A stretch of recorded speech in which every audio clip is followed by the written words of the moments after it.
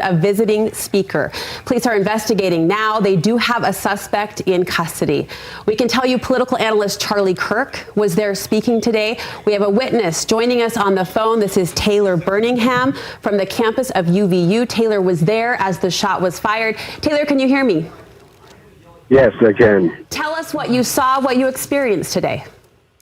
It was just shortly after he had started his second speech. Everything was going great. Everyone was, getting along and happy and everything. And then we just heard one shot.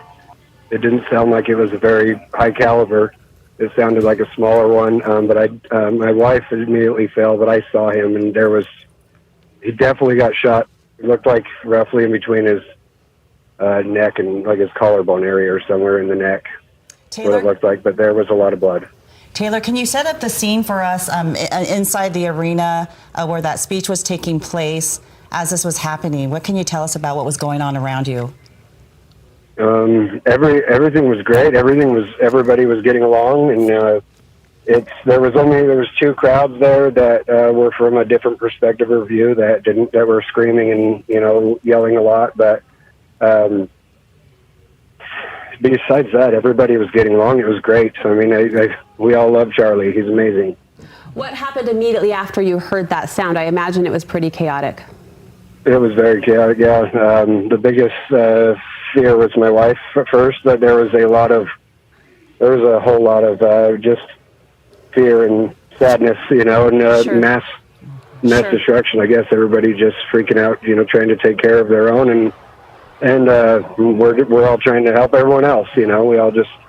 Everybody hunkered together, and we got out of there safe. So. And I'm sorry, Taylor, was it an outdoor event? Yes, it was. It was an outdoor event. We're looking now at video posted on social media. You can feel the chaos that Taylor described. We're talking to Taylor Birmingham. He was one of those spectators in the audience with his wife when shots were fired and chaos ensued. Taylor, tell us about how many people do you think were there for this speech, for this event outdoors? Oh, there were hundreds. Like he even mentioned, it's one of his biggest crowds. I would say there was at least 2,000 to 3,000, maybe more. But a couple of times you've referenced sort of a calm atmosphere. We know there was some controversy surrounding this particular event, this speaker specifically, but you described the crowd as pretty well-mannered up to this point? Absolutely, yeah. Besides, there was a couple of groups that were not well-mannered at all, and any topic or anything that was brought up, they were shouting like F Charlie, and they were shouting, like anything against any religion or anything. They were screaming and yelling and booing. Did you notice a significant police presence? Police presence? Yeah, during the speech, during the event? Yeah. The police were absolutely amazing during this. They were absolutely incredible and jumped right into action. I say thanks to every one of them. And Taylor, as this event was going on, or prior to him, to the speaker coming on and giving the talk, was there any mention about security or conduct, anything like that? I don't. Not that we kind of came in like right as it was starting, so I guess we wouldn't have heard any of that. But. And you said that two groups that got a little unruly. Do you know where they were located? It seems you were facing the stage. The crowd was facing the stage, and it was a large group. It was a large crowd. Could you tell where those protesters were stationed or set up? Yeah, there was some that I actually have video of showing when they were screaming and yelling. And they were right above us up on the balcony, and I turned my camera and looked at them, and then looked over at the other crowd as well. One crowd was more closer to like directly in the line of where that could have came from by chance. The others were not. The others were behind him. Yeah, hard to tell, obviously, in moments like that when the crowds are big absolutely. and the sounds are echoing and bouncing know, off. Interesting to note that the levels that you described there with spectators watching from a heightened vantage point as well. Taylor Birmingham, thank you so much. We appreciate you jumping on the line with us and sharing your experience. Glad you're safe, glad you're okay, and thank you for sharing your experience. Thank you. Senator Mike Lee posting a tweet in the last half hour saying, quote, "I am tracking the situation at Utah Valley University closely. Please join me in praying for Charlie Kirk and the students gathered there."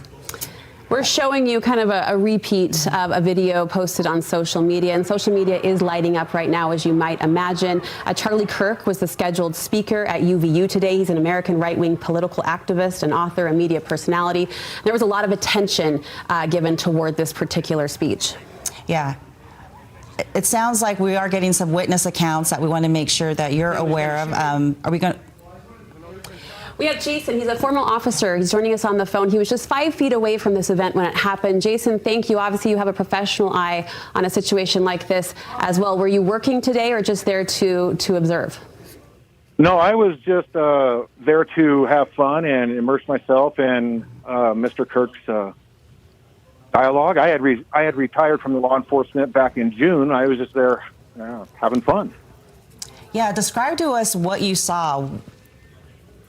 Well, after the first speaker, there was somebody that came up. I forgot what she was asking about, and about halfway through her first her first question, I heard a shot come out, and I looked directly over at Charlie, and he kind of fell backwards into the chair, and just all of his Secret Service guy, I don't know if they're Secret Service or whatever, they all climbed on top of him and rushed him out, and then I started doing gang control. I was like, hey, get out of here, get out. You guys got to get out of here. Your instincts kicked in, no doubt. So he wasn't speaking. Yeah. Charlie Kirk wasn't speaking, but was seated on the stage. He was seating on the stage at the time the shot rang out, yes. So, Jason, with your background in law enforcement, tell us what you noticed as far as the law enforcement presence there. Did it seem like there was heightened security? They had a lot of security people. They had undercovers in the audience that I saw after the fact. They had their weapons drawn, looking for a suspect and stuff like that. He obviously had his own security detail, but as far as uniform officers, yeah, I was talking to some of them underneath the bridge there where Charlie Kirk was coming out. I was talking to some of them, and yeah, it looked pretty safe to me. Yeah. Well, we mentioned your instincts kind of jumping in, and your sharp eye took in a lot. We're seeing video now of a suspect who was arrested. It would appear that happened fairly quickly. Can you describe what happened after those shots rang out? So there was only one shot that I heard, the one shot, and I did see that same guy in a blue shirt in handcuffs over by the was it the north side of the complex where it was. So I did see that same guy in custody. I don't know if that was a shooter or not, but it sounded like the shooter was pretty close to the front row. Yeah. How would you describe the mood prior to that shot? Oh, the mood prior, before everything happened? It was absolutely amazing. The crowd was very cheerful, very positive. It was doing just like a normal Charlie Kirk rally. Yeah. Have you attended one before? It started off on a good foot. We had the first person come in and talk and did very well, and then they moved on, and then the second person came in, and that's when the shot rang out. Jason, had you attended any one of his events before? Any of his speeches before? No, I had tried to get in one time, but I had missed it. So, no, this was the first Charlie Kirk one that I've been to. Well, Jason, we appreciate it. Thank you for jumping on the line with us. That's Jason, a retired law enforcement officer who was there as just a spectator taking in this Charlie Kirk speech, this event at Utah Valley University. And you can see through these social media videos just how quickly it became a chaotic scene. Vice President J.D. Vance reacted to the shooting by posting on X, quote, "Say a prayer for Charlie Kirk, a genuinely good guy and a young father." Charlie Kirk is a 31-year-old American right-wing political activist. He's an author. He's a media personality. And there was a lot of attention around this speech and this event. This video is the newest that we've seen. Of course, social media being flooded right now with different accounts and videos. But this shows the man in the blue shirt that you heard Jason describe that was taken into custody, it would appear fairly quickly, and escorted off by a group of officers. And Jason had mentioned that he heard at least one shot, but prior to that shot, he says it was, not a lot of really going on, nothing that would lead him to believe something of this magnitude would happen. This was his first time attending this type of event. In speaking to our prior caller, someone who was there, Taylor, he said about 2,000 to 3,000 people were there. And then as we saw from video there, things got very chaotic. We're now receiving confirmation that Charlie Kirk was the individual shot at this event at Utah Valley University today. Turning Point USA confirming that is a company owned by Charlie Kirk, so we can take that as reputable information. It's what everyone assumed. Now we can confirm. We don't have an exact timeline. Obviously, this is just unfolding in the moment. However, we're told that the shot rang out during the first speech. Charlie Kirk himself had not even taken the podium. He was seated on the stage, and someone was introducing him when that shot went out. As you can imagine, we are getting several reaction on social media. FBI Director Kash Patel had this to say about the situation, posting on X, quote, "We are closely monitoring reports of the tragic shooting involving Charlie Kirk at Utah Valley University. Our thoughts are with Charlie, his loved ones, and everyone affected. Agents will be on the scene quickly, and the FBI stands in full support of the ongoing response and investigation." And again, if you are just joining us, Turning Point Academy, Charlie Kirk's company, has confirmed that he was, in fact, the person shot at Utah Valley University today. The video you're seeing, of course, is very chaotic, but prior to this, spectators describe it as a fairly calm event. There were a couple of pockets of people that were shouting out at various points during the event, but other than that, it was a fairly calm scene. Police presence was heavy. It was expected to have kind of a high scrutiny, a high visibility, this type of event, and then certainly the speaker. So there was police presence, and also Charlie Kirk. We've been told that it was assumed he brought his own security detail as well. But prior to this moment, things were going quite smoothly. And it looks like we have another witness on the phone with us who was there. Jeff Johnson, I understand you are a faculty member there at Utah Valley University. Can you hear me? Yes, I can hear you. Jeff, thanks for joining us. Give us a perspective. What exactly happened? What can you tell us? Describe those moments. Yeah, so we were kind of up above them in a similar location to where some of the videos that are circling around are from. And there was just a really loud boom, loud enough that, I still got ringing in my ear and feel a little bit deaf in that ear. But I thought it might have been a firework. It was that loud. So people started scrambling, running around. I was kind of looking around for smoke. And it wasn't until I looked down and I saw them on top of Charlie Kirk that I kind of realized what was happening, and was able to see them pick him up and carry him out by his limbs. So at that point, kind of realized what was going on, and we got out of there. It seemed like undercover officers started kind of revealing themselves and telling us to get out of the area. But that was kind of it. It took about, unfortunately, like 30 minutes to get any notification from the school to get out of there, and about 45 minutes before they told us to get off of campus. But that's kind of what's happened from my perspective. Yeah, the area had already cleared, I imagine, long before that. As a faculty member there, can you tell us about the temperament toward this event? It received a lot of attention. What was the vibe going into this particular speech? It seemed overly supportive. Most of the people around him, it's kind of a closed-off area, little amphitheater, and everybody kind of in the amphitheater seemed really supportive. There was a group of protesters up above him and to his right, not in the area that the shot came from. And they would say things and boo here and there, but overall it seemed very supportive of what was going on. And with the tiers, the levels, when events are held out here, obviously this was a big crowd, but are they typically occupying those balconies and those enclaves? I've not personally seen anything to this scale before, so I wouldn't be able to relate it to anything. Yeah.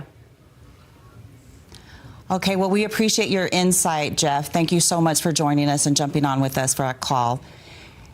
We are getting some more witness accounts of folks who were there on scene. Can you tell me the name of the caller, please? We don't have a caller at the moment, Tamara. I do want to mention, though, Brooke, I'm just reading this now. President Trump has just addressed the shooting on his social media site, Truth Social, saying, quote, "We must all pray for Charlie Kirk, who has been shot. A great guy from top to bottom. God bless him."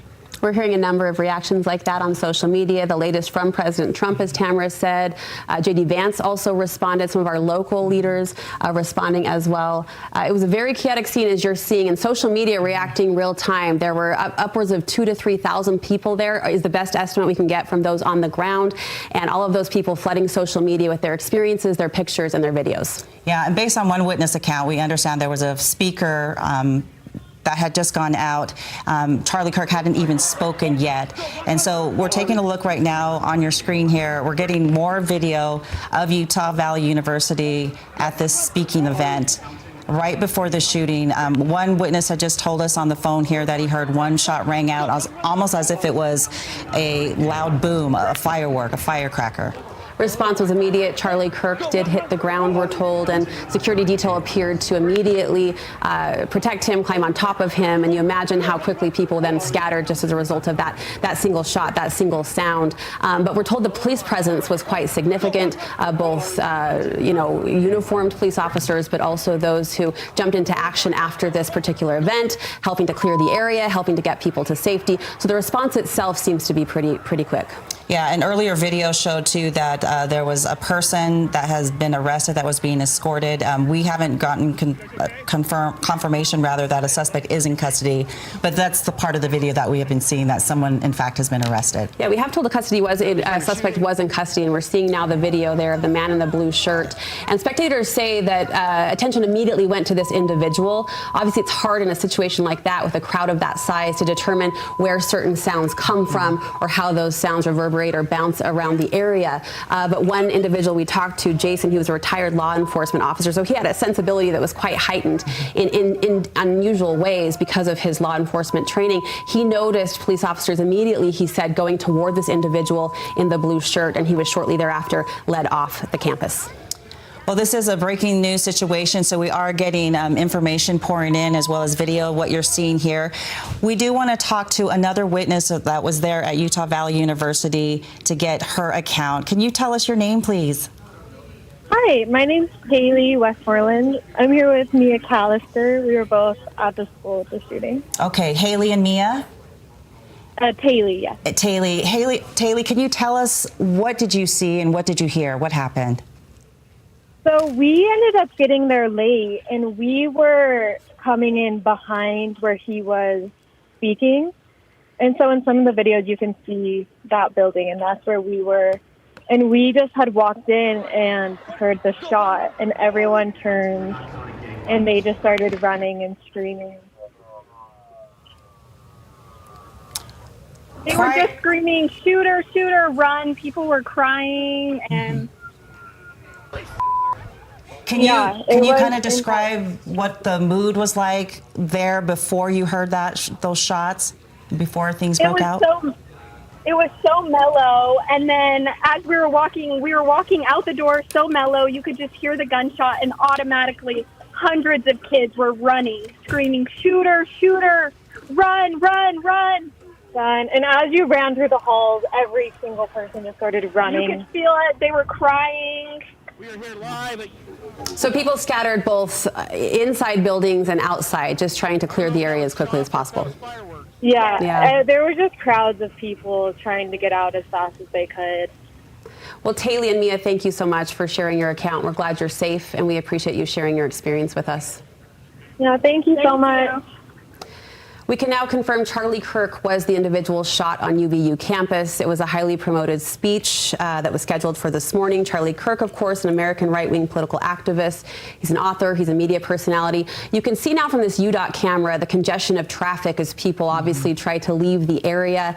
It cleared pretty quickly, obviously, after that happened, but now cars and vehicles backed up a little bit on University Parkway as people try to leave that scene. Yeah, this was a highly publicized event. A lot of people aware that this was going to be going on. A lot of fans of Charlie Kirk who were using this as an opportunity to see him for the first time.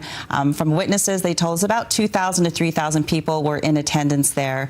We know Utah Valley University homed about 46,000 students there at the time as well. And so we're getting information streaming in. Again, we can tell you that a suspect is in custody. As far as Charlie Kirk's condition, we have not been given any details or confirmation on the status of his health. A really unique venue and potentially a tricky one for law enforcement or security, where you're in an outdoor setting, and it was set up in sort of, it appeared to be a semicircular shape pointed toward a tent where Charlie Kirk was seated. He hadn't yet taken the podium. He was being introduced. The first speaker of the morning had stepped up, was introducing, I think someone said even asking an opening question, and Charlie Kirk at the time was seated underneath a canopy shaded just to the left of that podium when that shot was fired.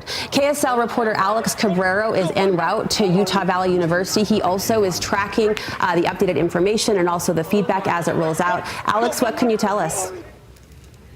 just about to UVU campus right now, but I got to tell you, it is, as expected, it is absolute chaos here. There are cars coming out. It is almost a parking lot on the roads. They're trying to orderly get people to leave, at least where we can see. But there are also a lot of people who are trying to make their way onto campus as well, just to be a part of this, to see this or witness this or be there, because Charlie Kirk is such a large presence, has a lot of fans. And so we're just in the middle of that right now, trying to make our way into the area where we can at least start reporting on television. It's interesting, Alex, because social media obviously reporting real time and seeing the videos that are being posted, you can feel the chaos. You're now experiencing the aftermath of that chaos with the traffic congestion as people try to leave campus, and political leaders responding really quickly in support of Charlie Kirk, sending prayers, President Trump, J.D. Vance, local leaders as well. But we don't have a current update on the condition of Charlie Kirk. That's right, yeah, and I haven't heard anything myself either, and I haven't seen any of those videos yet myself. We were down at another event in the Pacey Santaquin area when we got the word, from our news desk about what happened, and to try to get there as quickly as we could. So I'm still catching up on the information that has been released at this point, but it's a sad day. No matter which side you're on, no matter which side you believe, Yeah. We're working on that right now. We're getting close, and somebody's trying to talk to me. You're okay, Alex. We should be able to get on television here pretty quickly. Thank you, Alex. We'll look forward to your on-the-ground report here momentarily. That's Alex Cabrero on his way to the campus of Utah Valley University, where Utah now becomes a central focus as the world, the nation watches this situation unfold. We've talked about the attention this particular event had received, although those on the ground tell us and have been telling us all afternoon that the mood was very calm and peaceful prior to what you're seeing now through these social media events. There were a few pockets of protesters. One bystander identified the location of those bystanders as being elevated, as in up a level, looking down on this crowd. It's an outdoor venue kind of centralized to the campus, and estimations put the crowd at 2,000 to 3,000 people. So it was packed. It was a really full area, full venue, and relatively calm until this very moment. Charlie Kirk, a popular political activist, just to give you some background on him, 31-year-old conservative activist, a father of two. He helped found Turning Point USA. That's a nonprofit that deals with conservative youth on school campuses. He is well known among at least traveling to college campuses across the country. A well-known supporter of President Donald Trump, a close ally of many in his circle. In fact, he spoke at the 2024 presidential convention just days after an attempted assassination attempt on Trump. And as we just heard from President Trump, who is also offering his condolences as well. Yes, political leaders taking to social media, Governor Spencer Cox among them. He's saying on X that he is tracking the situation. This is the comment that Tamara most recently mentioned coming in from President Trump. We must all pray for Charlie Kirk, who has been shot, a great guy from top to bottom. God bless him. Governor Spencer Cox also weighing in on X that he is being briefed on the situation, posting in part, quote, "Those responsible will be held fully accountable. Violence has no place in our public life." He goes on to say Americans of every political persuasion must unite in condemning this act. Our prayers are with Charlie, his family, and all those affected. Details are limited, although we can tell you one person has been taken into custody. There's a very visible social media video of that individual being led off campus by a swarm of police officers and security individuals. That individual is wearing a blue shirt, and one bystander told us that right after the shot rang out, immediately attention went to that individual in the blue shirt. So it didn't take long, one would assume, for police to have him in custody. And we know that KSL news specialist Alex Cabrero is on his way to the Utah Valley University campus, hopefully to get us another perspective a little bit closer to campus. But as we just saw from video, Lots of cars there right now, pretty much a traffic jam. So as we mentioned, information, it is coming in as we're showing you another live picture there from our UDOT camera there, right off of University Parkway near the campus. It looks like traffic there at a standstill, but several emergency vehicles out there right now as we kind of piece together all of this information. Again, 31-year-old Charlie Kirk shot on the UVU campus earlier today. This was a highly publicized event. There was some criticism, there was some concern about the crowd it may draw, but the crowd this afternoon was described as peaceful. You can see there that tent, that's Charlie Kirk seated beneath it, shaded from the noon sun, wearing that white t-shirt. He had not even spoken yet. He was being introduced or was preparing to speak, preparing to give his remarks when this happened. There was someone at the podium that had opened the event, that had set things in motion when a single shot, we're told, rang out, and the crowd quickly started to react and disperse. Someone telling us people ran inside buildings, near neighboring buildings, as of course you can see an outdoor venue there on the campus of Utah Valley University. So crowd scattering as quickly as they could to get to safety. Yeah, Brooke, you and I spoke to several witnesses that were there on the ground, just talking about, moments before they heard the shot. It was a fairly calm event, no, concern about safety whatsoever. Although we know, like leading up to the event, it was very highly publicized. Estimation of about 2,000 to 3,000 people there on the ground. Yeah, bystanders described a couple of pockets of individuals. One identifying those individuals crying out or yelling out or shouting out as being positioned in the upper balconies. And you can see, this venue is so unique in that it's outdoors, obviously, so a vast kind of sprawling, there's not a defined perimeter, so to speak, but you can see pockets of people on the tiers, on the balconies, on the enclaves. This post you're seeing, obviously not current. This is a previous post from Charlie Kirk stating that how excited he was to be at UVU today. This just in from Senator John Curtis. He said, "My heart goes out to Charlie, those in attendance and their families. We're praying for his safety and the well-being of everyone impacted." Lots of local leaders and national political leaders, too, taking to X, taking to social media to share their well wishes. Yes, and we also heard from Governor Cox that they are definitely looking into this investigation, talking to officials there on scene. So as you can imagine, the information is just continuing to pour in. We are getting new video and hopefully getting some more folks who were there on the ground willing to give us their accounts. Again, as we mentioned, KSL News Specialist Alex Cabrero is on his way there to the scene to Utah Valley University as well. We heard a couple bystanders immediately praising the reaction from law enforcement. And of course, our current climate demands a presence of security and attention to politically oriented events like this. But a couple different witnesses we spoke to praising the reaction of law enforcement on the ground. It took about 30 minutes, we were told, for UVU to officially send out a text or a notice to clear the campus, although at that point, of course, as you might imagine, people had cleared the area and it had been cleared for quite a while. We also heard from Vice President J.D. Vance as well, offering his condolences. We also heard from FBI Director Kash Patel, who, quote, said, "Our thoughts are with Charlie, his loved ones, and everyone affected." Patel also wrote on X that agents will be on scene quickly, and the FBI stands in full support of the ongoing response and investigation. So in addition to the local police enforcement who are there, as well as the private security detail of Mr. Kirk, the FBI is going to be investigating. It was Turning Point USA that first officially confirmed it was Charlie Kirk that had been shot. Of course, that was immediate suspicion just based on the event and the featured prominence of this particular speaker. Charlie Kirk serves as the executive director of Turning Point USA, so his own company confirming about 20 minutes ago that he was shot. Bystanders telling us a single gunshot is all they heard, though they described it as a firework popping. Someone saying his ear was still ringing after hearing and experiencing that sound. Okay, we want to go right now to KSL's Alex Cabrero, who has made his way to Utah Valley University. Alex, what can you tell us right now?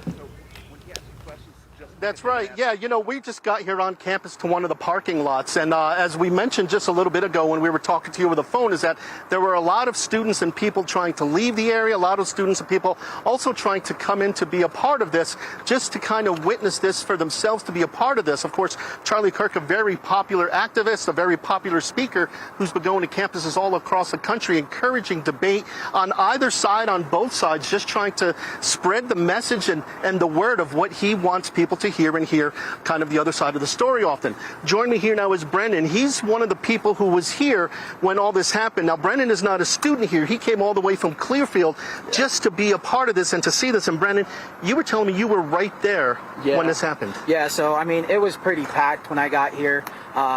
It took me about 30 minutes just to find parking. When I finally got there, there were thousands of people, I would say. He was kind of like in a pit almost, and we were kind of gathered up like some stairs. I kind of moved my way closer. I was about 15 feet away. He was actually just talking about mass shootings too, which is crazy, with the trans shooting that just happened recently with the trans shooter. And as soon as he got done answering the question, we heard a loud pop. He got hit in the left side of his neck and dropped. We all dropped. His security dragged him out of there, and we just ran. So, you know, it's crazy. I can't imagine. This is probably terrifying. You're there just to hear the debate, to be a part of this. You hear the shot. You said you hit the ground. Yeah, obviously, because at first we didn't know what it was. You know what I mean? Right. Once we figured it out, I was more angry, I would say, than terrified. You know, we hear all the time that we're the problem, we're the violent ones, we're the issue. And yet this is the second mass shooting attempt on a political figure. First Donald Trump, now we have Charlie Kirk. But yet we're the problem. I don't know of any mass shootings that happened with Joe Biden. I don't know any of Obama. I don't know of any of the Democratic side. And I'm not trying to be that guy, but we got to come together. This is ridiculous. Whether you believe what he says or not, we got to stop all this nonsense. Right, and absolutely. And it's one of those things too, you know, no matter what side you're on, we should be able to have debate openly without the violence, no matter what side you're on. It's very charged, it's very political right now. Exactly. But I like what you said. We should come together. This needs to stop, no matter what side. Right. Yeah, and I completely agree with that. You know, everything going on in the world, everything's so hostile now when it comes to political parties. Yeah. We got to stop all of this. You know, like I said, they blame us, we blame them. We got to stop and just come together. We got to stop having a political agenda and get them to turn us against each other like they are. And it's just what they want. And we got to stop. Yeah. And because I wear the stuff I wear, people look at me like a bad person. But I think I'm a good person. I don't care what you believe. As long as you're a good person, that's all I care about. Brandon, thank you so much for your time. Sorry, because it's chilling. When you see the videos, it's chilling. Sorry you saw this, but I know you're probably heading out and trying to figure out, you've been chatting with your friends, so it's just one of those things, just figuring out what next, Brendan. Absolutely. We'll be all right. Thank you for your time, man. I really appreciate you. So Brendan's story is one of several that we've been hearing just to hear the debate, to be a part of this, and was there when the shot came out, and you heard Brendan say he hit the deck, he hit the ground, not sure what it was or where it came from, but immediately we saw some videos of people just starting to run, and there are people just, there are students here. Mark, if you take a look at the traffic, this is just some of the traffic line we have of people just trying to get out of the area, but also come into the area. We've heard from UVU Public Safety and Orem Police to try to avoid the area if you can. There are some roadblocks in the area, but I mean, even just around here, just students milling around who were witnesses to this, trying to make sense of it, trying to come to terms with it. Whenever you deal with something, you know, like this, there's that adrenaline, and as it starts to go away, that adrenaline, you really do feel it. It's numbing. It's scary. It's all the emotions that you can imagine after witnessing something like this and being a part of something like this. And then, as you heard Brendan say, you could tell he's a big Trump fan, big right side, Make America Great Again hat. But even he says this is too much. And no matter what side you're on, we shouldn't be having this stuff. That's what Brendan says. And even he said it.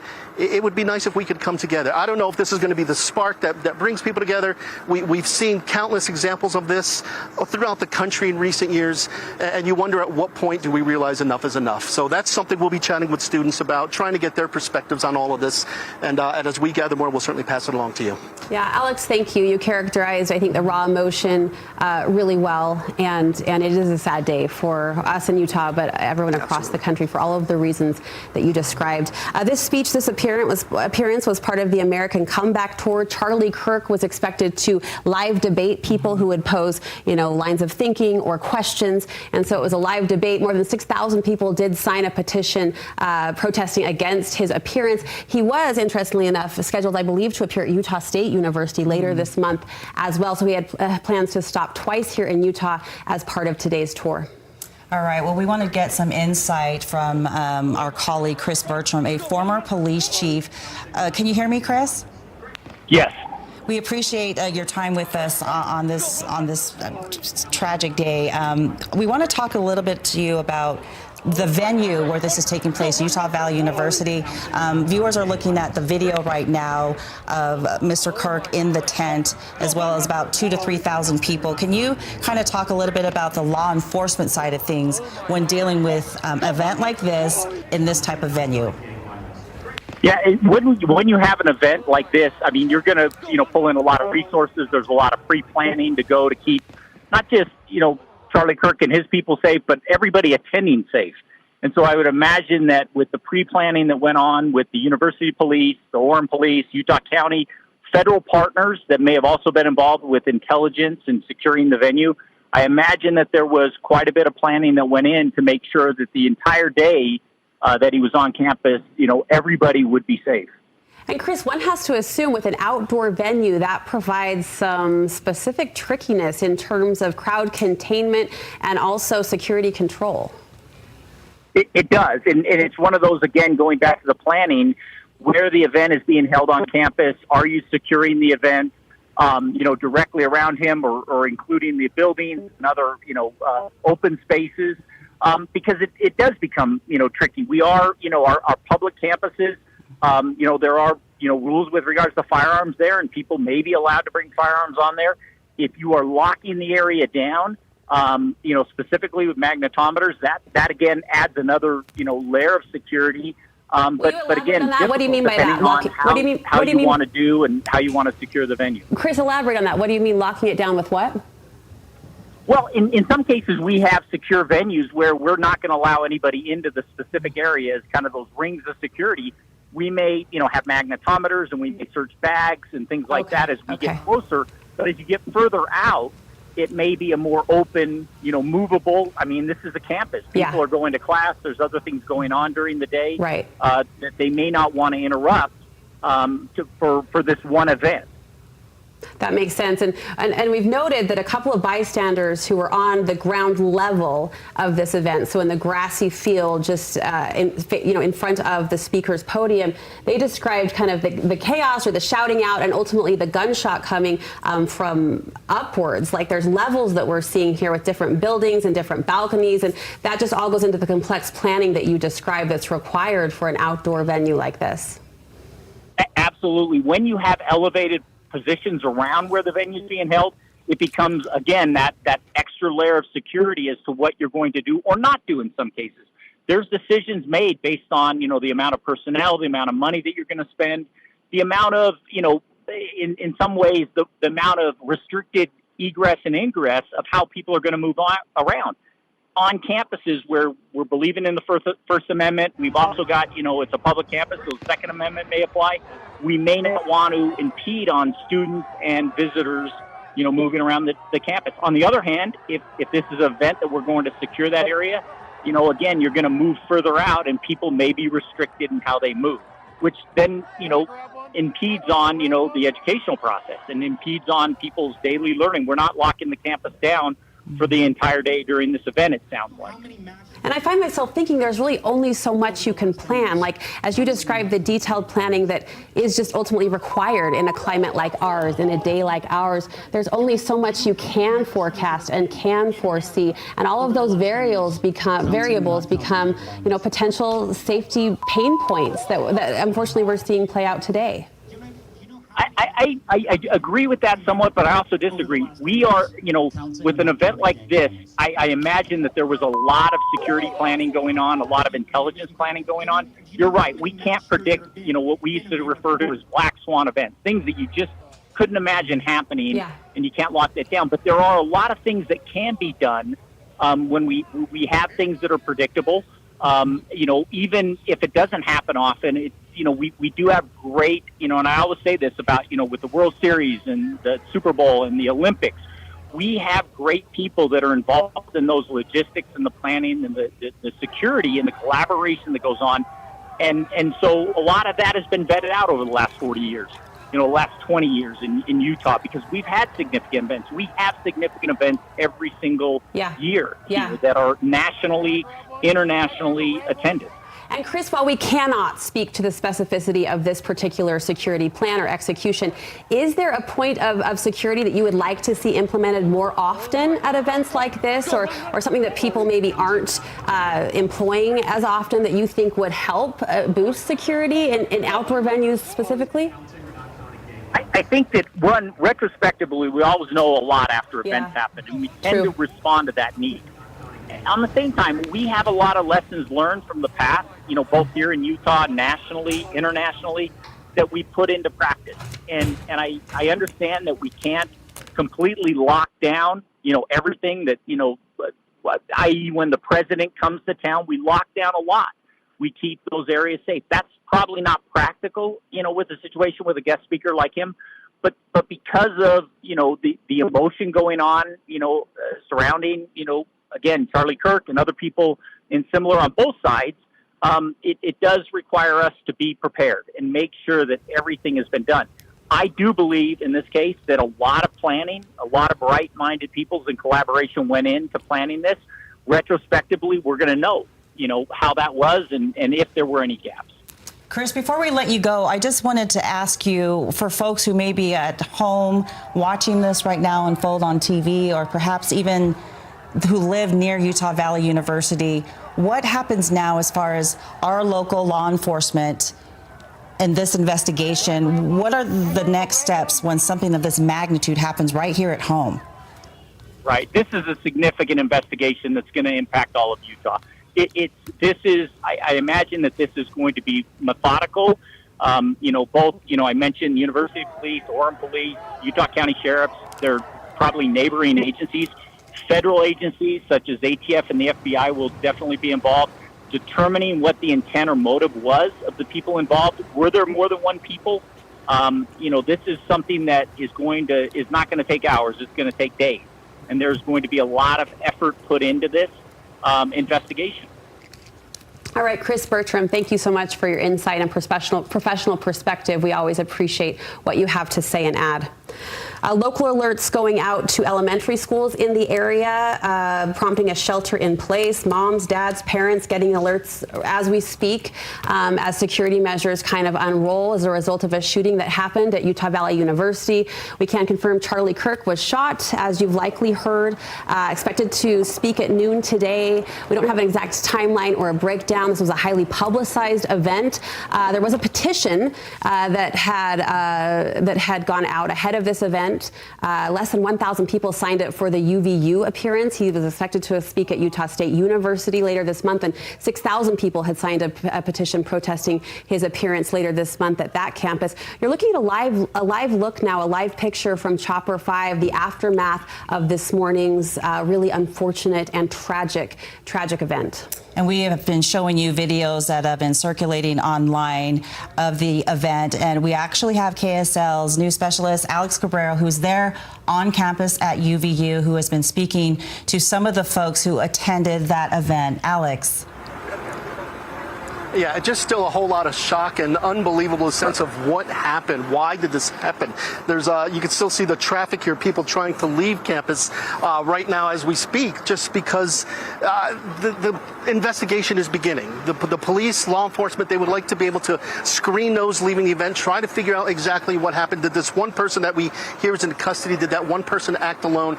We're still trying to determine that ourselves. And we've been chatting with some people who have been here during this event, noticing what happened. Everybody just telling the stories, catching up and such. Joy, can I chat with you in 1 second? We're just live on TV here. Hold on one second.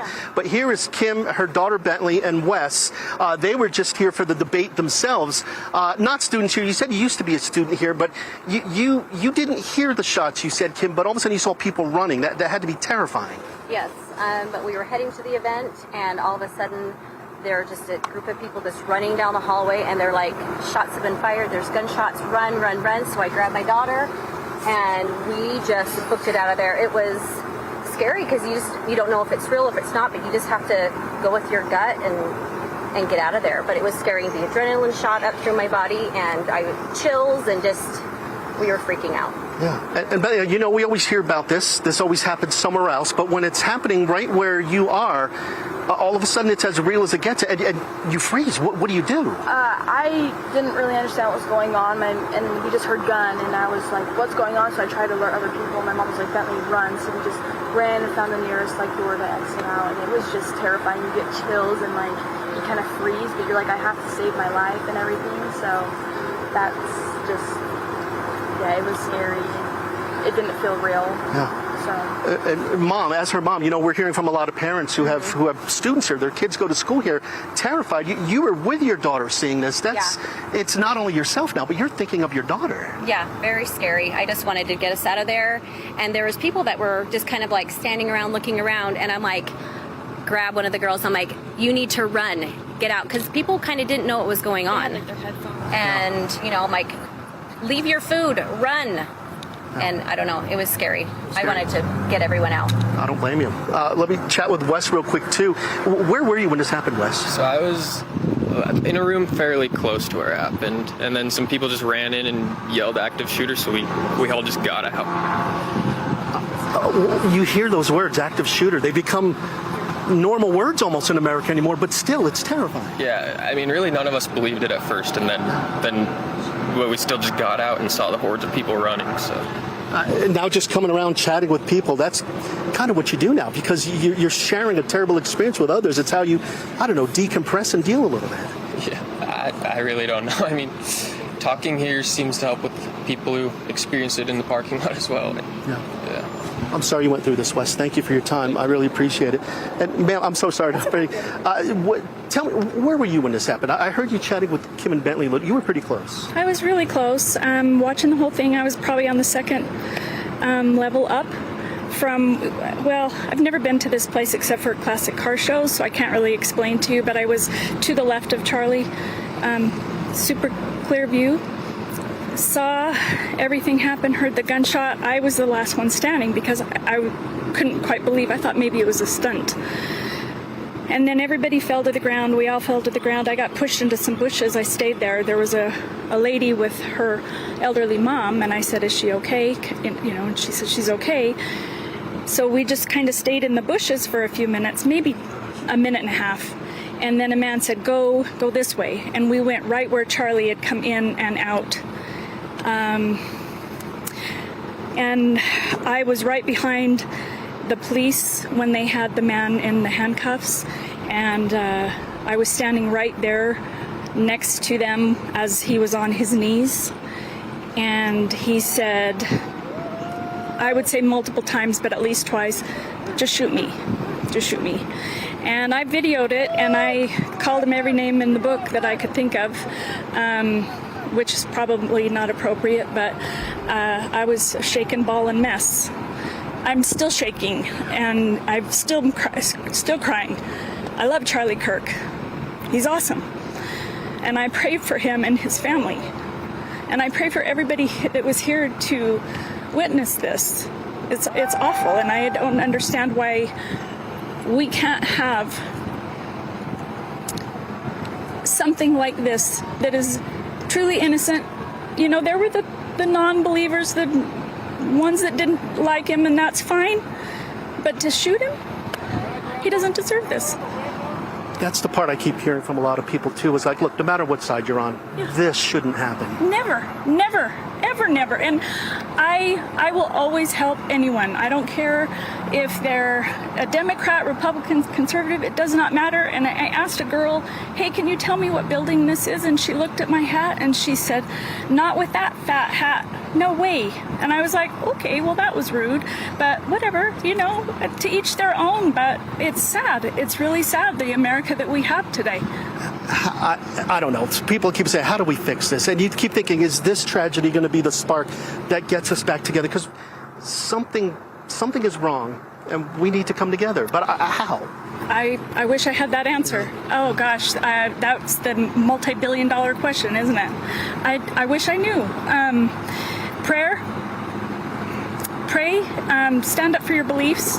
Don't back down. Don't listen to the propaganda. Do your own research. Don't take one person's opinion as fact. Look into things for your own. I don't know. You're still shaking. I am. I'm shaking just talking to you. But one thing that hit me when you were talking is you saw Charlie get shot. Yes.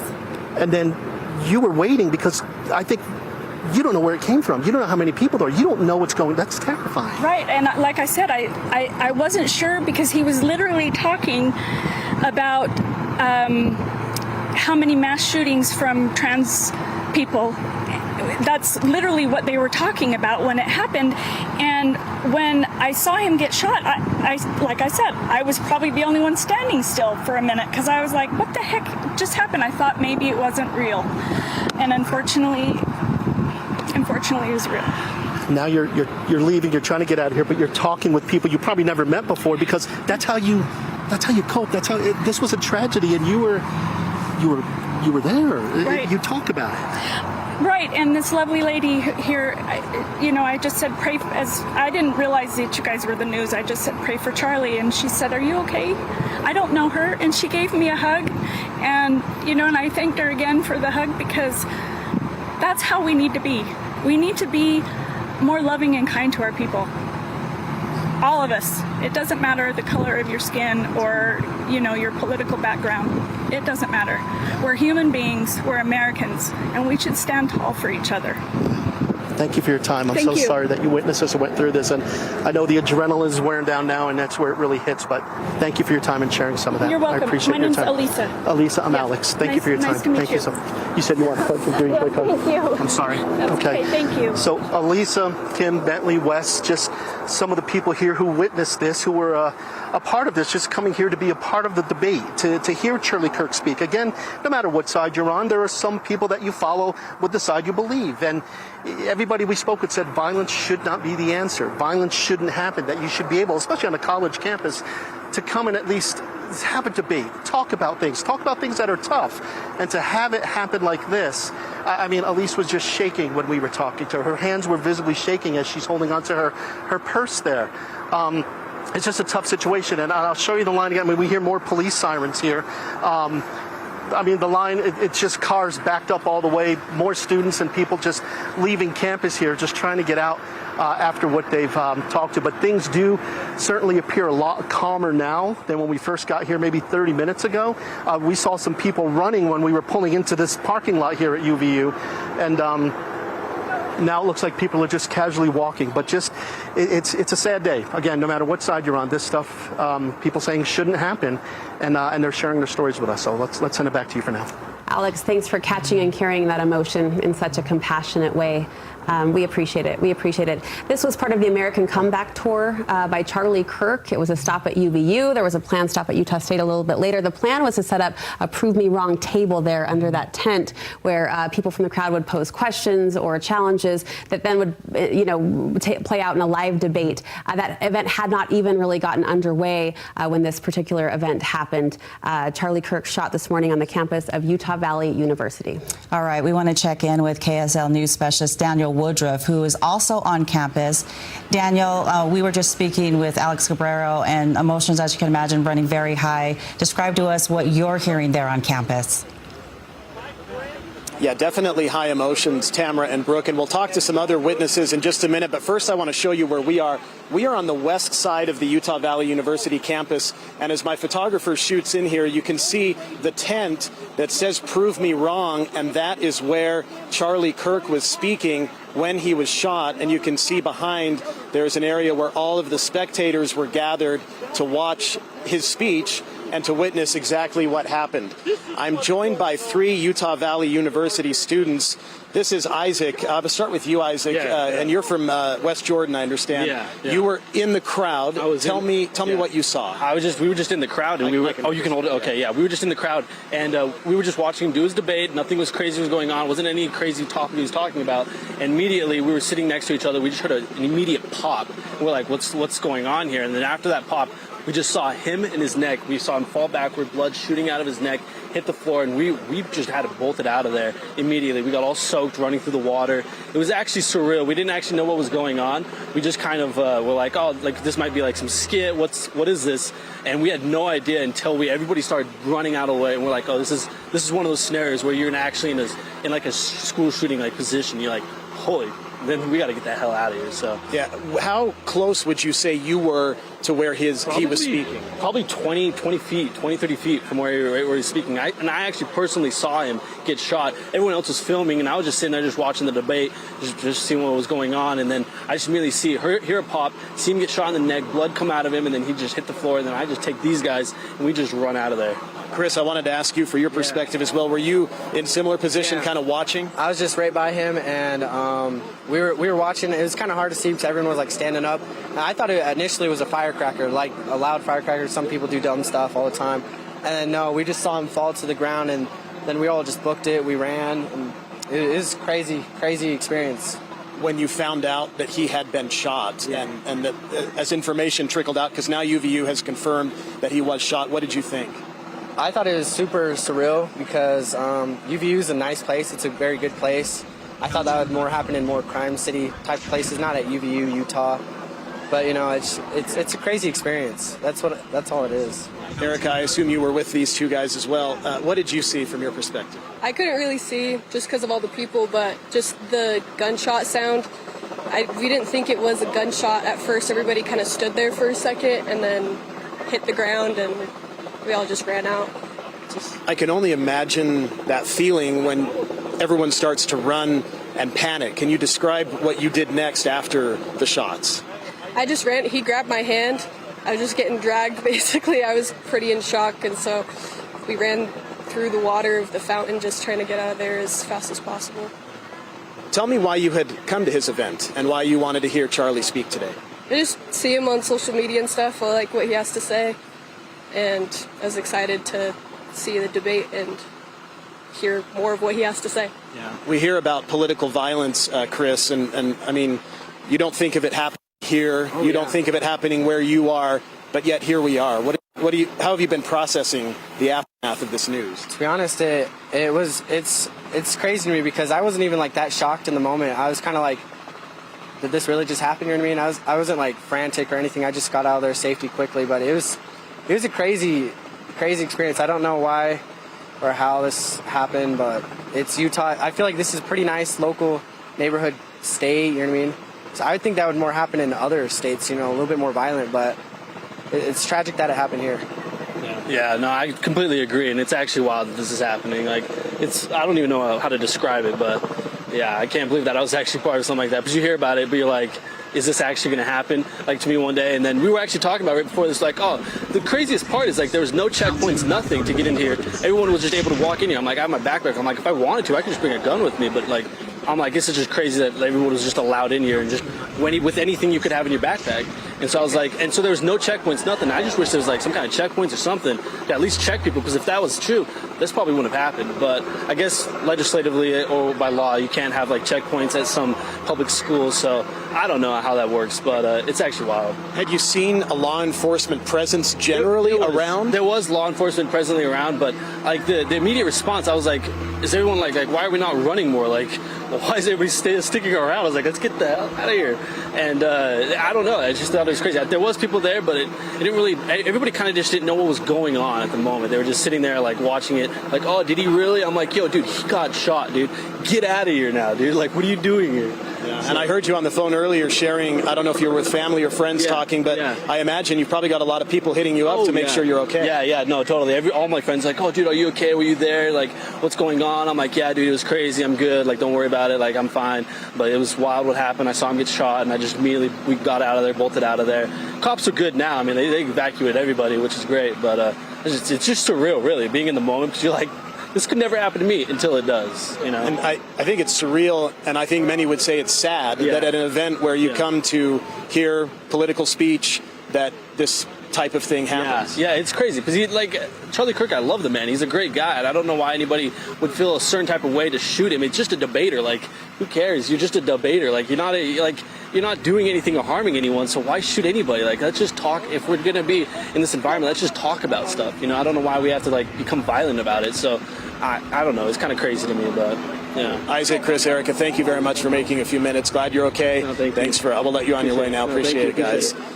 So yeah, obviously these were some tense moments for those students that were here, and now we're going to show you here with some law enforcement walking by with weapons with them here on the west side of the UVU campus.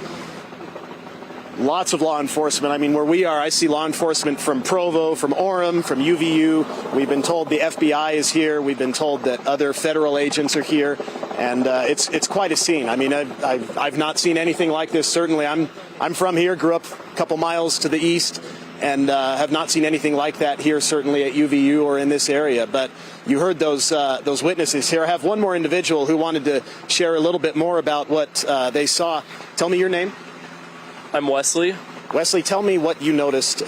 You were inside there for this. Yeah, so where I was at the line, I guess this side to the right of him, and I was just there to ask a question. I was there with a lot of my friends, just having a good time.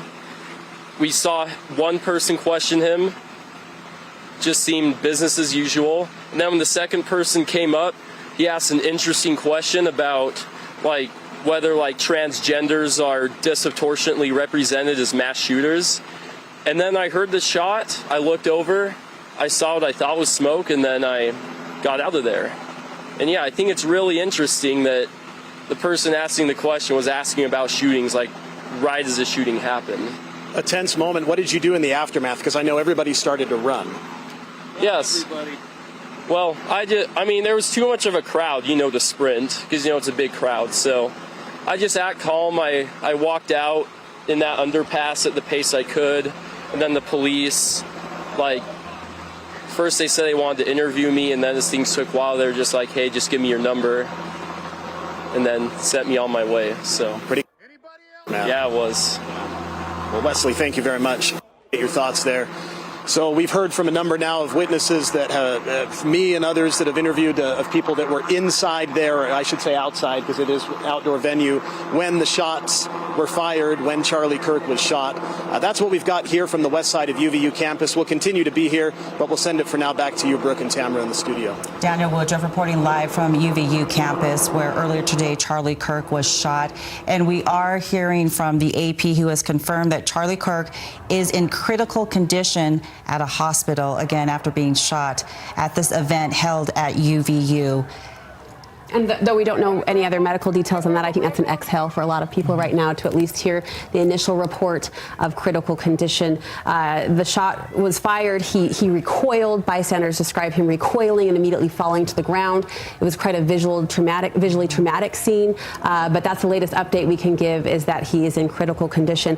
Dan Rascone is live there on the campus of Utah Valley University. Dan, orient us as to where you are.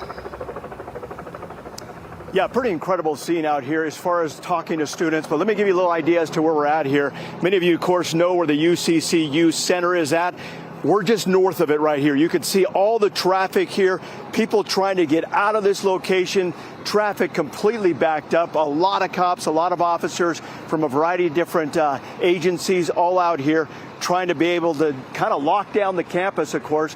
And we've been hearing from students all along here. Many of these students right here, all these students have their own story. Let's start at the end here and kind of get your reaction. It's Ike, yes, did you sir. say? Okay, Ike, tell me a little bit about where you were at, how close you were, what you saw. Yeah, so I was about 20 yards off the right-hand side of Charlie. Obviously, it's a traumatic thing. Nobody should have to see that in their lifetime. The taking of a life is hurtful and hard to see. But, we were talking about, he was having a conversation with somebody about gun violence, actually. And he was hit in kind of the left upper neck area, kind of in the carotid artery area. And it was just a traumatic thing to see. I feel bad for all these wonderful students and alumni that were present and had to see that. It's a tough thing to see, but obviously it's a very serious thing that we need to all be able to work through and work through together as a community and come together and really rally around Charlie and his family. Nobody should have to worry about their father or husband going out and doing the things that he loves, and that's a tough thing to see. How many shots did you hear, and what happened right after he was hit? What was the mood of the crowd? Yeah, one shot rang out. From what I heard, I don't know if anybody else heard different. One shot rang out and hit Charlie, struck Charlie, and I don't know if it's angels or good bystanders who jumped in and stopped more shots from coming, but I'm grateful that if somebody did, they deserve high praise. One shot hit Charlie, one shot rang out, lots of chaos, lots of panic. It's hard to stay cool, calm, and collected in those moments. And so, yeah. Thank you so much. I really appreciate that. Stick around for just a minute if you don't mind. Your name and just what you saw, where you were at, what you heard. My name's Kaya Meek, and then we were just about 50 feet from the left of him. And then I just remember he was on his second conversation, and then that's when the shot came. And then we just saw his head jerk back and shoulder, and we immediately just turned and dropped to the ground, and then saw people start getting up and running. So we followed in with that, and were able to get to the apartment buildings and get in with a really kind girl that started driving us. And then, how scary was this? What was the mood there? It was just really terrifying. I mean, I was kind of in shock, because I was like, no way that just happened, But I'm definitely very grateful that there's only one shot and stuff, or else I think that a lot more people could have been injured. Okay, thank you very much. And where were you at, and what did you hear there in the scene? Yeah, I was with Kaya, and we were just 50 to 100 feet to the left, and just heard a shot, and then just saw his head fly back, and he just slumped in his chair and saw blood coming down his shirt, and then this people just yelling, "Get down!" and then just see a flood of people going throughout these doors, so just ran and followed them. Wow. We hear about school shootings or university shootings, those kind of things. To actually be in there when it's happening, your thoughts about that? I mean, you just never expect it to happen. You're just going to this event. You're not expecting anything to happen. So it's definitely shocking when something happens like that. Tell me about why Charlie Kirk. What was it about? You wanted to go hear him, or what happened there? He's on social media. I've seen a lot of him do a lot of debates. We just thought it'd be cool to come see him debate a couple people. Okay, thank you very much. And share with us where you were at and kind of what you saw. Yeah, I was about 50 feet to his right. And I want to say that he only got 1.5 questions in. The first question, he was very graceful when confronted about comparing Mormons to Protestant.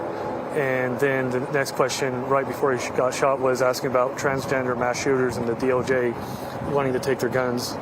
And then he got a few words in, and then I heard that one shot rang out, and then he fell over to his left, and everybody panicked.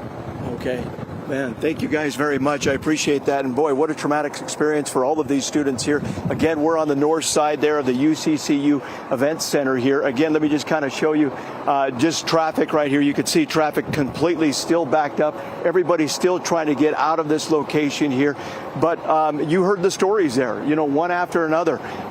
These are students that are just right there in the middle of it, and all of a sudden to have something like this happen right in front of them and witness something like this, just a very traumatic thing. But again, trying to get out of the north side here of the campus, boy, it is just a parking lot here. This, of course, happened, about 12:30, right around there, a little bit after, and still here we are with traffic just really congested and everybody trying to get out of this location. We'll go ahead and send it back to you guys, and we'll continue to get more information out here and come back to you as soon as we have some more. All right, Dan Rascon reporting live from the Utah Valley University campus there. And just to update you with the latest information that we've received, the AP reporting that Charlie Kirk is in a hospital in critical condition at this time. The AP also reporting a few more details at the moment of impact. They described Charlie Kirk reaching up to grab his neck, right hand grabbing left side of the neck. There's quite a bit of blood. People describe it as very traumatic. He slumped to the floor, recoiled and slumped to the floor, and his security detail immediately assumed this scene. We have Jody Reynosa live on the campus of UVU. Jody, what can you tell us from where you're at? Let me show you what I'm seeing here. You know, people keep mentioning the traffic as students, faculty, people try to get out and off of campus. But right down here, you can see just the line, the very long line of traffic. And then with people trying to get out of, you know, this exit area, it's just taking them a very long time. Some tense moments in the aftermath of this horrific shooting. Now, I'm here on campus just outside of the Wolverine services, and I also have, now there's probably about approximately 50,000 students that attend UVU, and I'm here with Marta Villa. She's a third-year student, and she wasn't there at the event, but she was in class, and still some very tense moments. Marta Villa, tell me, what was that experience like for you? I mean, it was terrifying. None of us knew what was going on. I was just in class. Someone heard a stampede of people running down the hallway. They checked it out, and immediately they lock the doors, just go in. There's been a shooting. How were you feeling in those moments? I think we were all terrified. I mean, yeah, I was very terrified. I didn't know what was going on. Yeah, I just wanted more information. Now, there are people who have talked about, you know, I wish there were metal detectors and, you know, maybe some more safety measures going on. One thing that terrified you were telling me earlier, is that the doors wouldn't lock. So tell me about that experience.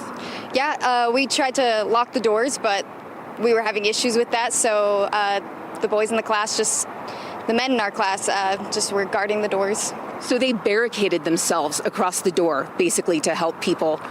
Yeah, they were just standing by the doors just to make sure no one came in. You hear about all these things happening across the nation, and folks here in Utah, you know, they don't think it's going to happen here in Orem, you know, Orem-Provo area. What are your thoughts on that? Have you ever experienced anything like that? No, I have not experienced anything like that, and I think no one would have thought this was going to happen, but unfortunately it did. As you've talked to other classmates or other people in your cohort here at UVU, what have they talked about, and what are you kind of maybe reassuring them about? Oh, I haven't talked to anyone really except my family, and they're just asking me what's going on, if I'm okay, and I think everyone is just wondering if he's okay and if the shooter was detained, which I found out he was, and so that was good news. Any fear to come back on campus? No, I think we have this under control, and I think our police are doing a good job of detaining and making sure everything's under control here. Thank you so much, Marta. So as Marta was saying, you know, there's a heavy police presence here, armed. You can see their rifles out. A lot of them have been in unmarked vehicles. So there is a, you know, heavy law enforcement presence because they want to assure that, you know, everybody's going to stay safe. Nothing like this happens again today or in the future.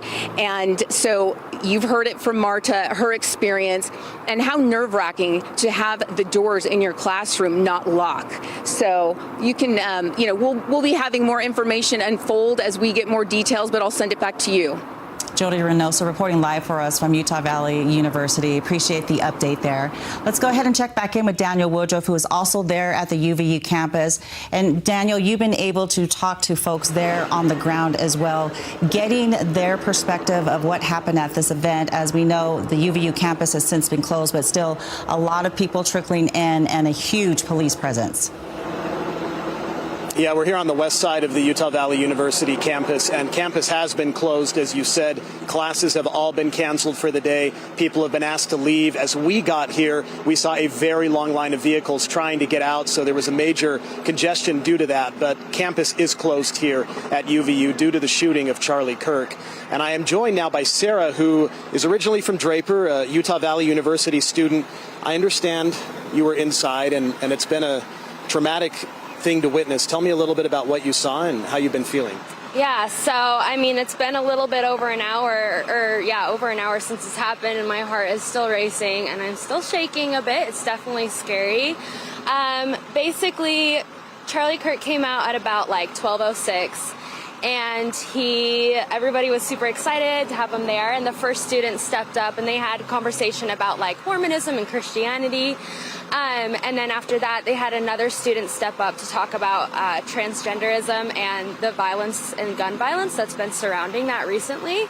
And that is when Charlie Kirk was shot. It was in the neck, and I watched the blood just spurt out all over his body as he slumped over and fell down. I believed that he was dead on impact, but it sounds like he is in critical condition. So big prayers going out to him, hoping that everything is okay. After the shooting, everybody was kind of shocked, and everybody fell to the ground. Everyone was screaming and really frantic. My mom was with me, and she looked up at me and said, "Run."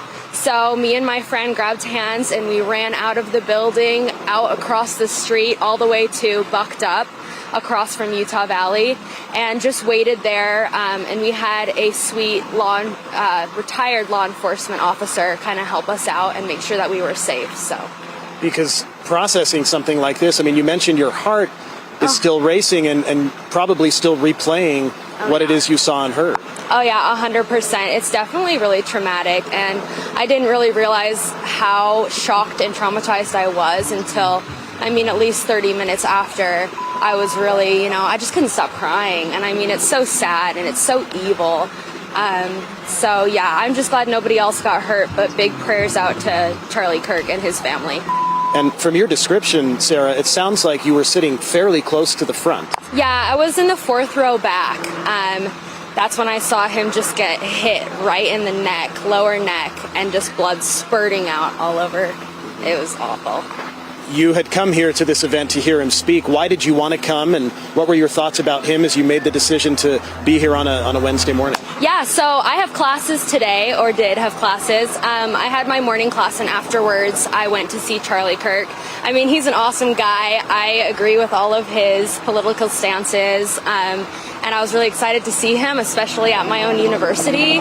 So yeah, just going out there to support him before my next class, and what a traumatizing experience it was. So yeah, and I think a lot could be said for the fact that at an event like this, something like that happens. Have you been thinking about that since this occurred? Yeah, definitely. I thought it was really ironic that he started talking about gun violence right when he was shot. It's just awful. And honestly, Charlie is a hero. I truly believe that, and I believe his family are also heroes, and I wish the best for them. And finally, Sarah, what about you personally? Because witnessing something like this, I can only imagine. I have not witnessed something like that. And so where do you go from here, and what do you think about as you process this tragic day? Yeah, good question. I'm definitely going to be seeing my counselor.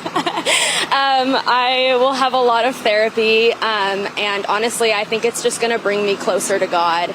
And through the whole experience, just lots of prayers, and it's going to be a lot of personal work.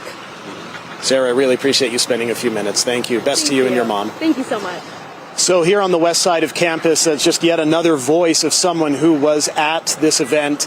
And the event happened just right behind us. In fact, I'll step out of the way and let photographer Ray here zoom in again just to show you. And I know we've seen a number of vantage points of this, but that tent in the distance, just past that overpass, is where Charlie Kirk was speaking. And then all of those bleacher type places in the foreground or background, I guess, that is where people were sitting. In fact, from this distance, I can see a lot of personal items that were clearly left behind in the mayhem of the shooting. And now a lot of law enforcement are on scene, and there is crime scene tape up around the area. This is about as close as we can get from this particular vantage point, but we see police from just in this area, Utah Valley University, Provo, Orem, and then other agencies as well have responded in addition to federal agents. And so this is now sort of eerily quiet on the west side of campus. A lot of people have moved on, left campus. We're just seeing some stragglers walking through, but it seems like everyone who walks by was there. They heard what happened or they saw what happened, and then many of them ran in the aftermath of the shooting. And as you heard with Sarah there talking to me, her heart's still racing. This was a terrifying, scary ordeal for her to witness and to process, and certainly that's only just beginning for her to deal with the feelings and emotions of what she's seen. So that's the latest from the west side of the campus. We'll send it back to you for now in studio. Daniel Woodruff, we appreciate that. I can't imagine for those folks who were there describing that traumatic scene. Absolutely. Let's go to news specialist Alex Cabrera. He's at another vantage point on campus. Alex, you've been talking to people. What are you hearing now? Right, we've been in a parking lot here for about an hour or so, chatting with some people, some students, some others who just came here for this debate. And you can still see there is still a little bit of traffic as people continue to leave this area, trying to get back to wherever they're going to. But I'm going to interview somebody named Taylor Westmoreland, and she's special to me because this is actually my niece. I've never really interviewed a family member before, but Taylor was on campus when this happened, heard the gunshots, and so I found out she was here. So that's kind of terrifying when you have a family member here. But Taylor, tell me, what did you tell everybody? What did you hear? You know what I mean? What did you hear, and then what happened? Yeah, my friend and I got there pretty late, and so when we arrived, we were right in the building behind him, and we just heard a gunshot, and everyone just started screaming. It was really chaotic, and we just ended up turning and running. There was just crowds of people screaming, and then just like shooter, gun, and then we ended up getting outside, but it was chaotic for a really long time, really scary. Yeah, it's just one of those things. Like, what do you do when you hear that gun shots? Yeah, and you freak out. But I was kind of like in disbelief for a second, and when everyone was running, and then I just started booking it. My friend threw her drink, and we just got out of there like as fast as we could. But this is always something that happens somewhere else. Yeah, no, it's odd to be a part of something like this. It's horrible, of course, and really sad for him and his family, but yeah, it was really scary. I'm glad everyone got out okay. Okay, Taylor, give me a hug. I'm happy you're doing okay, and that we met up and that you're doing well. Hey, thanks, Taylor. Didn't mean to put you on the spot. No, you're Thanks, good. Taylor. Thank you. So that's, again, I know that my niece is a student here, so I heard that she was here and kind of like wasn't answering her phone at first, and hoping everything is okay, and I'm happy she's okay. But just one of the many people here that just came out just to hear a debate, to be a part of something like this. Charlie Kirk is a big personality. A lot of people like what he has to say. A lot of people don't like what he has to say. But either way, on a college campus, you think this is something where you would maybe hear something you don't believe in or something that you do believe in, and then something like this happens. So it is sad. A lot of people witnessed this. I heard one of the interviews I think my colleague Daniel Woodruff was doing where one witness said he saw the blood, and that's just, it's sad. You know, how do you decompress from something like that? You know what I mean? And that's what a lot of students are doing right now, just decompressing from something they saw today. And it's just an unfortunate situation. But traffic moving along, people continue to get out of here, and we will chat with some more students about their thoughts on this whole thing as we continue our coverage here. Back to you. Well, Alex, we appreciate that. You know, there are so many students on campus right now for that event. It's hard when this hits home and it becomes then one of your own family members who is there at the event, and you're worried for her safety, of course, and glad everything is okay. Thank you for that report. And we are continuing to get new information about Charlie Kirk being shot. AP reporting that Charlie Kirk is in critical condition at a local hospital. And this is something that we are certainly going to continue covering. We do have several reporters out there on the UVU campus. We do want to go ahead and check in with Andrew Adams. Andrew, as we've been hearing from Alex and Daniel and Dan, there are folks still trickling in, although campus is closed right now, giving us their perspective of just how traumatic that experience was. Well, an extremely traumatic experience for a lot of people, especially when there were deep feelings about Charlie Kirk. A lot of people love Charlie Kirk, and to see this happen in front of him was just unbelievable to them. Getting in and out of campus is pretty wild right now, with the campus essentially being evacuated after this and the school being closed for the rest of the day. You have a lot of traffic backup migrating out. These two students here decided to chat with us for a minute. They're just waiting out the wait, which is quite long, and I appreciate you being willing to talk with us. Austin Watson, Sierra Arbonne, you were there this afternoon. Just tell me how it went down from your eyes.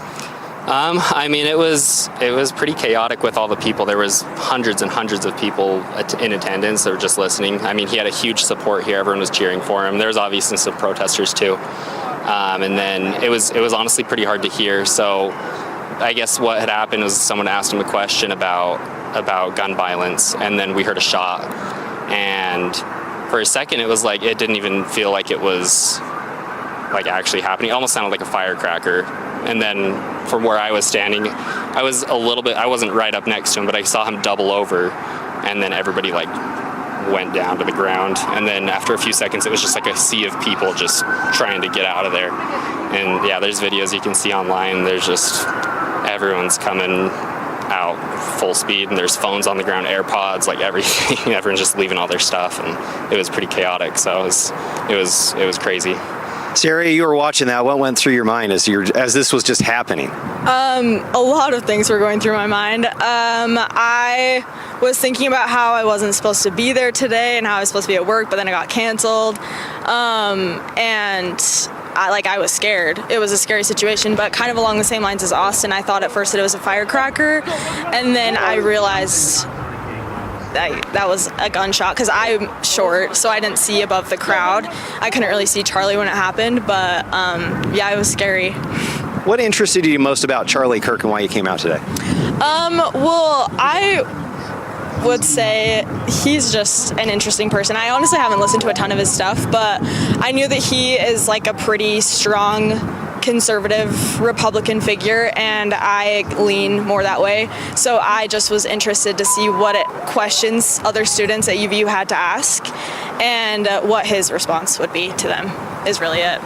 Austin, you followed him a little bit more. Tell me just your thoughts. Yeah, no, I mean, I really respect Charlie as a person. He's a great person. He's a family guy, a good Christian. Like, he has strong beliefs. They chatted a lot about religion right before it happened. I mean, there was only one question before the shooting, but I really think he's a great person, and he sticks up for what he believes in, and I respect that. And I enjoy watching him debate people. He knows what he's talking about, and he comes from a state of logic, and I respect that a lot. And so I've watched his videos for a while, for years now, honestly. So I think, yeah, he's a really interesting person. I was pretty excited to hear that he was coming to Utah so that he could see, what Utah's about and have his support group here, because I know a lot of people really respect him here. So it's pretty sad that it had to happen here. Well, I was going to say, just the fact that there was a shooting, he was shot, and an event like this, your thoughts about that? Honestly, it's kind of shocking just seeing how many hundreds and hundreds of people were there in support of him. And, I think it's really sad. I think people are trying to prove a point. It didn't change my thoughts on the right to bear arms at all. And so it seems like it was kind of for nothing. And I think people just want recognition, and they want to think they're doing something in support of their beliefs, and I think that's pretty messed up. So, Austin Watts, Sierra Arbonne, I appreciate you being willing to chat with me for a few minutes.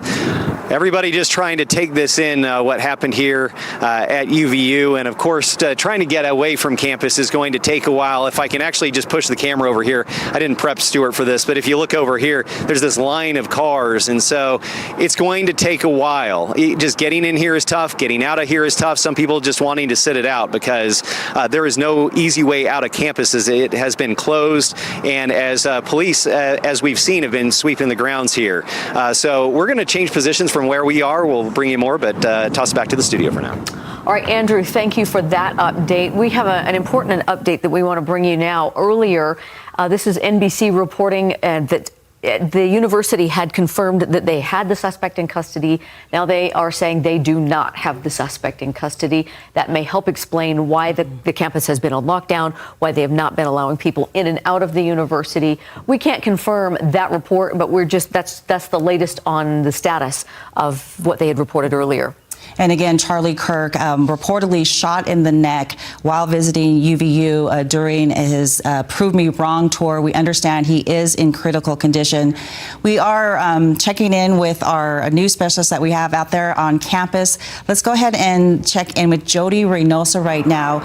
You are in one of the parking lots near where this event was taking place, and had a chance to talk to some folks who were there and witnessed this.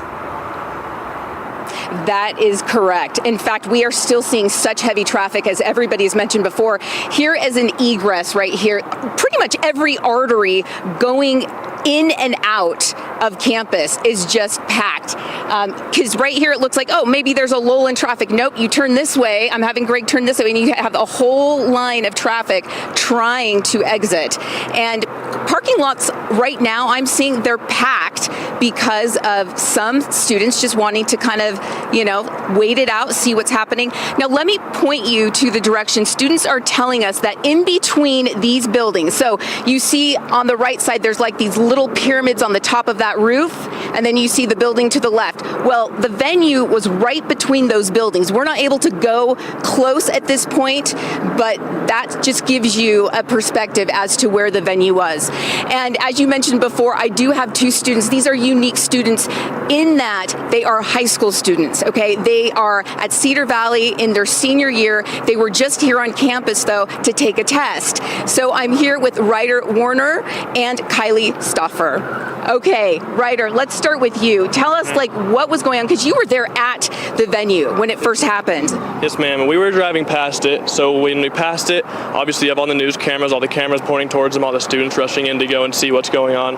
So we got to witness that, and you know, just a normal talk by Charlie Kirk. It was kind of cool to see Charlie Kirk here. You know, we watch him on TV a lot, watch his clips a lot on YouTube, whatnot. So it was cool to see that. I was in a rush for a test, so I didn't get to stop and see, but I did get to see the venue. It was super pretty. Whole student body was there. It was super pretty to see. Got here, and it seemed like everything was in chaos. They were super hesitant about letting us test.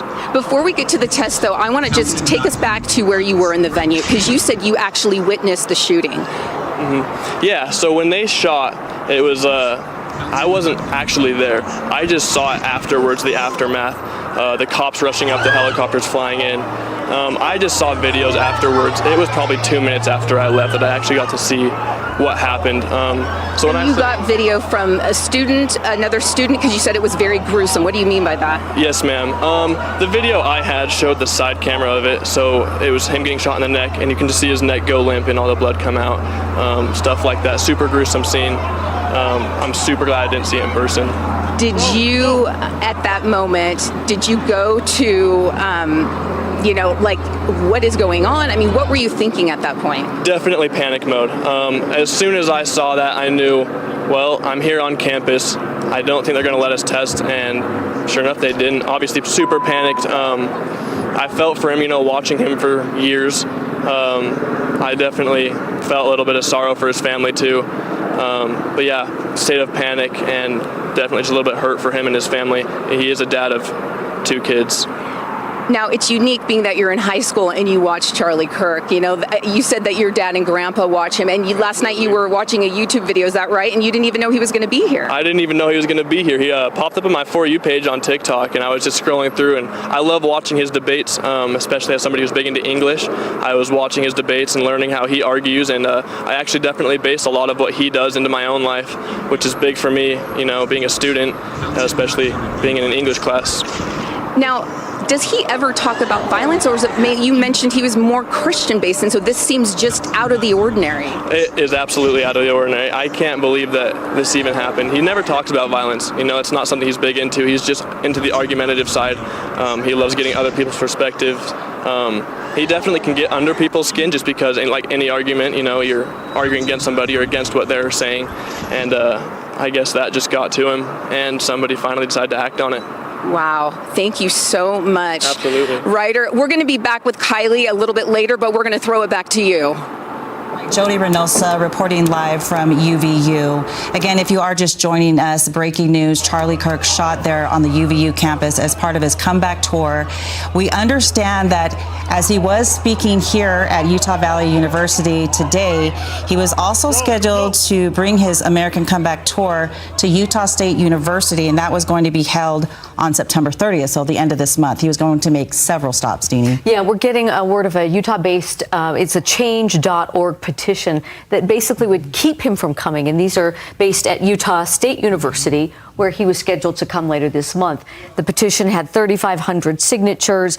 Students, hundreds reportedly today, are joining on that petition to ask board trustees at the university to prevent this Charlie Kirk from coming to their campus. And it's part of a national debate over controversial speakers coming on college campuses, and universities' role in balancing the freedom of speech and them hearing these speakers versus protecting the safety of students. And as we just heard from several folks, you know, they wanted to come out. This is what attracts them to Charlie Kirk, because they're able to have this type of dialogue on college campuses. Of course, it does come with some controversy.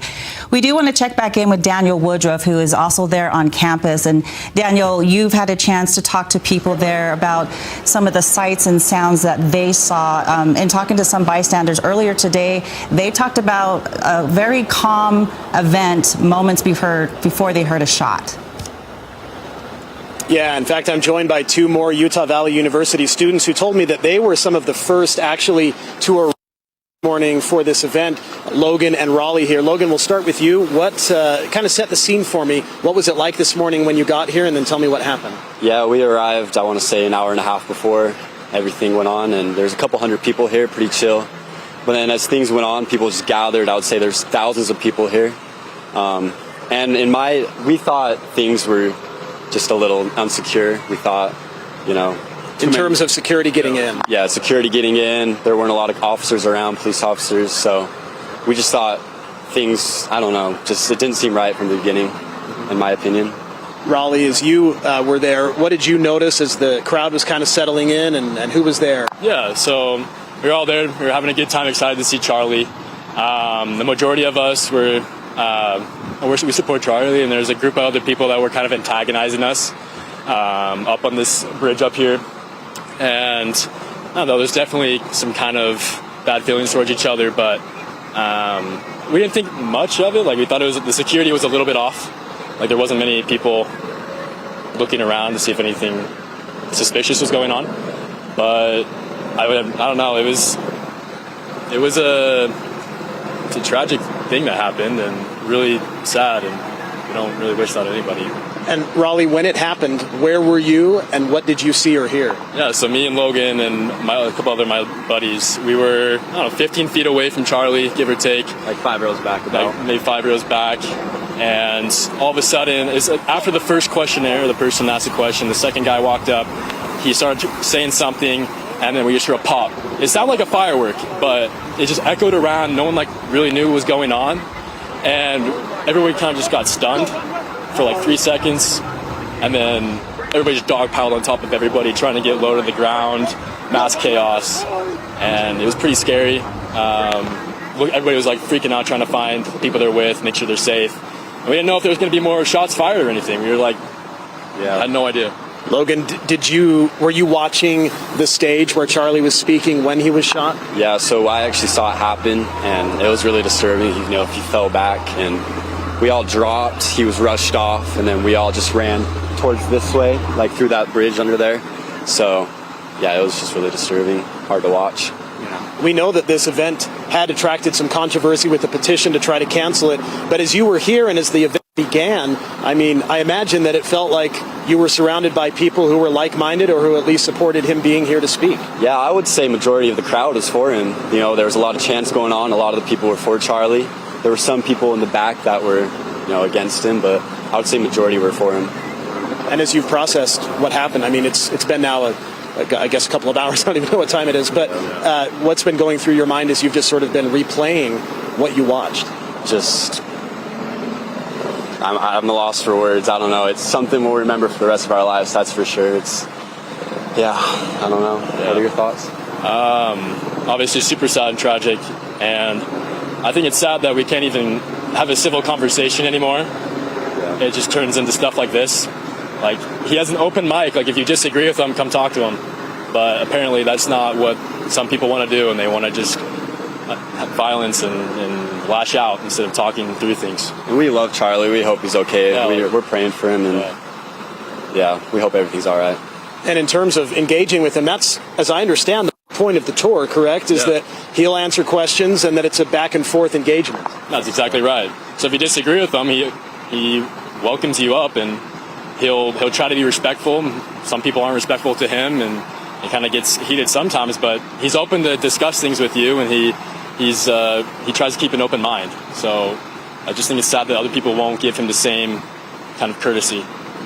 Well, you guys are students here. You're from Utah County. Any final thoughts you'd like to share? Just prayers out to Charlie and his family, and stay safe. Yeah. Well, Logan and Raleigh, I appreciate it. Thank you for spending a few minutes. Thank you so much. Yeah, thank you. So some more perspectives here from the west side of the Utah Valley University campus. And the campus is closed now as a result of this shooting for the rest of the day. No classes are being held. I did want to note that I got an alert from BYU, which is not too many miles from here in Provo, they sent out an alert noting that their campus remains open, but that they do have increased security and police presence as a result of what happened here at neighboring Utah Valley University. So a lot of surrounding institutions and organizations are closely watching what's happened and waiting for more information. Obviously, a lot is still unknown right now, but you heard from these witnesses what they saw, what they heard as they were just behind me here where the event was taking place. The tent where Charlie Kirk was speaking is literally a few yards away from where we're standing right now on the west side of UVU. Back to you. Yeah, Daniel, that was some really stark testimony and things that they witnessed today. You know, I had another thought as we were seeing the video from Chopper 5 of those bleachers, an event that had been full just moments before and was now, you see, littered with backpacks and with water bottles. And it's a hard contrast to see an event where people are having open discourse to one where they obviously fled in fear and just left everything behind. That was it's very telling, isn't it? It is. It says a lot just by what's left behind. And we've been hearing accounts all afternoon long from our news specialists that out there on campus. We want to check back in with Dan Rescon. And Dan, you have been speaking to so many people there that they're just willing to share their insights and what they saw, some describing it as traumatic and something they're never going to forget. Yeah, that's exactly right, Boyd. These stories that we're hearing out here on campus are just pretty incredible right now. But we're about 2 hours after the shooting here. Things are finally starting to clear up out here. That's UCCU Center there, just over here. So we're on the north side of it, and as you can see, the traffic right now beginning to clear up.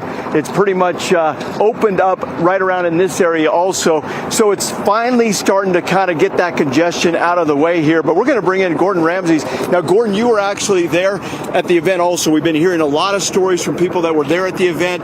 You were kind of behind the event, and as far as like some windows were right there, and then you were seeing. What did you see exactly from your vantage point? So, like you said, I was like in the Hall of Flags building. I was behind the window. When I heard the shots, I didn't see where the shot came from.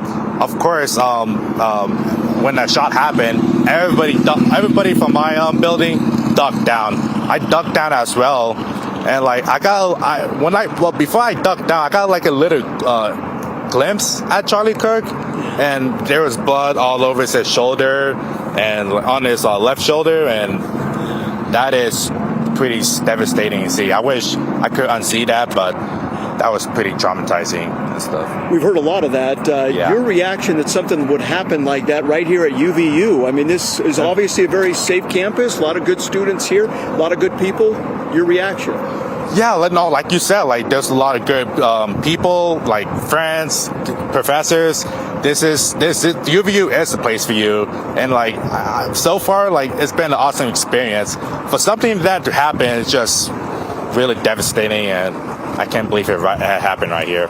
Kind of describe a little bit of the chaos there is what we heard as far as people kind of running and kind of getting out of the way there. I mean, there's some shock there, but tell us kind of what you saw when people started to kind of get out of the way. So yeah, when I saw the one, like after the shot, everybody from the courtyard started running away. Everybody from my building started running away. But me, like I was like a little shocked, so like, I couldn't really move.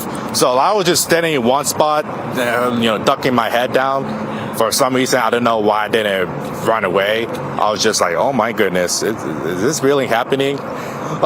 So at first I was like, is this really happening? And yeah, so then like after like everybody was cleared out, I finally got up and looked at the aftermath, and it was pretty devastating. And tell me a little bit about coming back to school now. Of course, campus is closed right now. Yeah. Your thoughts about coming back to school? Is that going to be a little traumatic? I mean, for me, it won't be dramatic. It'll just be like another day, another like life. I mean, yeah, did it traumatize me? Yeah, but like I'm not going to think about it too much. Of course, like, will it traumatize me for life, forever? Yeah, it will, but all of this is like keeping positive, having positive minds, and like having like Jesus and God on your side. So, but like for other students, they're probably traumatized to come back here. I can't imagine what other students have to go through, especially something similar to mine. Okay, thank you very much. Appreciate that. That's Gordon Ramsey's just joining us here on campus. Again, we're hearing a lot of the same kind of stories here. A lot of trauma here as far as these students are concerned, a lot of shock, a lot of disbelief that something like that would just happen right there in the middle of the day. It seemed like a very safe venue. It seemed like a very safe area, of course, and then to have something like that happen and to witness something like that. And not only did they witness it, but it was very traumatic as far as what they witnessed, you know, to be able to see someone actually get hit with a bullet, blood coming out, and then that person dropping to the ground. So everybody out here, a lot of people saying that are praying for Charlie, hoping that he will be able to recover right now. But again, campus is finally starting to clear out in this area again, as we mentioned, just on the north side here of the UCCU Center Arena. And boy, traffic is really kind of moving forward finally, but it took a couple of hours to be able to get everybody out of here. But man, it was quite the traffic jam. A lot of police presence still out here in this area. We'll send it back to you. All right, Dan Rascon reporting live from UVU campus. Thank you, Dan. One thing I'm seeing on social media here, just in the last half hour, UVU has put on X, that campus is closed, class is canceled. We knew that, but they're still calling on people who are on campus to shelter in place. You know, that coincides, you know, with information that we've learned that the university has now said they do not have a suspect in custody. So just keeping you up to date. We can't confirm the suspect of the status of the suspect, but within the last half hour, the university is still urging people to secure in place until police officers can escort you safely off campus. Let's go now to Alex Cabrera, who has been on campus. Alex, what are you hearing out there in your vantage point now? Yeah, we made it a little further onto campus from where the parking lot was, and you just mentioned that police are asking those still inside the school to shelter in place until an officer can maybe escort them to a parking lot or to their car. And that's what we've seen a little bit here and there. A lot of police officers here near the UCC Center, and then right behind us over here, I mean, there are several police officers from all sorts of different agencies, not only in Utah County, but I've noticed a few from outside of Utah County as well, just all helping to be a part of this. And just a few seconds, oh yeah, up there you can see the DPS helicopter, Department of Public Safety, up in the air as well. Now, one thing, hearing that maybe a suspect is not in custody at this point. Originally, we were hearing that there was a suspect in custody, and it kind of let a lot of people here on campus that we saw students leaving the area maybe think a little bit like, okay, let's just leave, everything's okay. But now hearing that a suspect may not be in custody, it's kind of amped things up just a little bit again with students, as they're saying, is it's safe to get out of here. And last we heard again that if you are in a building right now, shelter in place and wait for a police officer to come get you. But as you can see, I mean, just the parking lot here, it was definitely full a little while ago. Still a lot of cars here from those that are sheltering in place and such like that. But just waiting now to get the official word that it might be okay to come out. And here you can see a police officer right here armed and just making sure everything is tip-top on this end before maybe letting some students that are still in the building out of the building. So we'll continue to stay here. In fact, I was just chatting with an employee, a source of mine, somebody that I've known for a few years, saying that they were inside their offices right back in here. They were brought to the baseball field, and now they have been moved from the baseball field as they still try to figure out exactly what's going on with the suspect and everything about safety on that sort of thing. So again, we'll continue to stay here. We'll walk around, chat with some more people, and try to update you with more information as it becomes available. Thank you so much. Alex Cabrera reporting live from us from UVU campus. And just want to bring your attention to the screen here. We were just looking at chopper video there, and we had just mentioned that Utah Valley University had sent out a post on X reminding folks that the campus is closed right now. Classes have since been canceled. And as we've been talking about talking to our reporters, there's still people trickling in, but as you can see from the Chopper 5 footage here, we did see what appeared to be law enforcement going door to door from building to building. And that coincides with what UVU has posted on X. They are making sure that the campus is secure. They're going building to building.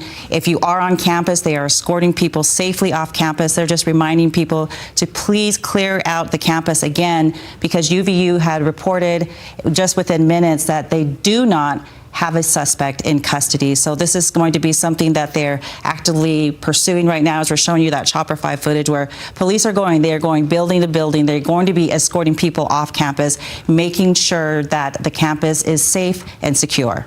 Let's go now to Mike Hedrick, who is on the UVU campus. So, Mike, just within the last few minutes, UVU is calling this an unfolding situation. We're still seeing officers going in. What can you tell us from what you're seeing?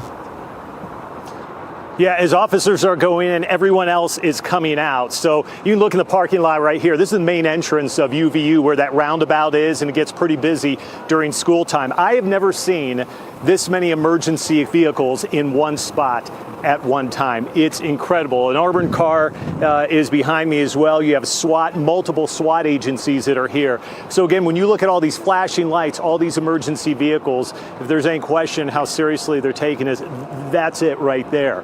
And so I've spoken to a number of students who were here on campus.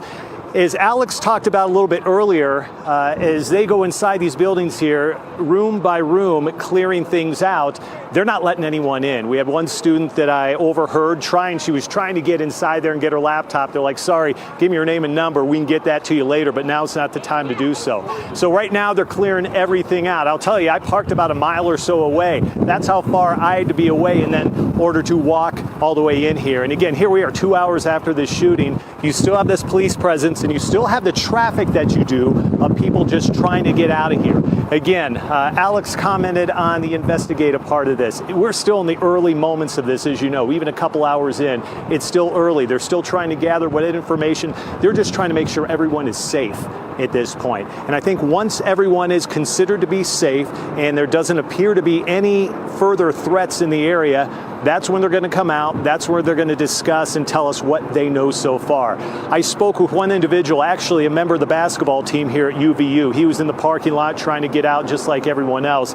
He said he was there maybe 20, 30 yards away at this event. And when he saw Charlie get shot, he said, I've never seen anything like that in my life. And so that seems to be the same thing we're hearing from a number of other people. And as soon as he was shot, he said it appeared he was shot in his neck and then he dropped. Again, these are witness statements. These are things that we have seen, or they have seen, and they're sharing with us. None of this has been officially confirmed, so we're waiting on that. But again, Deanie, as we look at this main entrance here to UVU, what the feel is, it's quiet right now, other than you just see all of these lights. And I dare say most of those cars are empty right now. Police presence is heavy on campus right now. We'll continue and follow it, and if anything changes, we'll let you know. Mike, we appreciate that update, and we've got another update. This is from NBC News. President Trump is posting on Truth Social just within the last few minutes. He has reported that Charlie Kirk has died. Again, we are just seeing this as we're reporting it. We got it from NBC News, but it is a report from President Trump on his Truth Social and as media. That is just really some unsettling news, especially based on the accounts that we've been hearing from bystanders who were there, witnesses, students who had gone to this event just 2 hours ago, coinciding with what they saw. Reports also confirmed by AP that he was shot in the neck. Very traumatic for those people that we have been hearing from. And now to get a post from President Donald Trump stating, in fact, that 31-year-old Charlie Kirk has died.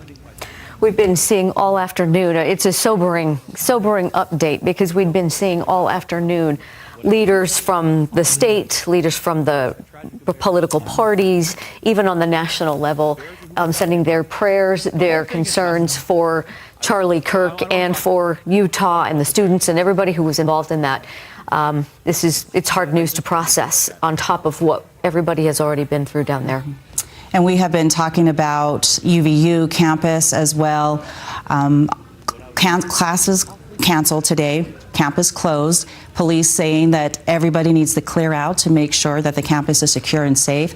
We do have our reporters who have been there on scene, and they've been talking to some folks there about their perspective about what they saw there at that event. Let's go to Jody Reynosa now.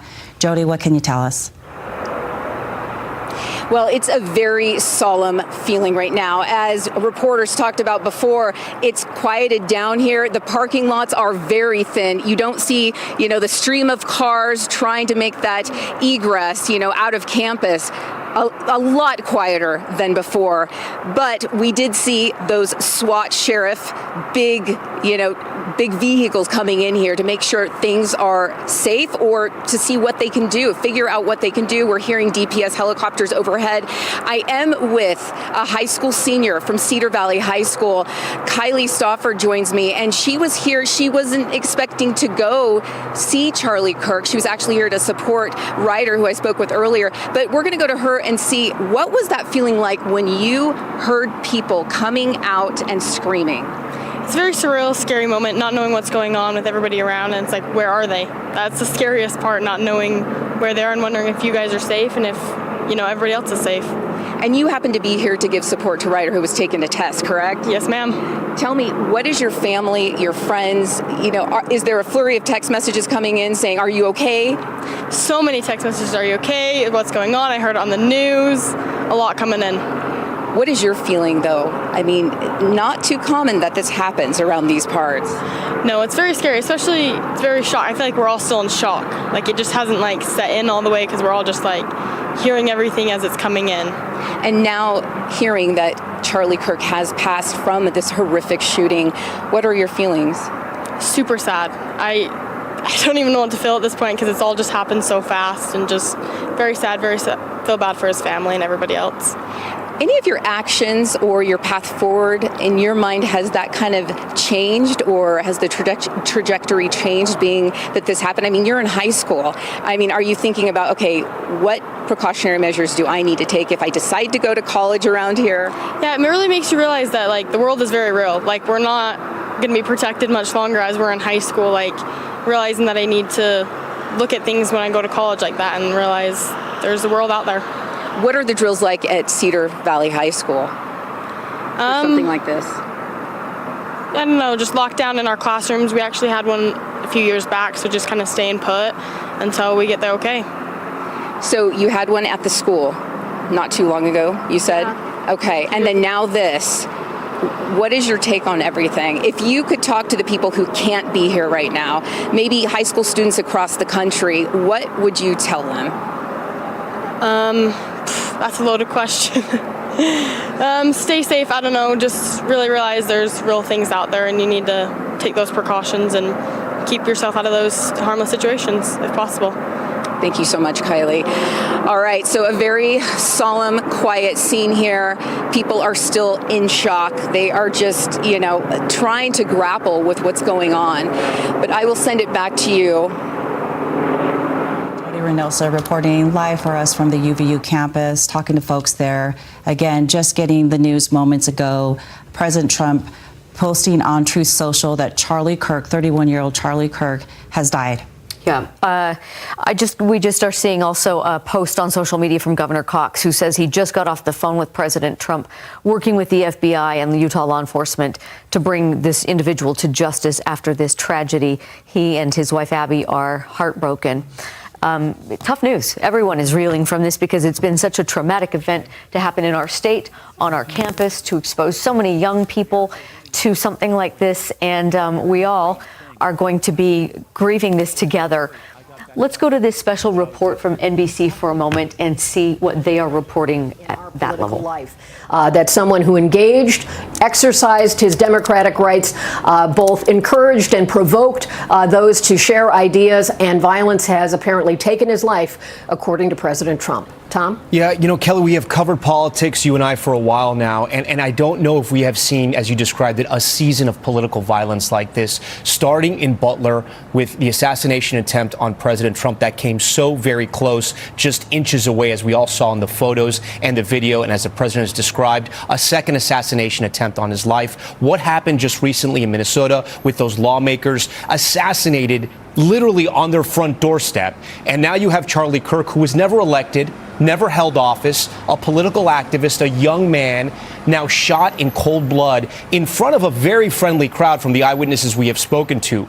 In a very sick type of irony, Charlie's group was called Turning Point because he thought there was a turning point now in politics with President Trump and where the Republican Party had gone. And Kelly, you wonder if now in his death, there may be a turning point when it comes to politics in this country. I mean, how will political activists, any type of political speech now, happen in America, right? When you have something like this happen in a place where someone thought he was speaking to a friendly crowd. Well, certainly it was a largely friendly crowd. I mean, Utah, which is certainly conservative, a university-based, the kind of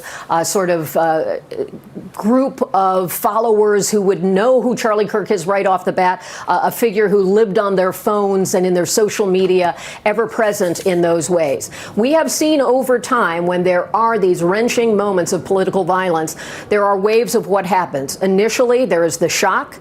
There is bipartisan or across the spectrum condemnation of political violence. There are inevitably questions about the availability of guns and questions of security. Obviously, our elected senior leaders have intense security around them. But on a campus, a political actor like Charlie Kirk, you would have basic security, local law enforcement, campus police, that kind of thing. You would not have the kind of screening that would prevent weapons. We're also talking about an outdoor event where you could have long-range kind of ability to assess a situation on the part of a gunman or gunwoman, a shooter. And so there are so many questions to be filled out. But I think there will certainly be a moment to again address what is the place of violence. Are our politics so poisonous that people cannot control the impulse to act out? Those are societal issues. Right now, we're still in the early fact gathering. There'll be a period of acknowledging his life, those who will grieve his memory, and then what are the next steps? Yeah. Kelly, stand by for us. I want to bring in former White House Deputy Press Secretary Hogan Gidley, a friend of Charlie Kirk, who was just texting with him yesterday, and he was on the House floor moments ago during a moment of silence. Hogan, first, I am so sorry for your loss. You knew Charlie. Talk to me about what you remember about him and what this moment means right now. It is so incredibly sad for those people that were close to Charlie Kirk. Yeah, thanks, Tom, for having me. I remember working in the first Trump administration in the White House, and Charlie would come by, and we would all kind of look and say, "Who is this kid? What does he think he's doing?" He's so ambitious, and he's so talented at this young age, and we all kind of gravitated toward him. We watched what he was doing with the youth across this country, not afraid to go into hostile areas and have a debate over ideas. No violence, altercations other than verbal, because that's what the country is all about, disagreeing. And he built a brand, he built an entity, he built a movement based on the ability to come together and have these sensible, honest conversations with statistics, with data. And just watching him do that, it was just awe-inspiring for someone like me who's been in this movement for such a long time, and to watch him at such a young age be able to capture the hearts and minds of so many across the country really was a blessing to me. I will tell you, we were texting just the other day, as you mentioned. He was supposed to go speak at my alma mater at the end of October at Ole Miss, the University of Mississippi in Oxford, and I told him I saw that he was coming, and he knew I went there. He said, "Oh, you have to come to that. We're going to have a great time." And so I was trying to plan a trip down to Oxford to be with him. And now this happens today, and I'm so sad to think of his wife and his children who were left behind after this tragedy. But I'm also filled with rage to think someone would do something like this simply for disagreeing with somebody politically. We don't know the motivations yet, but obviously they didn't like Charlie. But there is no place for political violence in this country. The shooter is grotesque, is vile, is a disgusting person, and as Kelly said, as you said, we're going to wait and see more information as it comes out. But right now, I think a lot of people are in shock. A lot of people are angry, and a lot of people are sad at what just occurred. Hogan, you can never get in the mind of somebody who would want to assassinate a political figure, a public figure, right? Likely they have some type of issues. What was it you think about Charlie that would compel someone to do this, in the sense that he, like I said to Kelly, he was not elected. He had never held political office, but he had a huge platform, millions of followers on social media.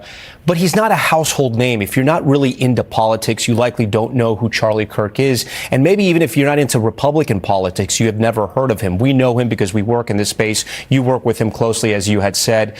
But what do you think it was about Charlie that would have prompted somebody to do something as vile and as violent as this?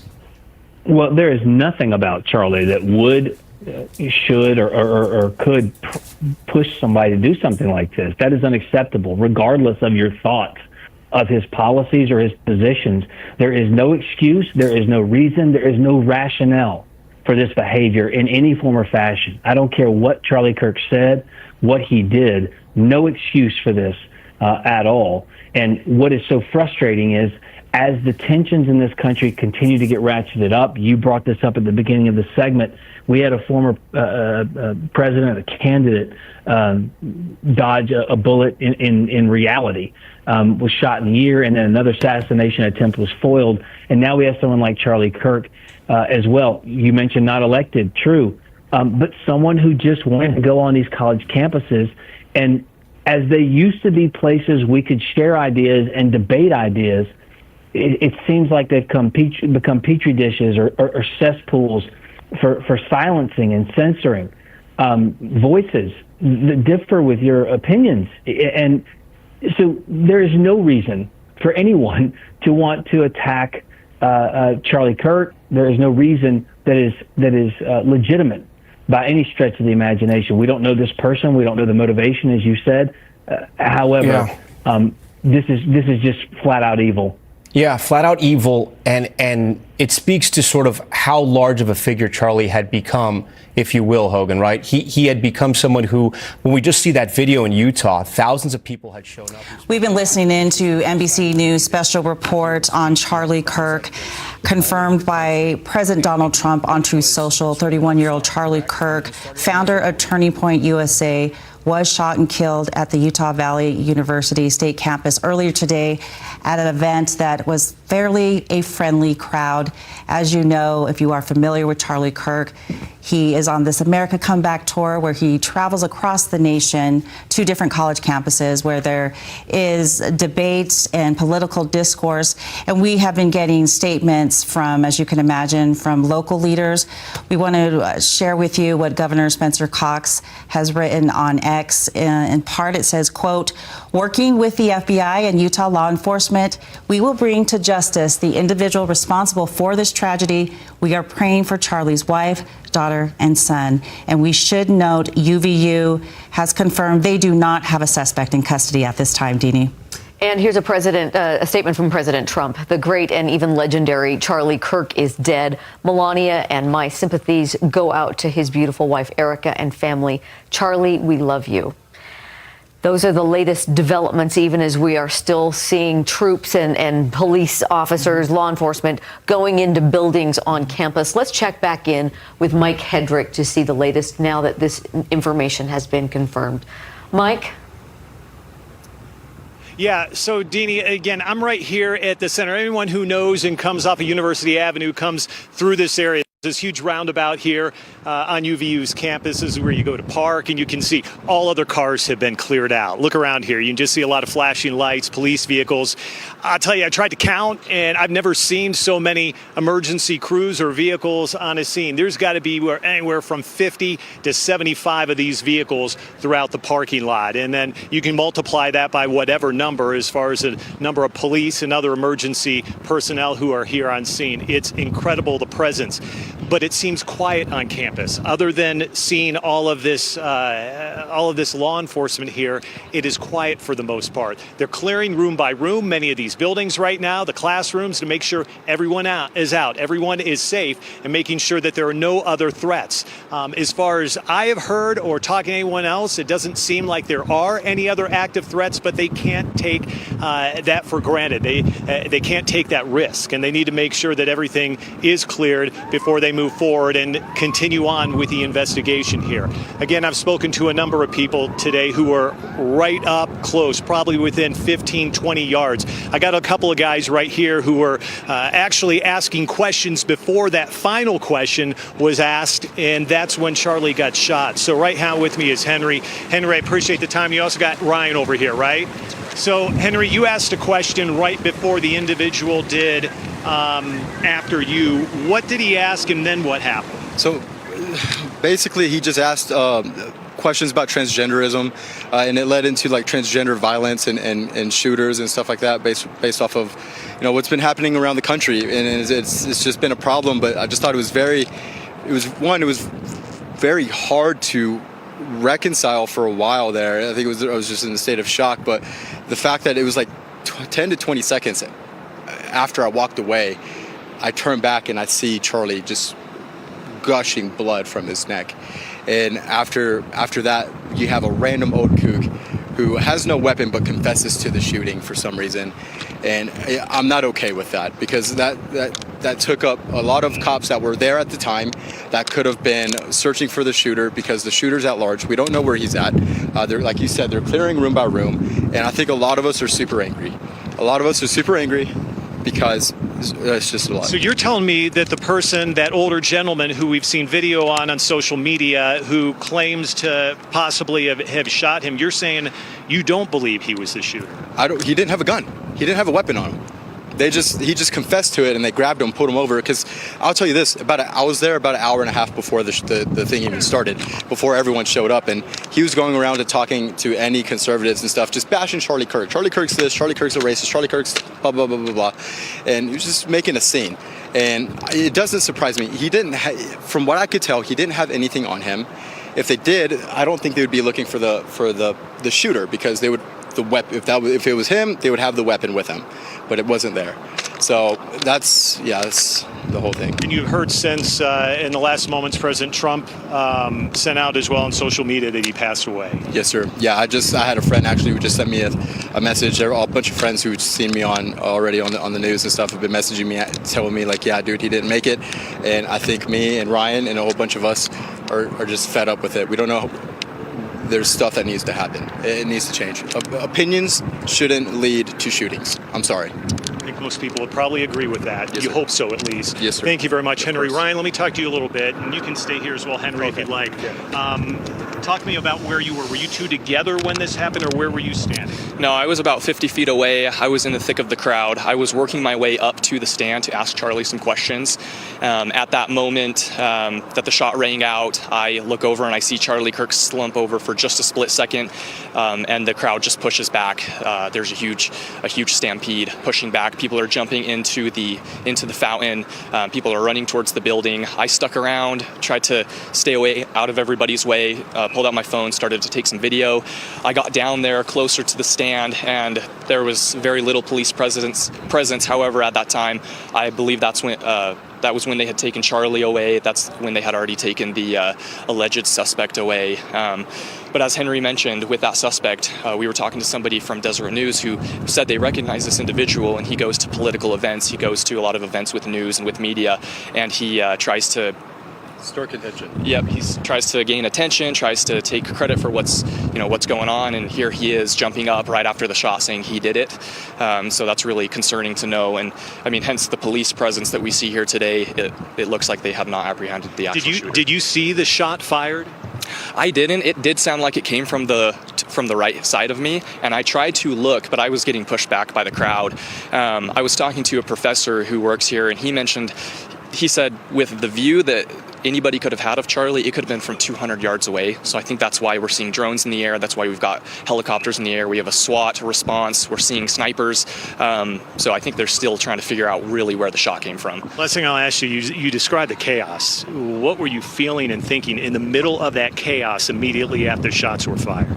I was thinking there is no way that this can be real. Being here in Utah, where it's relatively safe, at UVU campus, where there's a lot of like-minded individuals, you always hear people say you never think it's going to happen to you. I have a different mindset. I think of always being prepared, and it's not a matter of if, it's a matter of when.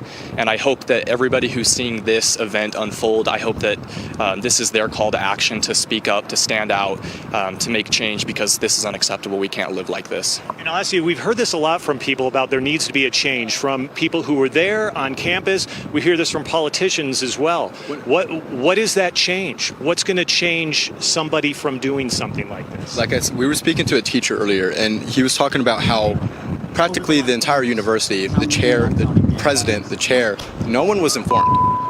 No one was informed that there was not going to be enough security or anything. Some people were in class not even knowing Charlie was coming. I don't think that's okay, especially after what happened in Butler in Pennsylvania with President Trump and all this stuff. We know that this violence exists, and we all know that Utah's had a lot of progressives come into the state, and with the same old rhetoric that leads to instances like this. And I think it's the rhetoric of people saying like, oh, well, we saw people that were smiling when it happened. We saw people that were like, oh, good shot. All from, this certain group of people. That's not right. That's not right. Both of you, thank you very much. I appreciate taking the time. I'm glad you're safe. I appreciate you sharing your stories and your eyewitness accounts. So thank you. Best of luck to you. So, Deanie, as we kind of wrap up that conversation, it's very similar to a lot of other people we spoke with. It's really a surreal situation that happened here. Conservative town USA, that's really what this is. And so a lot of people would not think that something like this would happen. And again, we're still trying to figure it out. Police are still trying to figure out. You still wouldn't have this presence out here if they weren't still trying to figure out exactly what happened. So we hope to get some of those answers at some point today, but I think it may take a while. Back to you. It's disturbing to even hear that kind of testimony and those kind of interviews from students, from young people who had to witness that kind of stuff. Again, if you are just joining us, President Trump confirmed on a post on Truth Social, Charlie Kirk, 31-year-old Charlie Kirk, founder of Turning Point USA, has died after being shot at an event held at Utah Valley University just a couple of hours ago. And I just wanted to read a little portion of that post from President Trump, where he says, quote, "No one understood or had the heart of the youth in the United States of America better than Charlie. He was loved and admired by all, especially me, and now he is no longer with us." And President Trump also added, "Melania and my sympathies go out to his beautiful wife, Erica, and family." And also we are getting a statement from Senator Mike Lee from Utah, who had posted, "Charlie Kirk was an American patriot, an inspiration to countless young people to stand up and defend the timeless truths that make our country great. This murder was a cowardly act of violence, an attack on champions of freedom like Charlie and the students who gathered." So as police on campus continue escorting people out of buildings and off campus, they continue to tell people to shelter in place until they can be escorted off, and presumably they continue to look for the suspect.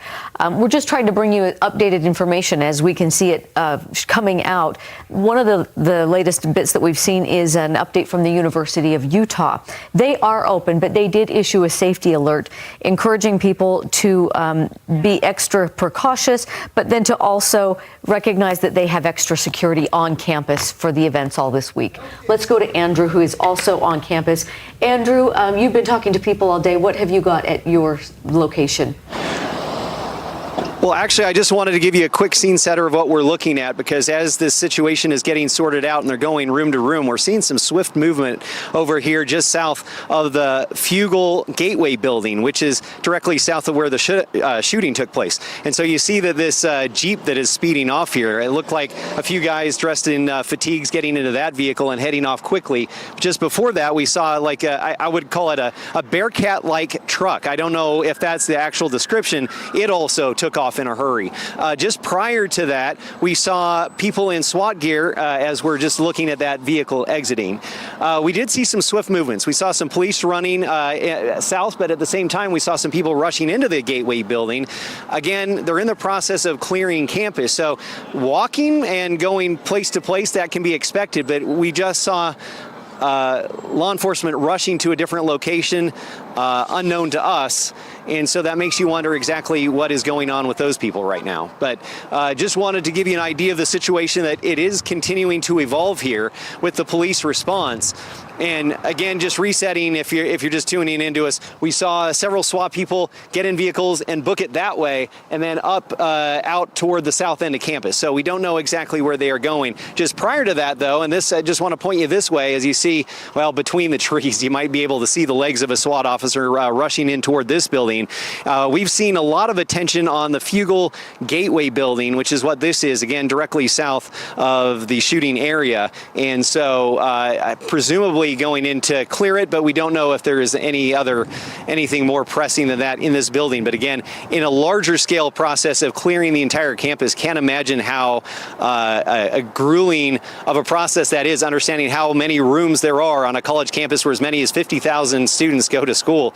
It's just wild. But that's what we've just been seeing in the last few minutes. We'll toss it back to the studio, try and see if we can get some more information at some point. All right, Andrew Adams reporting live from UVU campus for us with that update. Thank you. We appreciate just the updated information and seeing that this is still, UVU has reported this is still an unfolding situation. We're seeing that. Police dogs still on campus, officers still speeding to different places. We don't know what the latest developments are, but we will keep you posted, and that's why we keep checking in with our various reporters who are in different spots on campus. Let's check in with Dan Rascone.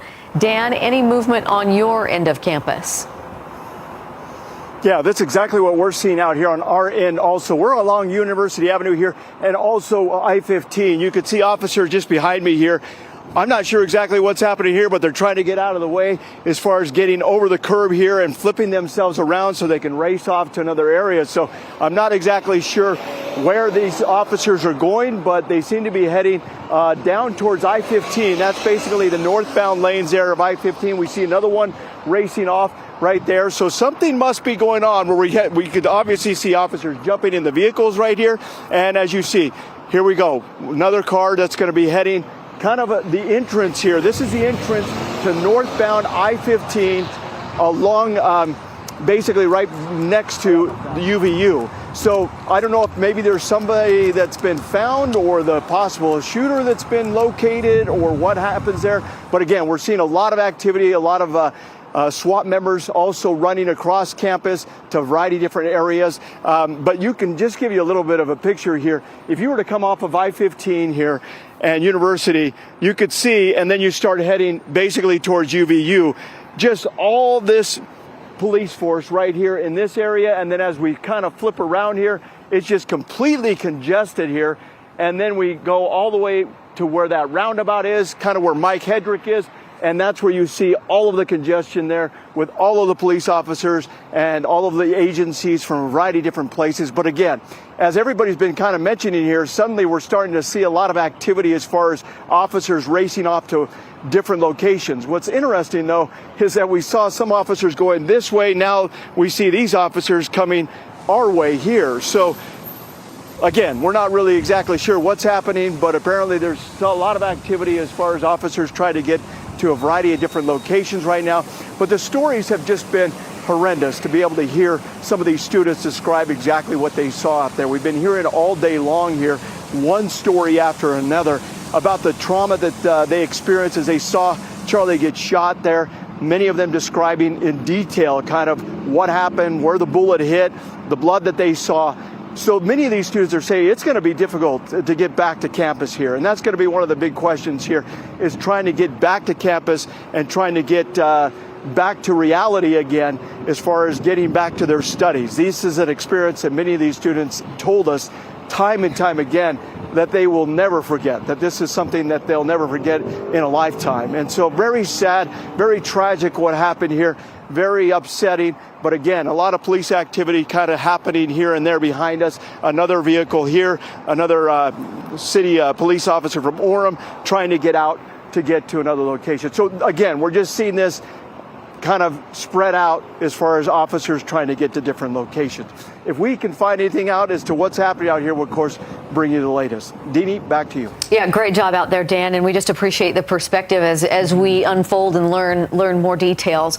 And to that end, we just got a statement from Utah Valley University, still offering a phone number to students or anyone who might still be on campus if they need a police escort out. So as recently as within the last few minutes, they're encouraging people to call a number so they can get escorted out of a building or off campus.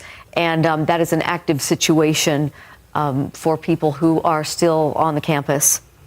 And Deanie, we are continuing to get reaction basically from the death of Charlie Kirk. I'm just receiving one here from State Senator Mike McKell here from Utah, who posted on X, Charlie Kirk was a father, a husband, a family member, and a friend to many. This violence needs to stop. I'm praying for his family. This loss is immense. Well, let's go check back in with Daniel Woodruff, who is also there on the UVU campus for us. Daniel. Yeah, so we're on the west side, and if you look just over there, that is where the shooting of Charlie Kirk happened. You see a tent.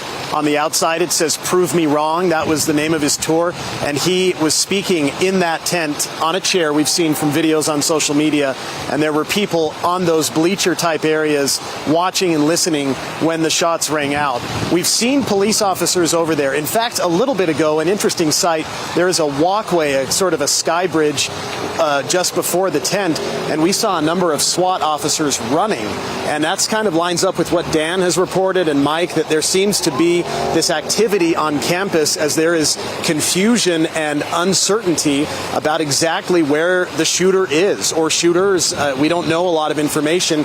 As we know, UVU initially said a suspect was in custody, and now reports from NBC News and others say that a suspect is not in custody. And so some of us in the media have been just talking among ourselves about wondering about where we're located and what else might be going on here on campus. I also want to have my photographer pan off to the right there. You can see in the parking lot directly to the south of where we are a number of law enforcement officers. I don't know what agency they're from, but they were just patrolling the far west part of campus, and that is something that we have seen more and more of, these uniformed and well-armed law enforcement officers that have been coming to this area to walk around and go toward the area where the shooting took place. We've also been hearing from people who, in fact, let's look over at the building there. It looks as if law enforcement officers are actually escorting some people out of the building there.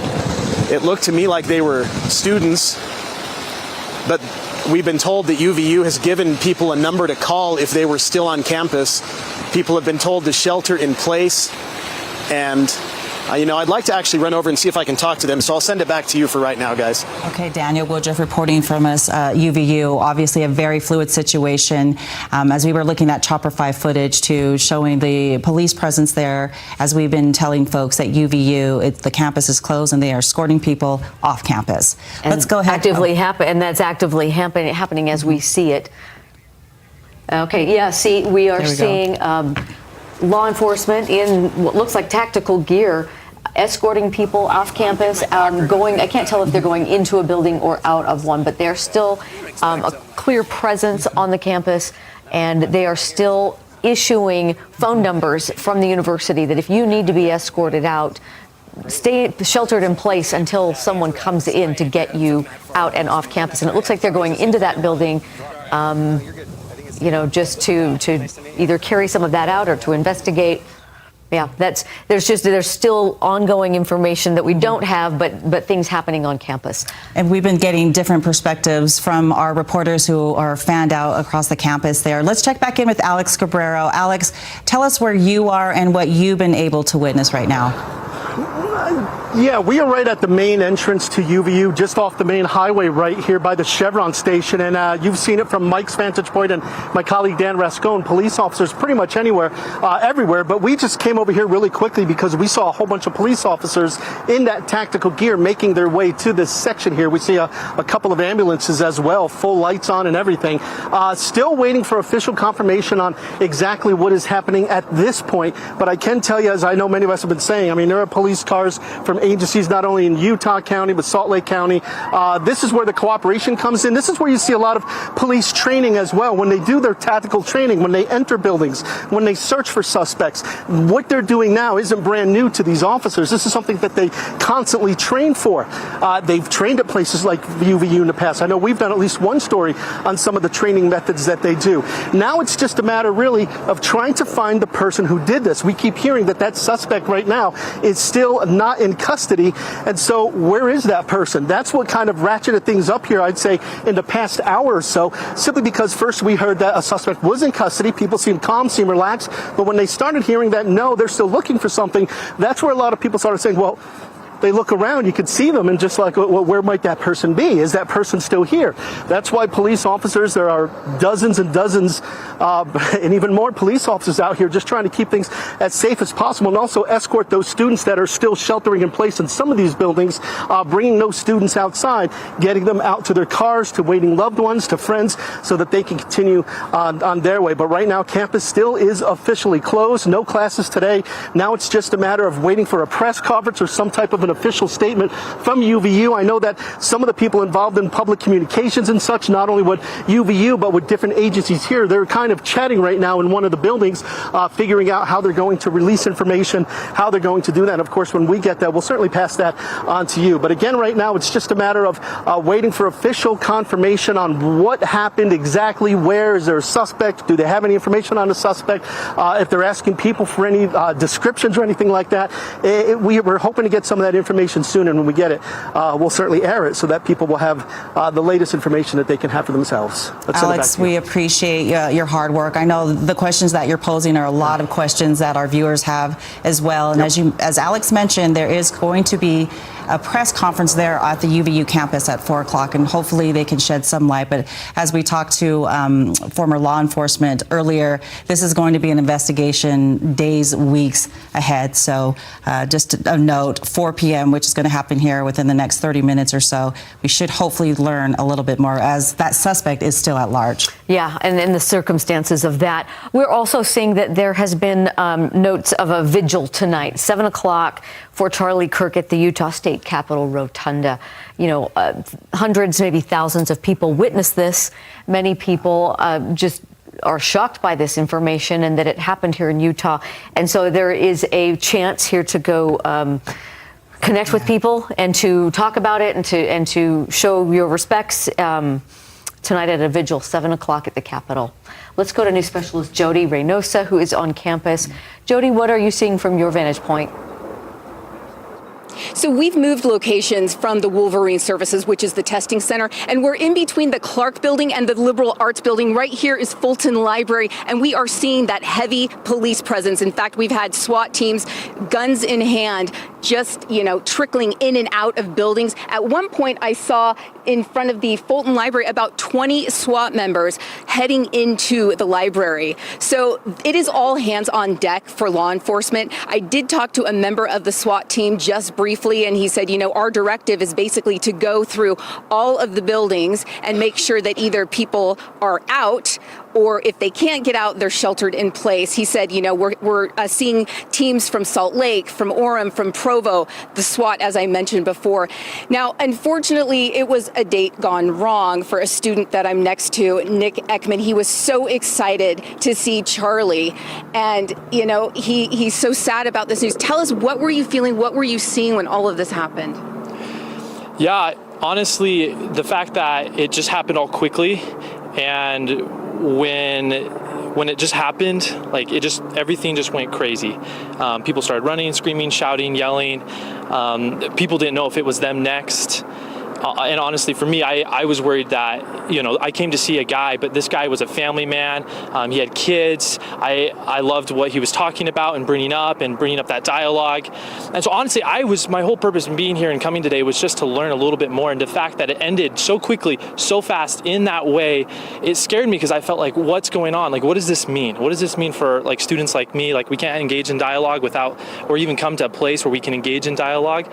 Absolutely did not expect it, wasn't prepared for it mentally and emotionally, even physically, still shaking. A lot of people were shaky.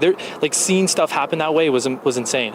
The interesting thing is you came specifically to see him. You are not even a UVU student, you're a BYU senior, and you came here for him. So the fact that all of this unfolded the way it is, or way it did, what are your thoughts? Yeah, no, he decided to come to UVU, and I really didn't care. My friends really didn't care. We wanted just to come see him, so we were willing to make the travel plans. I had a buddy saving a seat for me too, and I was super excited. And to see it end just like that, in that horrific fashion, so early in it, was unbelievable and completely uncalled for. Nothing like that should ever happen. So you were trying to find a parking spot to go in, excited to see Charlie, and then what happened? people started running out the doors. They started fleeing. People were yelling not only like obscenities, but they were yelling like run, run, run, run, because they didn't know what was going on other than there was a bullet shot. And so I had people just running in front of me, running next to me, and I was super nervous. And I was like, I got to get out of here too. So at the time you were on a date, and then you were coming over here trying to find parking. So that's like a date gone wrong, unfortunately. Yes, yeah. I like I said, I was coming back from a lunch date, and I decided to come and running a little bit late. And as I was trying to find that parking spot, everybody just started running and mayhem caused. And my buddy had brought his little sister, and so that was one of the things I was concerned about was, is his little sister okay? Because I knew my buddy was okay, but I was worried that his sister wasn't okay. So I immediately was trying to call him, contact him, and make sure that his sister was okay. Now, you've received an unofficial text, but with the echo chambers that, they're hearing all sorts of things. We're trying to sift things out still. Yeah. What was that text that you did get? Yeah, so I actually just received a text from somebody that is claiming that Charlie Kirk's wife and maybe a kid or both of his kids were actually at the event today. I can't imagine a worse thing for a mother or a child to go through than to see a horrific tragedy like that happen. What are your thoughts, though, going forward as far as Charlie Kirk and maybe following or even watching reruns? I mean, at this point, what is it? This is a man who was an incredible father, an example to me on what it's like to be a father to kids and to be an incredible husband to a wife. He pushed that so hard, and for young men like me, all I wanted to be was just to be a great husband and to be a great potential father one day. He's gone now. That means his kids aren't going to be able to see a dad, and his wife is going to have to, live alone without a husband potentially. For me going forward, I want to see dialogue happen, but it cannot end like this. You can disagree with me, I can disagree with you, but I will never ever wish upon anyone their life to be ended with a bullet, any type of weapon in any way. You deserve to live, you have worth and value. I want to engage in dialogue with you, I want to understand you, but I will not disagree with you to the point where I don't believe you belong here on earth. Unfortunately for Charlie today, that's what happened. Nick, thank you so much for your thoughts. I really appreciate it. Now, again, that was an unofficial text, but that is what Nick was hearing from a friend's text message. And along the same line of thought, a lot of people, a lot of students I've talked to say it's about respect. Even if you don't agree with somebody's political side that they're on as far as different sides of the aisle or whatever the topic is, it's about respect and having that dialogue without violence. I'll send it back to you. Jody Reynosa, we appreciate that insight and that report there from the UVU campus. And I did want to mention, Deanie, that we are hearing from Turning Point USA. Of course, Charlie Kirk was one of the co-founders there. A spokesperson saying Kirk was, quote, murdered by a gunshot at Utah Valley University. We ask that everyone keep his family and loved ones in your prayers, and we ask that you please respect their privacy and dignity in this time. We're also seeing statements come out, one from the Utah Commissioner of Higher Education. Of course, this happened on a college campus. So just, again, re-emphasizing that there's no place for violence on college campus and condemning that. We also saw a statement from the Utah Chiefs of Police talking about this outdoor event, that his death was confirmed and that they are united against violence in all forms. Free speech and respectful political discourse are vital to ensure the health and vitality of our democracy. And I'm sure we will see many of these kinds of statements come out today as people process and take inventory of all that's happened today. And Daniel Woodruff, he's been kind of getting a sense of that as he's been talking to people there at UVU campus. And I know your focus right now, Daniel, is the heavy police presence there. You were kind of painting a picture of what you were seeing as far as police and tactical gear. Yeah, we've seen police. In fact, a little bit earlier on our air live, you saw some officers escorting a group of women out of the building that's just to the south of where the shooting took place. The shooting happened right behind me here on the west side of the campus. And I went over and I talked to the women. They didn't want to speak on camera, but they told me that they had been sheltering in place for several hours. UVU had put out a phone number for people here on campus to call if they needed a police escort, and so police went and escorted them to their cars. This campus evacuation literally is still going on then, because the shooting, according to UVU, happened about 12:10.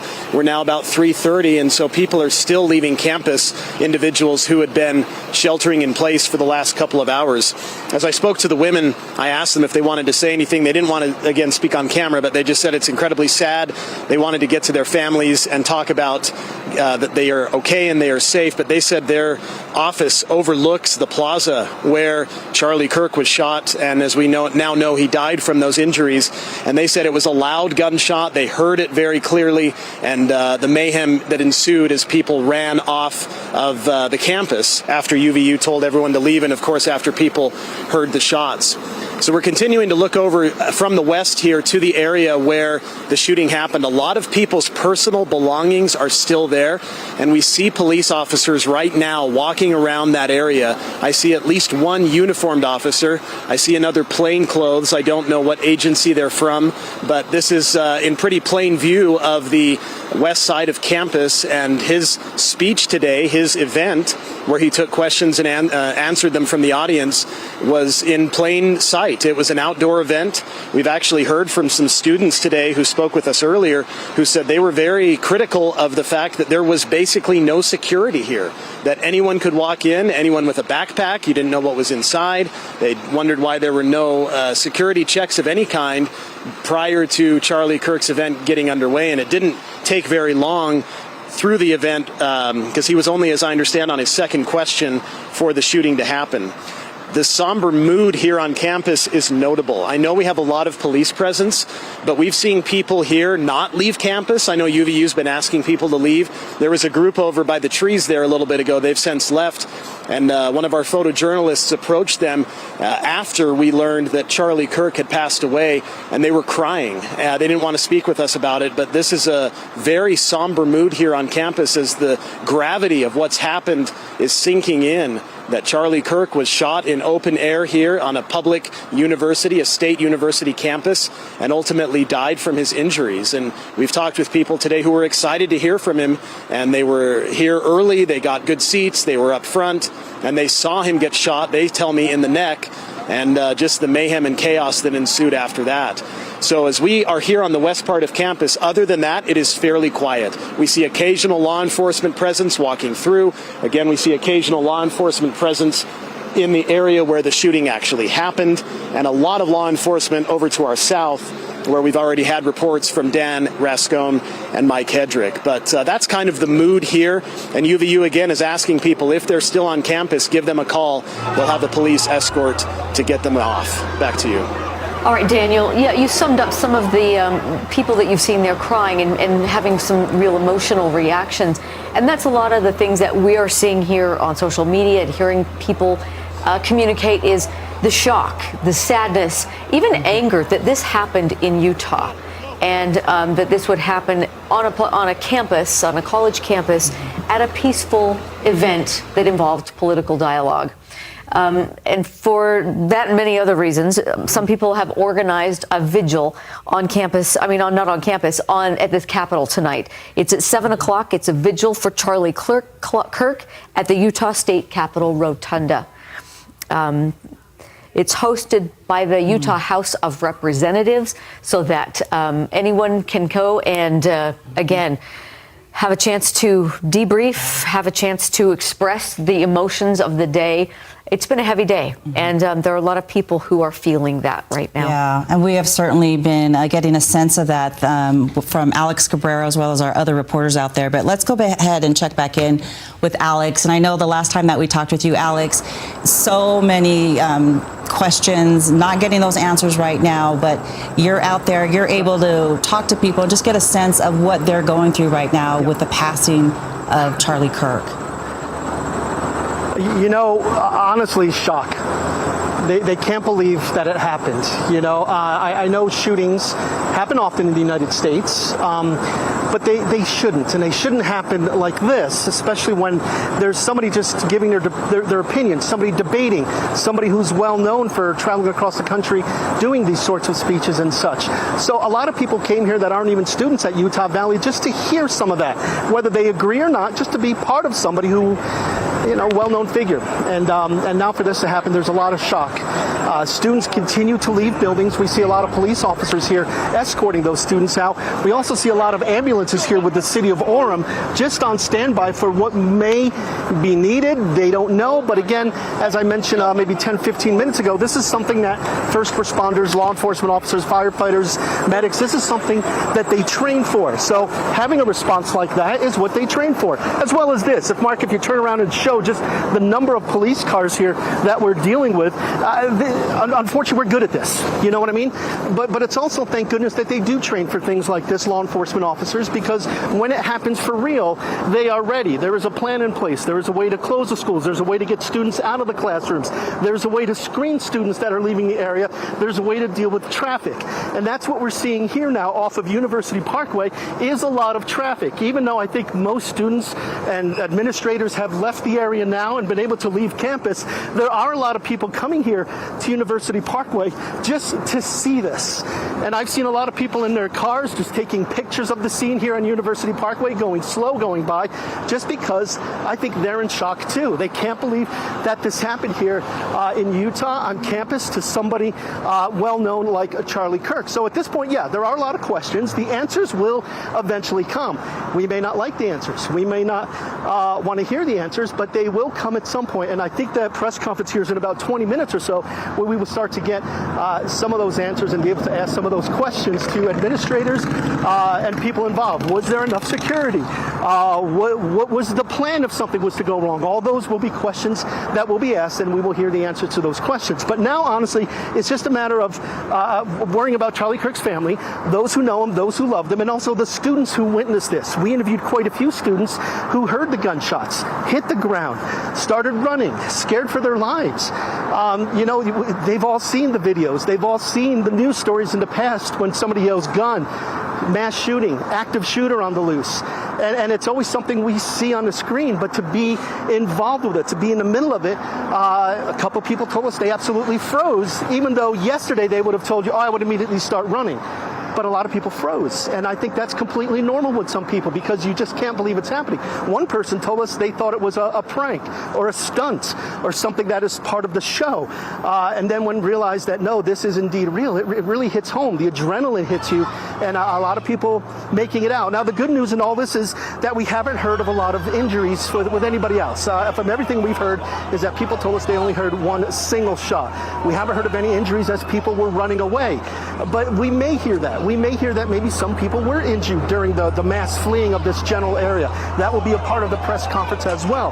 But I think mainly the message right now is why?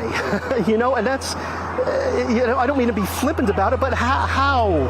In Utah, it's just one of those things that we've seen far too many of these types of incidents. And what is the answer? I don't think anybody knows what the answer is at this point, but it's something that will continue to be talked about. And today, it's Utah's turn for us to talk about it, for us to make sense of it, for us to talk to the people who were involved in this and who saw this. And when those answers come, we'll see if something could be learned, if there's something different that could be happened. But, I got to be honest, something that we've heard from everybody else, from people on the right side, from people on the left side, is when can we all come together?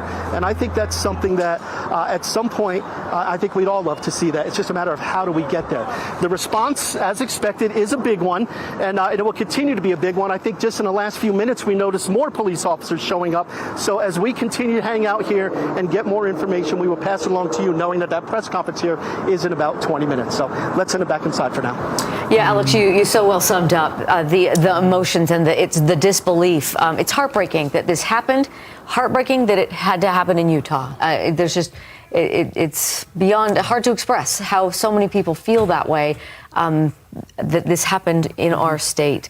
I wanted to read out, we are expecting an update in just a few minutes. I wanted to read a statement from Lieutenant Cam Roden from the Utah Highway Patrol, who regarding whether a suspect has been arrested. He said nothing is confirmed right now. Hopefully we will get an update on that particular question, because that's really the thing that is still outstanding is, do they have someone in custody? Is there still a threat on campus? And the fact that they are still escorting people out and telling people not to leave until they have an escort, there does seem to be that issue of safety.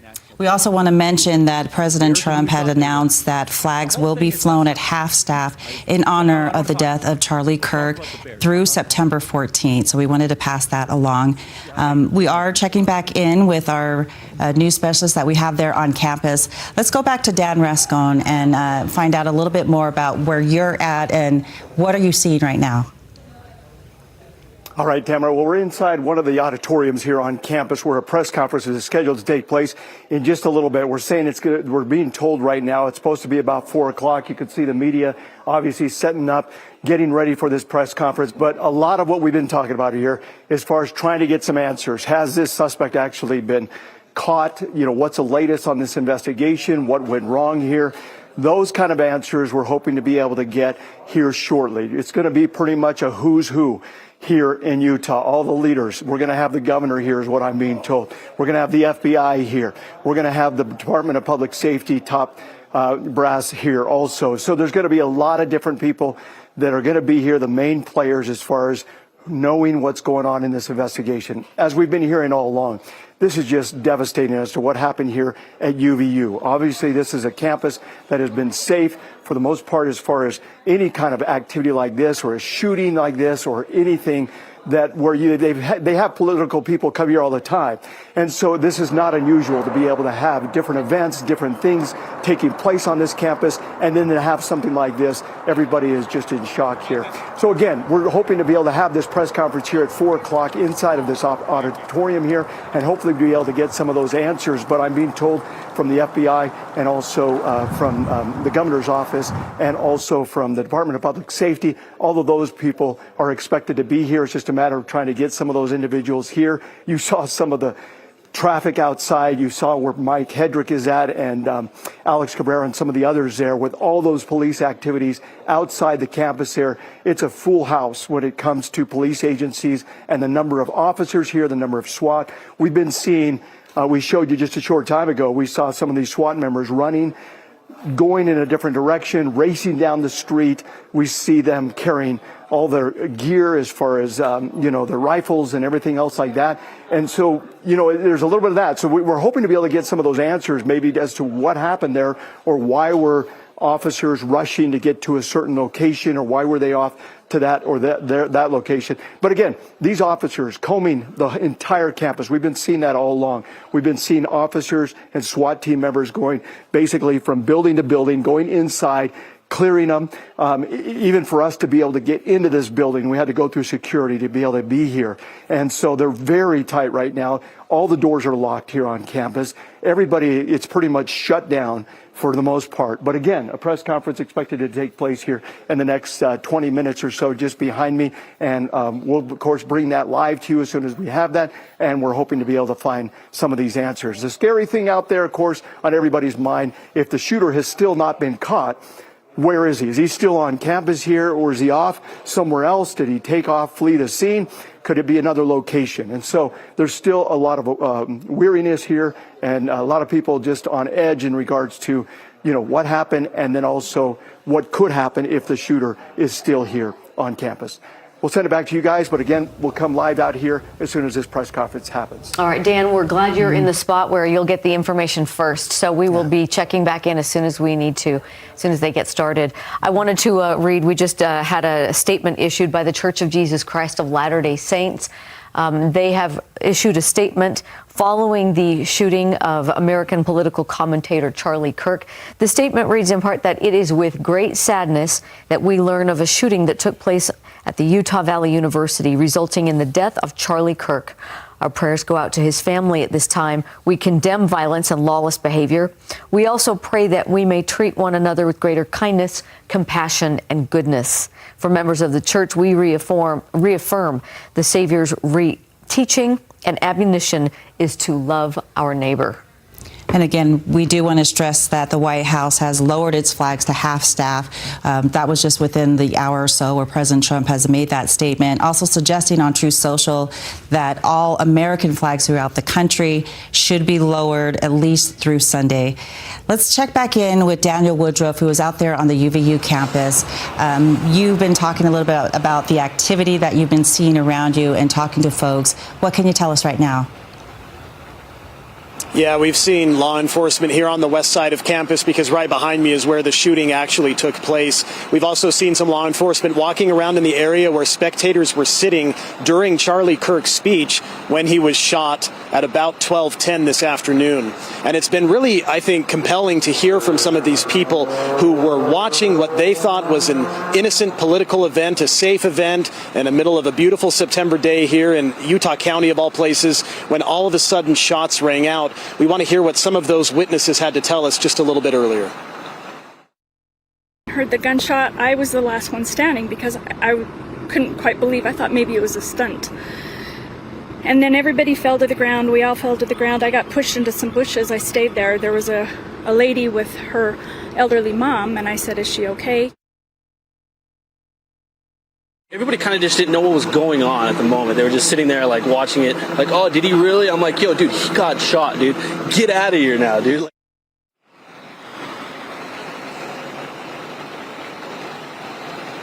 Those were some of the witnesses, and really, in talking with one individual in particular, really has stuck out to me. He was so close to the stage. He saw it exactly happen. He saw Charlie Kirk get shot, as he put it, in the neck, and blood come out, and just a really horrific scene to witness. These are tough details, but that's what happened here at UVU. And then, as they described it to me, they took off running. In fact, 3 people that I interviewed said that they ran through this fountain here behind me just to try to get to safety, because at that point, nobody knew what was going on. They thought it was a firecracker. Some people thought it was part of the show, and it turned out that it was anything but that, and Charlie Kirk was shot and later died from his injuries. I also wanted to make reference to the statement from the Church of Jesus Christ of Latter-day Saints that was read a little bit earlier. As we've been reporting on, President Russell M. Nelson of the church turned 101 years old yesterday, and as part of that, he released an op-ed in Time magazine, and actually in that, he essentially called on his followers and others on the followers of Jesus Christ and others to turn down the temperature, online and such. And nobody, of course, comes to an event like this expecting that there will be a shooting. And I think it was obviously a shock to everybody. And people have echoed today what President Nelson has said, and that is that differences of opinion, of course, are inevitable, but we cannot allow it to become violent. We cannot allow ourselves to dehumanize each other. And that's been very difficult for people here, as I've talked to them today, to think about, that they came to an event on a public university campus and ended up running for their lives because they heard a shooting, they heard shots fired, and Charlie Kirk, the speaker, the main event, was shot and killed. So a lot to process today, but it's been interesting to talk to those who were there, and they've had to share with me just what they have to now go through. The one woman, a UVU student, said she planned to go seek out a therapist in counseling because of how much she saw and what she's trying to process now. She said she'd been crying for a long time, and even an hour after the event when we talked to her, more than an hour, her heart was still racing. So a lot to unpack here at UVU campus today. Back to you. We appreciate that, Daniel, for that update. And it's so hard to watch this video because, and you alluded to that as well, to see the fear and the reaction from the thousands of students that were there. The violence, the heartache. It's a flood of emotions as you see people scrambling here, and it's really hard to watch and know that happened in our backyard. That happened anywhere, but that it happened here in Utah. Let's go right now. Who have we got we got Jody standing by. Jody, what have you been seeing in your area? We're expecting an update in about 10 minutes, and there has been some police action on campus. There absolutely has been, Deanie. They just keep flooding in more teams of SWAT. They keep going into each building. Right now, I'm here just outside of the Fulton Library, in between the Clark Building and the Liberal Arts Building. Now, just to give you a reference point, the Liberal Arts Building, the venue where the shooting took place, it was just beyond the Liberal Arts Building. Now, one of the things that Daniel Woodruff said totally reminds me of the president of the Church of Jesus Christ of Latter-day Saints. His message last conference 6 months ago was to be a peacemaker. And so I think everybody is just very shaken here on campus and throughout the world, knowing that this is the message that he disseminates to the Church of Jesus Christ of Latter-day Saints. It again was his 101st birthday yesterday, and we're coming up on another conference in October, and I'm sure that line of thought is going to continue. Now, I'm here with 3 young men They came to see Charlie Kirk, and the turn for the worst happened. I'm going to start with Nick. Nick actually was there in a middle row. Nick, tell us a little bit about what happened. Tell us your last name first. Nick Call. Tell us exactly what happened, what you saw. So, I was just watching him speak, and he was talking about gang violence, and then I just hear like a loud pop, and I'm looking at him, and it doesn't even look real. I'm only 18 years old. I've never experienced a lot of death in my life, but this is like the first time I've ever seen somebody die, and my heart was just racing. It was so scary, and I was just appalled. Like, everybody just flopped to the floor, and I just tried to do what everybody else was doing. It was really scary. Oh, I can't even imagine how scary that would be. Did you drop to the ground as well? Were you waiting to see, is there going to be another shooting? I mean, what was going through your mind? Yeah, I instantly just dropped to the floor. I didn't know if he was a mass shooter, like he was there to shoot everybody there. But when I was on the floor, there were some group of people at the top. They cheered when he got shot, and I was just appalled. I couldn't believe the lack of human life that some people have. The lack of empathy there. Oh, that's appalling. I agree. Now, when you saw what you saw, did you have a certain direction that you heard the shot come from, or did you think it was just one shooter? Yeah, so I was facing towards him, and it looked like the shot came from my left, so his right, and it just went through his neck and out the other side. It was gruesome. Now that we're still trying to parse through information and we know that the shooter is at large, what are your thoughts now? I hope they catch this guy. Nobody deserves to die, no matter what your political beliefs are. And I just think that if you do something like this, you deserve to go to jail for life. Thank you for sharing. I'm going to move on now to Jack. We have two Jacks here, so I'm going to start with you, Jack. What's your last name? Jack Stevenson. And tell me, where were you? How did you hear about this? What are your thoughts now? Yeah, so I was just kind of like on the middle left, farther away from Nick. But I just heard about it through social media, and I came to hear Charlie Kirk speak just because I thought it would be interesting and see what he had to say, and yeah, so that's why I came. So now, in the aftermath, we're trying to piece things together. What are your thoughts now? Just prayers for his family is honestly just what I've been thinking this whole time. Like Nick said, no one deserves to die, especially with a wife and 2 young kids at home and all of his extended family. I cannot even imagine what they're going through right now. Thank you so much, Jack. All right, Jack, what's your last name? Watkins. Okay, you were there and you specifically came out to see Charlie, correct? Yeah. What were your thoughts at the time? Well, so I was with Jack Stevenson here, and we were kind of just like, we should just go like for fun, just to see. We don't really care like about Charlie Kirk, but like, you know what I mean? Just go, and just to be there, and it was good. Like it was really fun, but just like, it's just crazy that chaos just happened so quickly. And I mean, that's kind of all. I don't know. Do you have second thoughts about going to something like this in the future? I mean, I don't know. Yeah, a little. Like, it's pretty traumatizing, but I don't know. I mean, this doesn't really happen. Like, he's gone to colleges all over the world, and it's just crazy that it happened at my college. You know what I mean? Like, I just signed up to go here, just enrolled, and it's crazy to see that the one thing that I go to, something has to happen, and it's just horrible, but I don't know. Thank you, gentlemen, for sharing your thoughts. So as we just heard, a traumatic experience for them and for, students here that they know, and the fact that this shooter is at large is very, very scary. So as we have information continue to unfold, we will let you know. I'll send it back to you. It's so unsettling to hear from those college students. That gentleman, I'm just 18 years old. That student who had just signed up. Jody, thank you for that report. Yeah. Okay, again, we are waiting for an update in about 5 minutes. In the meantime, we have some updated information. Let's check in with Sarah Martin, who is at the Timpanogos Hospital. Let's find out what information are you hearing there at the hospital, Sarah? Right now, Timpanogos Regional Hospital, we believe, we don't have this completely confirmed, but we believe this is where Charlie Kirk was taken after he was shot at UVU. Heavy police presence here on the campus of Timpanogos Regional Hospital. The hospital in lockdown, according to security personnel. All appointments for the day were canceled after about 1 p.m. The hospital here turning away patrons unless it's an absolute emergency, unless they're arriving in an ambulance or in an emergency vehicle. Right now, we do have a small group of supporters of Charlie Kirk who've gathered on the corner of Timpanogos Regional Hospital to show their support and to show that they are, here and willing to support. And we have one supporter here who's willing to chat with us. This is Matthew. Matthew, thanks for speaking with us. Thank you. Why are you here today? Why is this important to show up?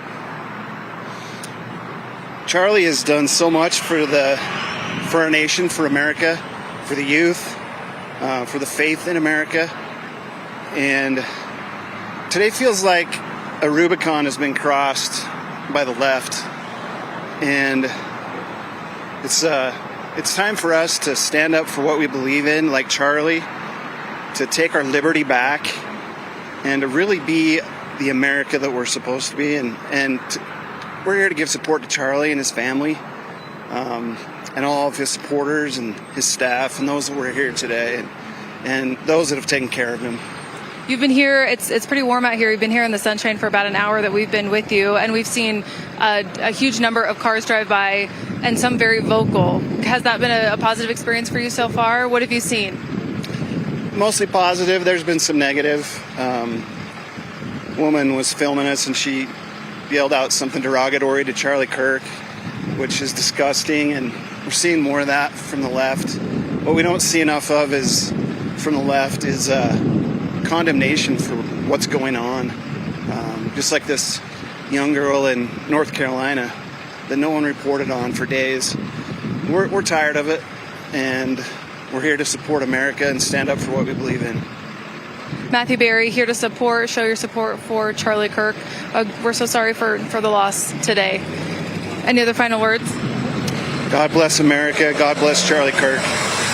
We've seen firsthand a significant number of people shouting out in support and also against Charlie Kirk today. Lots of political division on the street corner here in front of the hospital where we believe he was treated and now confirmed that he has died. Reporting live from Timpanogos Regional Hospital, I'm Sarah Martin, KSL 5. Sarah, thank you. And as you showed, people are wanting to show their support for Charlie Kirk, for his family, and wanting to condemn violence on behalf of Utahns. There will be a chance to do that coming up tonight at 7 o'clock. The House of Representatives is hosting a vigil for Charlie Kirk and for the events that happened today, 7 o'clock at the Capitol Rotunda. And we are showing you a live look now on the campus of Utah Valley University, where they are lowering the American flag. As we had mentioned, President Trump had lowered the flag at the White House and has called on all states to do so through Sunday in honor of Charlie Kirk, 31-year-old Charlie Kirk, who was shot dead at the campus of Utah Valley University, 31 years old, a political activist, a husband, a father. So many outpouring of support has been coming in. Governor Spencer Koch earlier said on X that he is being briefed on the situation, posting in part, quote, "Those responsible will be held fully accountable. Violence has no place in our public life. Americans of every political persuasion must unite in condemning this act. Our prayers are with Charlie, his family, and all those affected." Daniel Woodruff has been there on campus for the last couple hours or so, talking to folks out there, getting a sense of what the campus has endured. Although the campus is closed, he has been seeing a lot of police activity. So let's go ahead and check back in with Daniel now. Daniel? Yeah, Tamara. So here on the west side of campus, it is very quiet. Really, the people that are left are media and law enforcement. And we know that law enforcement has a major presence here on the campus of Utah Valley University as they have evacuated the campus, told people to go home. Law enforcement has been escorting people out. We saw that a little bit ago. Anyone who was sheltering in place here in buildings or whatnot after the shooting of Charlie Kirk. We've seen on social media so many condemnations of political violence. We've seen it for Oh, sorry. We came out of that live shot a little bit early. We do have a new statement coming up here from the Turning Point. That is the organization from Charlie Kirk, and it says, with heavy heart, that we confirm the death of Charlie James Kirk. He was murdered by a gunshot that took place during Turning Point USA's The American Comeback Tour campus event at Utah Valley University. May he be received into the merciful arms of our loving Savior who suffered and died for Charlie. We ask that everyone keep his family and loved ones in your prayers. And again, a vigil coming up to do that at 7 o'clock tonight. We want to reiterate, some people are talking and speculating about what may have happened, why it may have happened, their thoughts of motivations behind today's shooting. Sure. We don't know, and we haven't been able to verify any of those. We're hoping that we will get some more information coming up any minute here at a briefing that will take place at the university in one of their halls. We're told the governor will be there, several people from law enforcement. And so we are just standing by as we wait for that to begin. And Alex Cabrero, he has been out there on campus for us as well. And I know there's been several questions swirling in your mind as you've been able to talk to students. I mean, your own niece as well. And we've been hearing from young students. It's just a flood of emotions. Let's check in with you now, because I know we're waiting for this press conference. We're hoping to get more answers, Alex. Yeah, well, that press conference is set to begin any minute now, right here inside the Keller building on the campus of UVU. There was a lot of officials, important types, law enforcement heading that way as well. And about 15 minutes ago, we did see Governor Cox come out this way as well and head into the Fugel Gateway over there. It's on the other side where Charlie Kirk's event was happening. The governor wanted to see that for himself and getting briefed as well before heading toward the Keller building with a lot of other administrators to have this press conference that we know is coming up. But you're absolutely right. Shock, surprised. They don't believe it. I mean, I'm at a loss for words too. It's just, you just don't expect something like this on a college campus at some kind of a rally such as this one. We've heard that time and again from students and also from a lot of young people who came here who weren't students at UVU but just wanted to be a part of this, to hear what he had to say, whether they agreed with him or not, just to hear what he had to say. Something we showed you in the last 5 minutes, the flags back there at UVU, those green flags. We saw one of the workers here on campus lowering those flags to half staff, half mast out there. The American flag also here, also lowered as this took place now, what we're looking maybe 3.5, 4 hours or so ago. But again, it's just a matter now of waiting for the press conference to begin. We'll hear from plenty of officials in there and try to get some answers to a lot of questions right now, such as security, such as a suspect. I've been hearing all sorts of rumors that maybe they know who a suspect is, or we're chasing the suspect. Did the suspect get away? Do they know who the suspect is? Is there a description of the suspect, or a car or a vehicle or something like that? All questions we hope to get answers to, because one thing I think both sides agree with is that whoever did this, that person should be caught, deserves to be caught, and face justice that is coming their way. So it's just a matter now of finding out who that person is, where that person is, and really what went down here at this event. So hopefully we get some of that information here soon. I know that a lot of officials heading into the Keller building.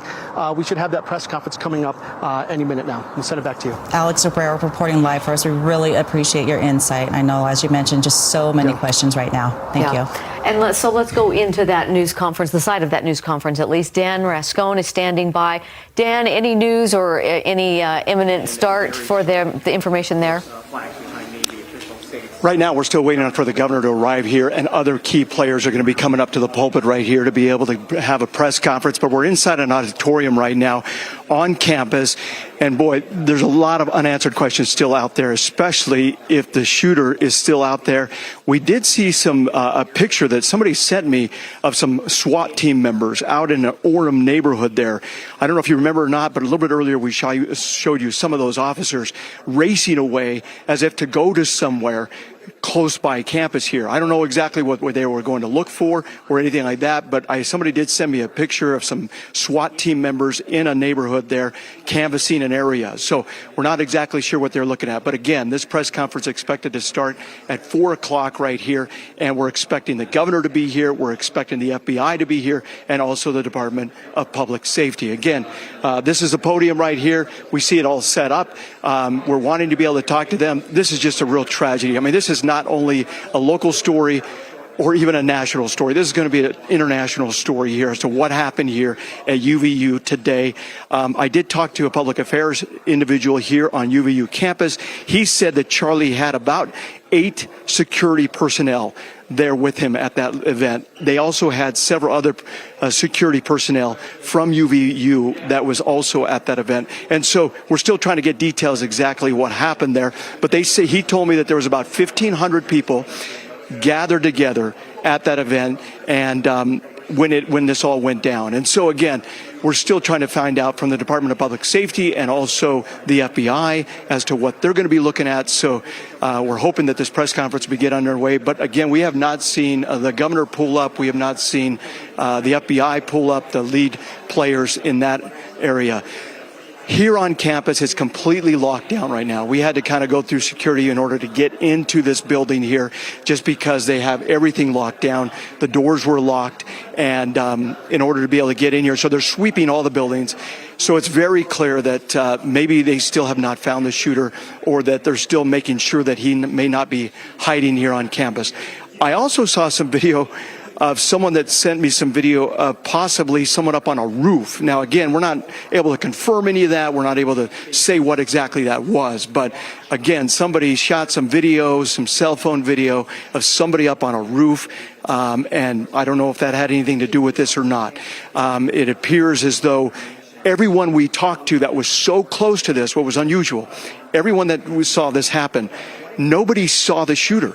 I couldn't interview anybody or find anybody that actually saw the gunman. And so there's a lot of questions there as to where he or she may have been when those shots were fired. But everybody telling me they heard one shot, and then that's when Charlie went down. And so, again, still trying to find out a lot of questions here that we're still trying to get to the bottom of, but we'll keep you posted as soon as we know any more, and as soon as the governor walks in and we're getting closer to starting this press conference. Back to you guys in the studio. All right, we appreciate that update, Dan. Yeah, Dan, we're seeing some of the same things. You're getting a lot of information now that's hard to confirm, things people have seen, people making speculations, and so it's hard to sort out that information, and hopefully momentarily we will see that. I know our reporters on the scene have seen Governor Cox on campus, so hopefully that will happen soon. Let's check in with now Jody Reynosa, who is outside campus. Jody, what are you seeing on your end? So I'm in front of the Fulton building. I'm going to have Greg pan around. We see a team of law enforcement here. They definitely have weapons on. They are ready to go. It's been all hands on deck here today. Now, we've heard from dozens of people today, primarily students, as you know, and the feelings have been shock, appalled, angry, sad, worried, scared.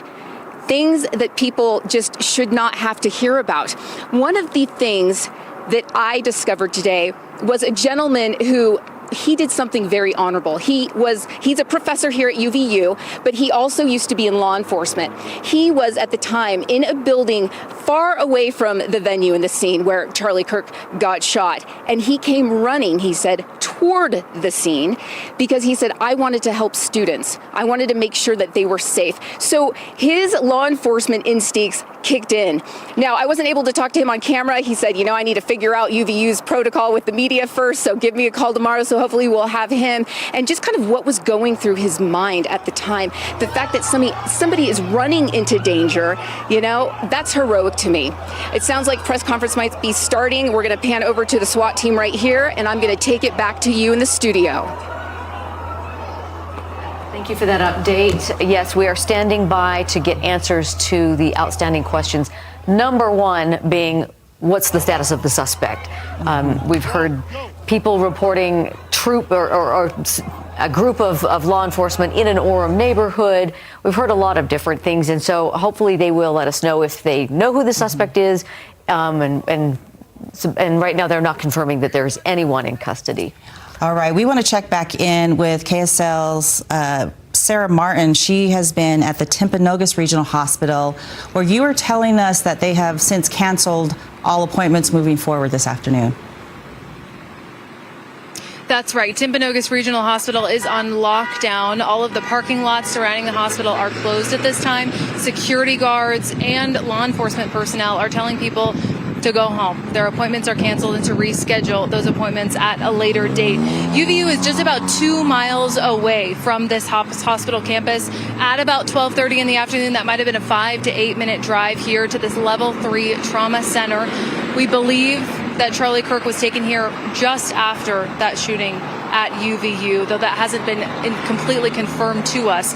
There is a large police presence here. All of the doors are barricaded with police, and those sirens are flashing, those lights are flashing. Behind me here, we do have a small group of people who are here to show support for Charlie Kirk, who have shown up to show their love and support.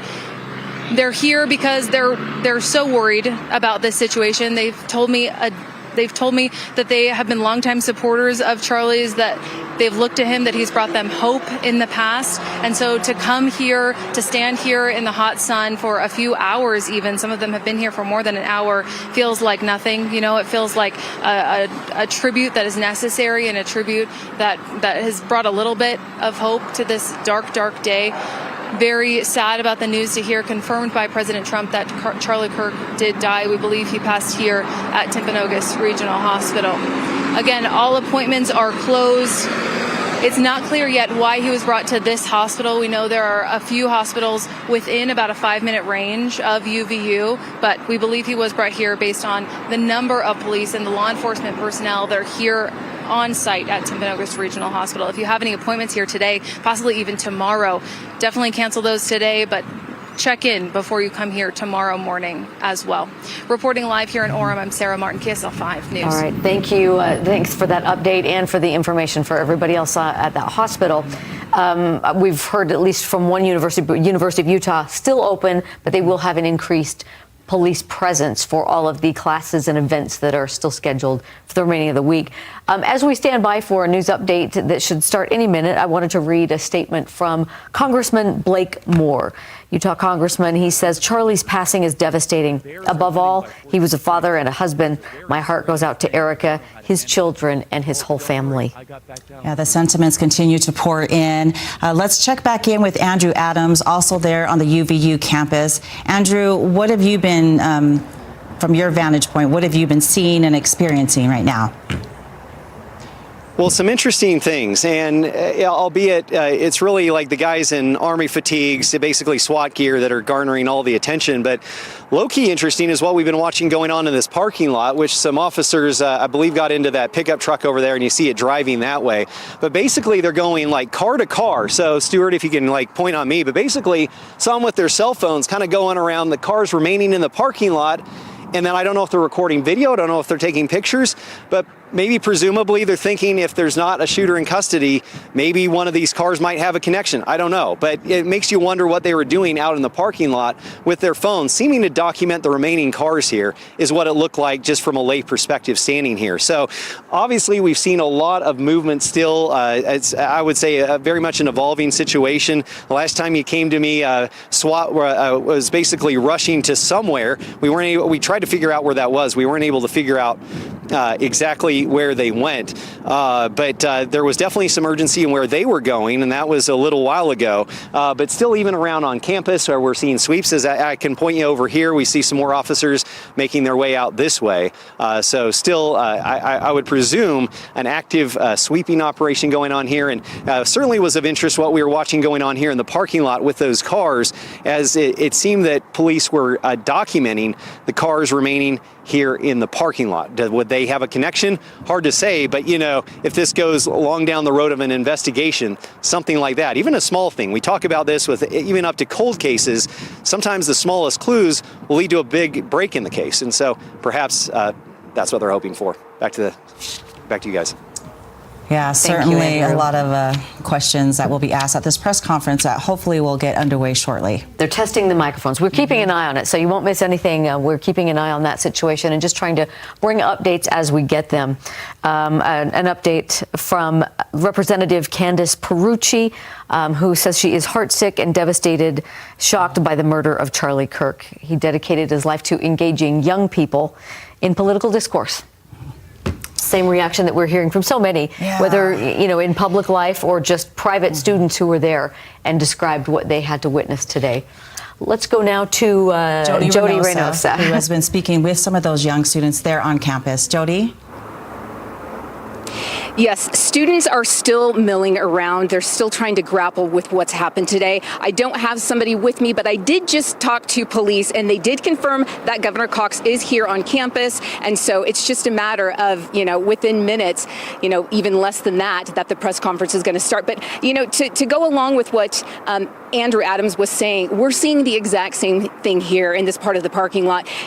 Law enforcement going around taking pictures of license plates, trying to find clues, trying to connect the dots with, who the shooter could be. And the fact that he's still at large, I think it's very unsettling for them as well. So I'll let it go back to you. You can take it from here. Oh.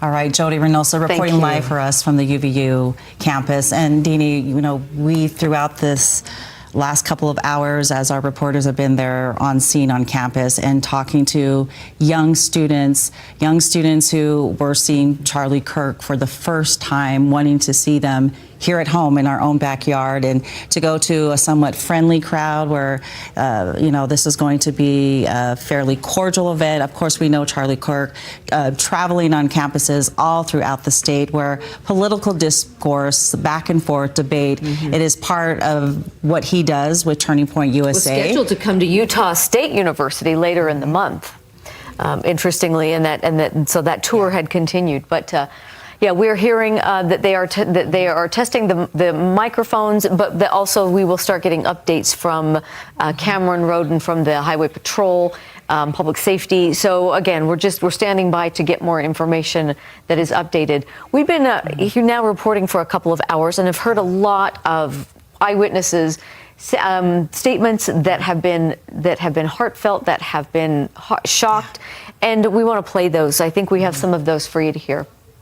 We hear all the time that we're the problem, we're the violent ones, we're the issue, and yet this is the second mass shooting attempt on a political figure. First Donald Trump, now we have Charlie Kirk, but yet we're the problem. We were sitting next to each other. We just heard an immediate pop. We're like, what's going on here? And then after that pop, we just saw him in his neck. We saw him fall backward, blood shooting out of his neck, hit the floor, and we just had to bolt it out of there. I just started booking it. My friend threw her drink, and we just got out of there as fast as we could. None of us believed it at first, and then we still just got out and saw the hordes of people running. I was in a room fairly close to where it happened, and then some people just ran in and yelled active shooter, so we all just got out. I'm still shaking, and I'm still crying. I love Charlie Kirk. He's awesome.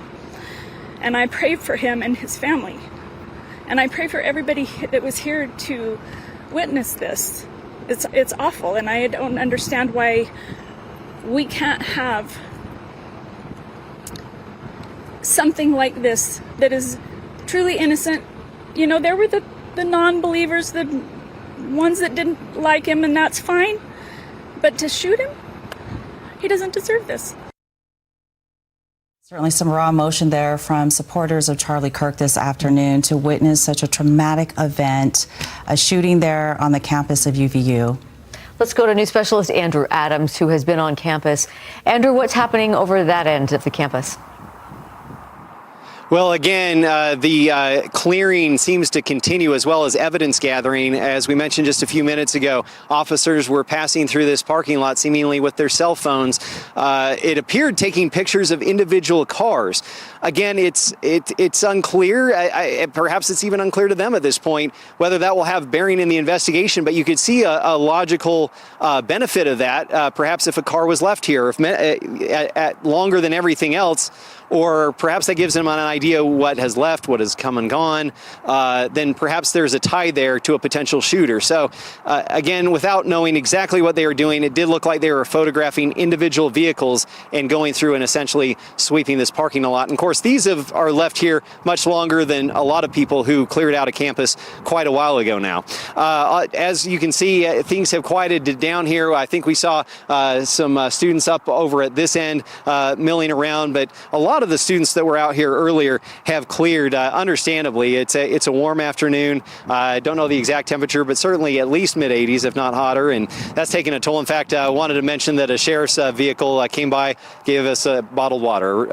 I greatly appreciate that. It is a hot day out here, but again, it's interesting what investigative steps are taking place, while at the same time it seems to be that there's an active effort going through, sweeping buildings. We've seen lots of people in SWAT uniforms going, as we understood, they were going room to room, and even potentially leaving campus a little bit earlier. We saw SWAT vehicles, something that I'm not sure if it was a Bearcat. I think that's what sometimes those armored vehicles are called, but it left at an accelerated pace, and then we saw some SWAT officers get into a black unmarked Jeep, also literally sped off. And so it makes you wonder what they were going to investigate at that time. But again, an investigation, at least to the lay eyes, leaves more questions than answers. But of course, they're doing what they can to get those very important answers right now.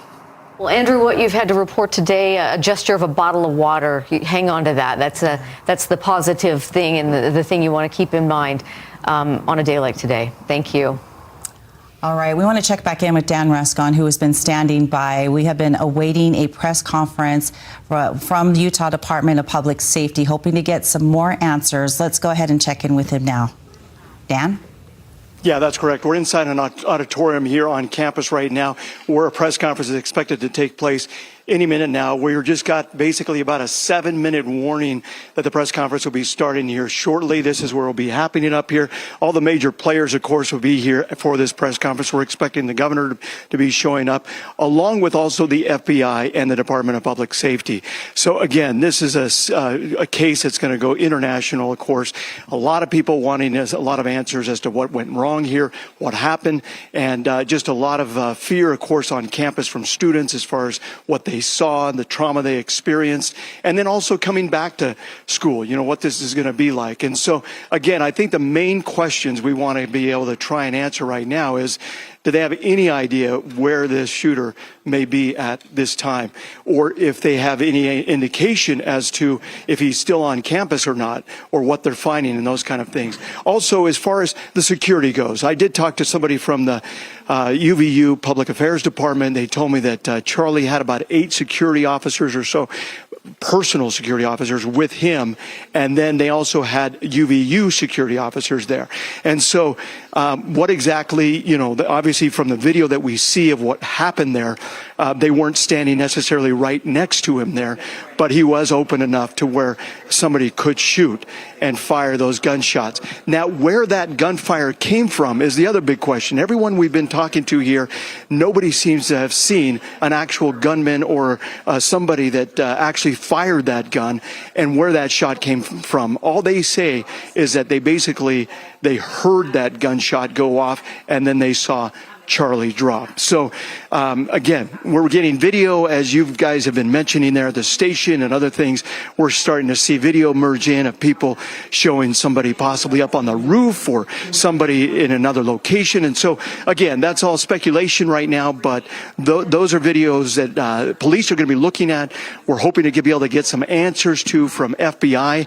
And again, we're hoping probably within the next 5 minutes or so that this press conference will be starting. We do start to see some people starting to file in here, and so we might be getting something here pretty soon as to when this may start. But we'll go ahead and get it back to you guys, and of course, as soon as this takes place, we'll take it live here, and hopefully we can be able to get some of these answers. Back to you guys. We appreciate you being there and giving us those minute-by-minute updates. Dan, thank you. Yeah, we got the 2-minute warning, I think, before this news conference. Just a few updates of things happening coming forward. There's the vigil tonight at 7 o'clock at the State Capitol building. And Sarah Martin joins us live from the hospital, where the repercussions there, Sarah, had been that everything was canceled on that hospital campus. That's right. All appointments canceled here at Timpanogos Regional Hospital since about 1:30 this afternoon. So roughly maybe an hour, 45 minutes after we believe Charlie Kirk was brought here, all appointments canceled. Police and security blocking all entrances to the hospital and telling patrons to come back another day to reschedule all of those appointments. So if you have an appointment at Timpanogos, make sure you reschedule that. Back to you in the studio. All right, Sarah, thank you for that update. Looks like they are getting started with this news conference. Good afternoon, ladies and gentlemen. We will listen in and hear the information. Thank you for being here. At this press conference, we will first hear from Utah Department of Public Safety Commissioner Bo Mason. Then we'll hear from the FBI Special Agent in Charge, Robert Bowles. We'll then hear from Utah Valley University Vice President Val Peterson, who's been in touch with President Jimenez. And then we'll hear from Governor Cox. I'll turn the time over to Commissioner Mason.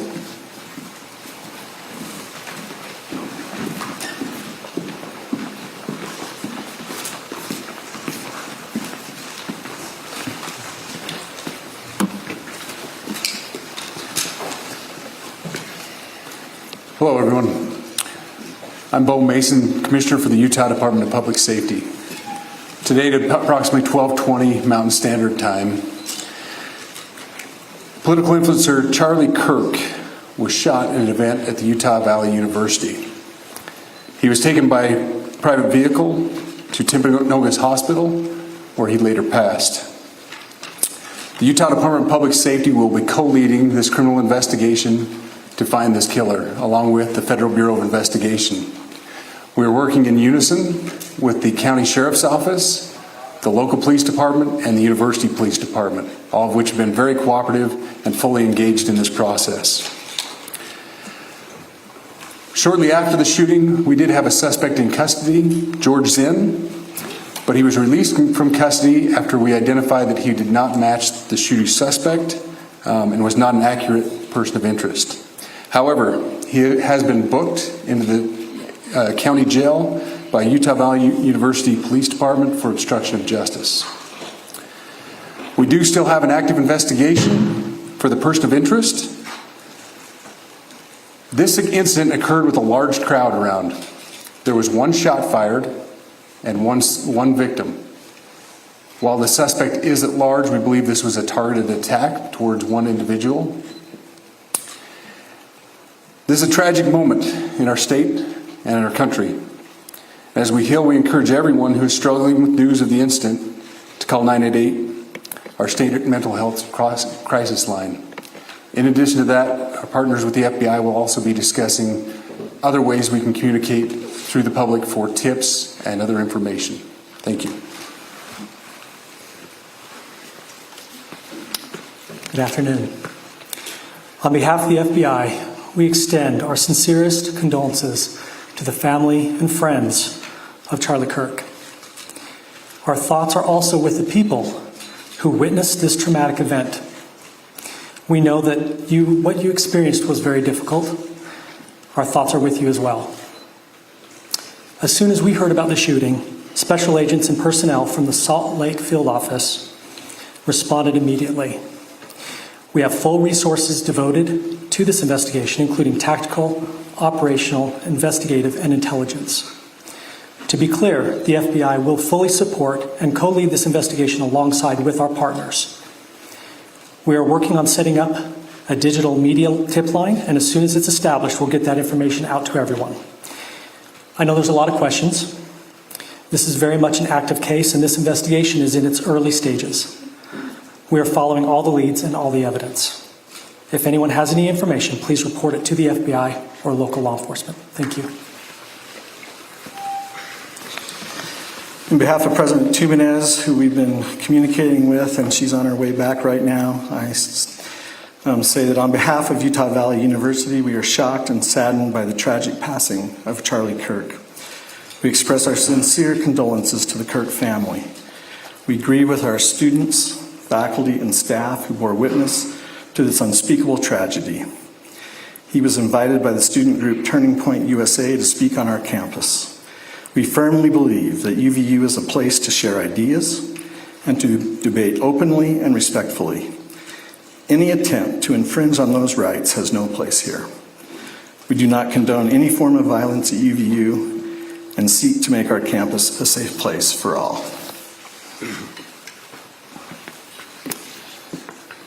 Ladies and gentlemen, thank you for joining us on this dark and tragic occasion. I want to thank our law enforcement officers who are leading this investigation, starting with Chief Long and his response here with the UVU Police Department. We're grateful for your leadership and your team. And again, to the speakers that you've just heard from who are co-leading this investigation. I also want to recognize Sheriff Mike Smith, who has been an invaluable partner as this investigation moves forward.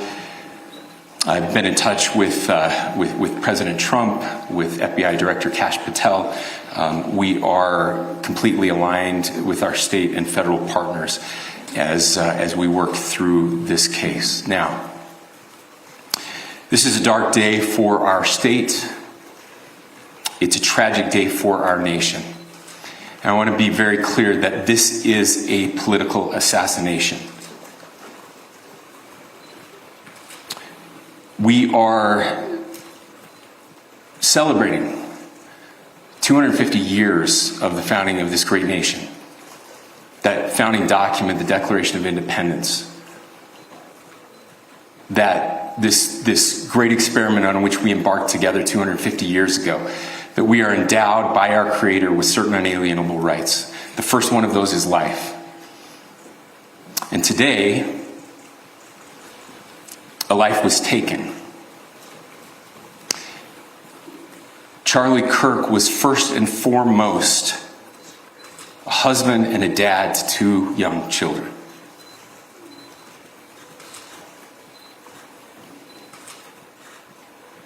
He was also very much politically involved, and that's why he was here on campus.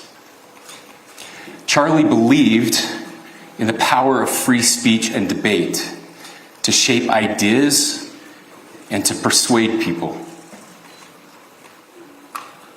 Historically, our university campuses in this nation and here in the state of Utah have been the place where truth and ideas are formulated and debated. And that's what he does. He comes on college campuses and he debates. That is foundational to the formation of our country, to our most basic constitutional rights. And when someone takes the life of a person because of their ideas or their ideals, then that very constitutional foundation is threatened. Now, we have a person of interest in custody. The investigation is ongoing. But I want to make it crystal clear right now, to whoever did this, we will find you. We will try you. And we will hold you accountable to the furthest extent of the law. And I just want to remind people that we still have the death penalty here in the state of Utah.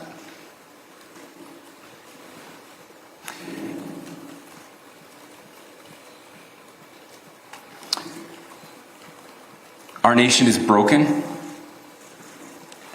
We've had political assassinations recently in Minnesota.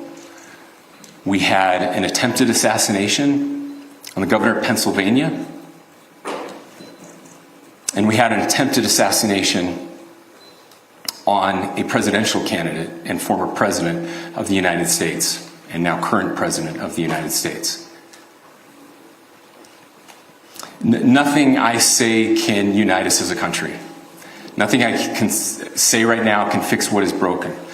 Nothing I can say can bring back Charlie Kirk. Our hearts are broken. We mourn with his wife, his children, his family, his friends. We mourn as a nation. If anyone in the sound of my voice celebrated even a little bit at the news of this shooting, I would beg you to look in the mirror and to see if you can find a better angel in there somewhere. I don't care what his politics are. I care that he was an American. We desperately need our country.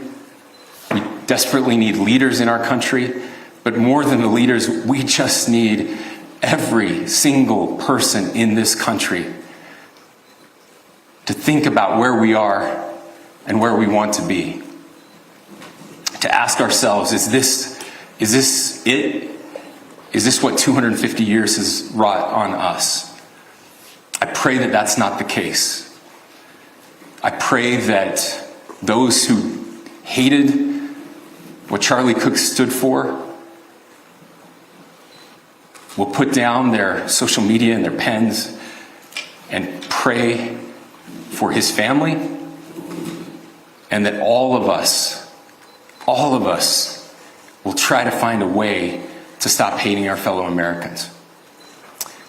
With that, we're happy to take a few questions. The FBI director is posting that a suspect is in custody. I would just like clarification. Do you or do you not have a suspected shooter in custody? We have a person of interest in custody that is being interviewed right now. That is not George Zinn. That is not George Zinn. Okay. That is correct. Are you still searching or looking for another shooter or anybody else related to this? Yes, we are actively looking for anyone and everyone who has any possible information relating to this shooting. Can you tell us details about the suspect being taken into custody? Where? How long ago? We cannot at this point, but we will get you that information when we can. Is there believed to be a second individual involved in the shooting? At this point, there is no information that would lead us to believe that there is a second person involved. Can you guys talk about the possible shooting?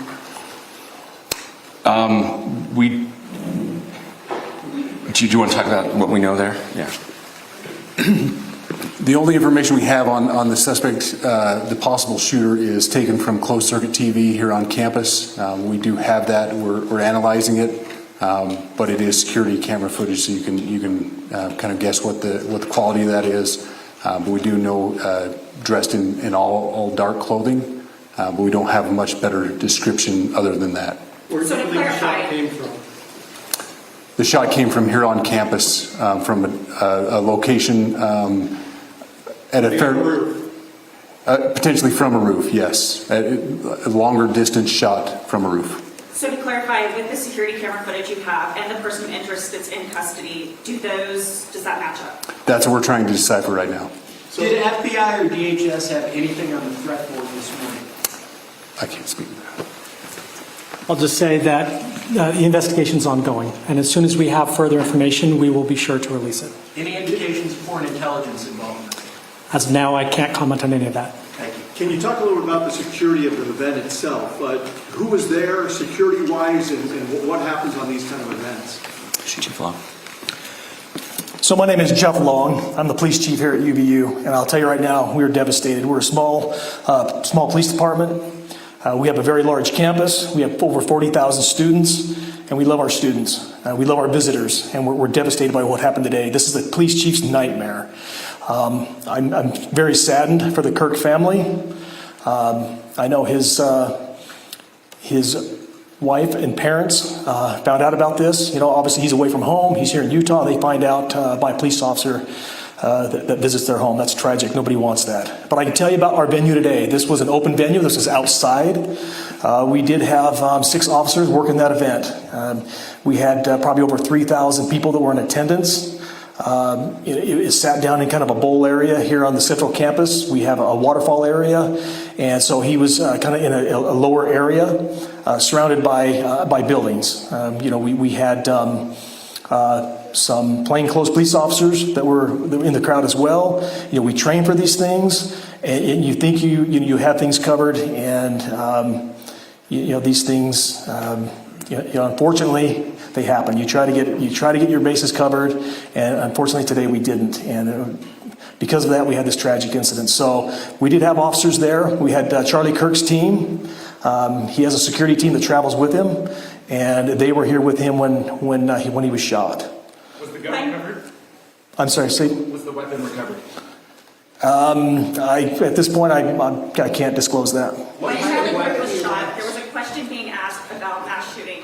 Was that person apprehended? And do you know who asked that question? Say the question again. I don't know if I understand what you're saying. When Charlie Kirk was shot, he was answering a question about mass shootings specifically. Was that person apprehended? And do you know who asked that question? I do not. We do not have that at this moment. What happened with you? Ladies and gentlemen, we have time for just one more question, so thank you. Yeah, a question for the chief as well. Was it your team or Kirk's team or a combination of both that kind of set the security protocol for the event? So we work together. You know, he has his team, and they do this all over the country. We all know that. This is not uncommon for them. They're very comfortable on campuses, and I was coordinating with his lead security guy, and so yeah, we were working together. Was this a sharpshooter type shot? Ladies and gentlemen, those are all the questions that will be answered today. Again, thank you for covering this. We will be updating you as soon as we have additional information through normal channels, working with law enforcement. Again, our deepest condolences to the Kirk family and to the students who were there today. I would just ask everyone everywhere to please pray for their family and to pray for our country. We need it now more than ever. Thank you. That was Governor Cox wrapping up the news conference to provide some updates on the shooting that happened today at Utah Valley University. Probably the biggest information that we've learned today was from the Department of Public Safety that confirmed they do have a person of interest in custody. They don't have a reason to believe there's more than one shooter, and they talked about how they had campus security video from a roof of someone dressed all in dark clothing. They were trying to see if that matched up with the person that they have in custody. And they did talk about a suspect that they had in custody initially, who they thought had matched the description, but that person had since been cleared. However, they were charged with obstruction of justice. We do have our Dan Ruscon, who was there inside of that press conference. Let's go to him now live. I want to get your initial thoughts. Hearing from Governor Cox there, calling this a political assassination. Yeah, some very strong words coming from Governor Cox here in regards to what happened here. Obviously a real tragedy. He is calling this, as you mentioned, a political assassination. Somebody that came after Charlie Kirk and wanted to take him out. And so we believe right now, from what's been happening as far as what they were able to tell us, they do have a person of interest in custody. They also have another person that they're looking at, but they're not saying whether or not the two are related in the incident. So again, one person in custody here. Is that the actual shooter?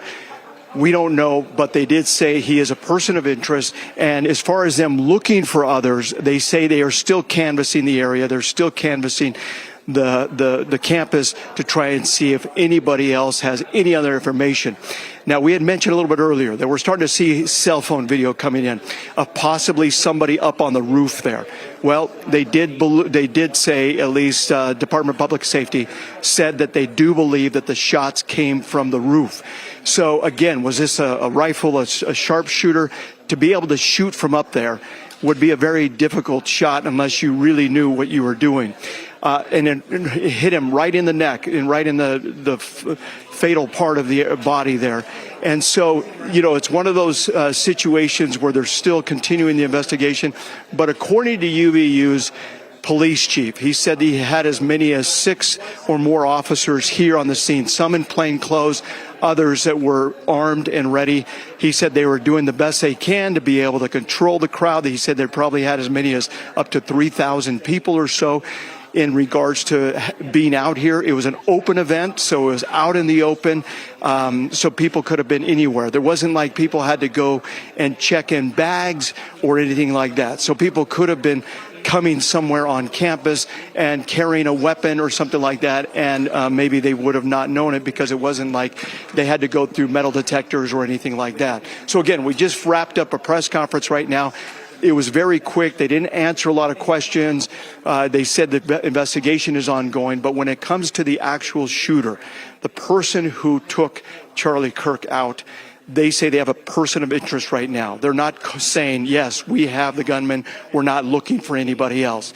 They also have another person that they've taken into custody that was initially arrested, and now he's being charged possibly with obstruction of justice.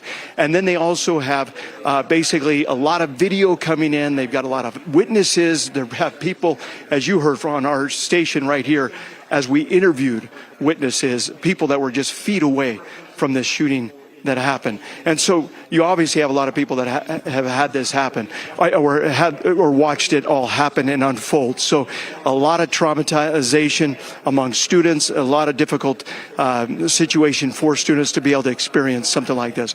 But again, we are hoping to get a little bit more answers, but just again, some strong words from Governor Cox in regards to what's happened here in Utah, and how it's a national and now international type of an event here. Political assassination is the words that he used. And he said that we do have the death penalty here in Utah. And whether or not that's a sign that they're going to try and seek that is one thing. But again, his condolences went out to the family and of Charlie Kirk, and just a real devastating situation for everybody involved. But again, that's kind of a wrap up of what happened here in this press conference. Still a lot of unanswered questions out there. Unfortunately, it would be nice if we were able to hear they've got the shooter in custody. They kind of know what happened here, who it was, and that they were done looking for people. But again, police are still out there, out and about, canvassing this campus and also neighborhoods, looking for this shooter or looking to see if there's anybody else that may be connected to something like this. I'll send it back to you guys. Yeah, you mentioned, and the same thing that we noticed, the strong language that came from Governor Cox. And Dan, we also noticed that you talked about the video of someone running on the roof. I believe we have that video to show. All we know is that they believe that the gunshots did come from that area. And here's the video that we were referring to. You know, there's yes, not exactly. Yeah, it's just there in the circle there. There's not a lot to go off of there, other than other people saw it too. Right. Other people reported seeing someone dressed darkly running on the roof. So again, as they look for information and clues and talk to people for information, those are the kinds of things that they are now gathering in the wake of this. And the DPS commissioner did mention that they are analyzing security camera footage, and they talked about the quality of it. So they did mention that the person was dressed in all dark clothing, but other than that, they don't have much to go on. You know, it would make sense in regards to somebody possibly being up on the roof there. I'm sorry, I'm not sure if I'm on or not. Yeah, go ahead, but, We can hear you, Dan. It would make... Yeah, I was just going to say, it would make sense possibly for somebody to be up on the roof there. The only reason why I say that is because we interviewed dozens of students here. You heard students from with Daniel Woodruff. You heard them with Andrew Adams. You heard them with Alex Cabrera, everybody. And nobody saw a shooter. Out of all those students, I mean, these are kids that were like right there at the event. They were feet away from it happening. All they heard was a gunshot, and then they saw Charlie Kirk drop. Nobody ever saw a shooter, which is very unusual. So that shot would have had to have come from some other location that was maybe a little bit further away, a little bit more outside. And that's something that Governor Cox talked a lot about, too, as far as the attempted assassinations or of other political figures. And he mentioned, obviously, President Trump and what happened there. And so, this is a really sad, unfortunate situation that is happening with some of the political climate right here, not only in our nation, but across the world in that respect. I'll send it back to you guys. All right, Dan, we appreciate you at least bringing some light to the pressing questions that people want to know and that we've been trying to get answers for all afternoon. We'll check back with you. Yeah. And let's circle back to some of the statements that Governor Spencer Cox made, again, calling this a political assassination. Some very strong words condemning this attack. Let's go ahead and listen into some of the moments that he shared with us. Today, a life was taken. Charlie Kirk was first and foremost a husband and a dad to two young children. That was some of the things that the governor said. He went on to say they want to remind people that we still have the death penalty in Utah. So that just gives you an idea of the tone and the seriousness with which law enforcement and state leaders are taking this. Let's go to news specialist Daniel Woodruff, who's standing by. Daniel, any reaction on your end from the information we learned?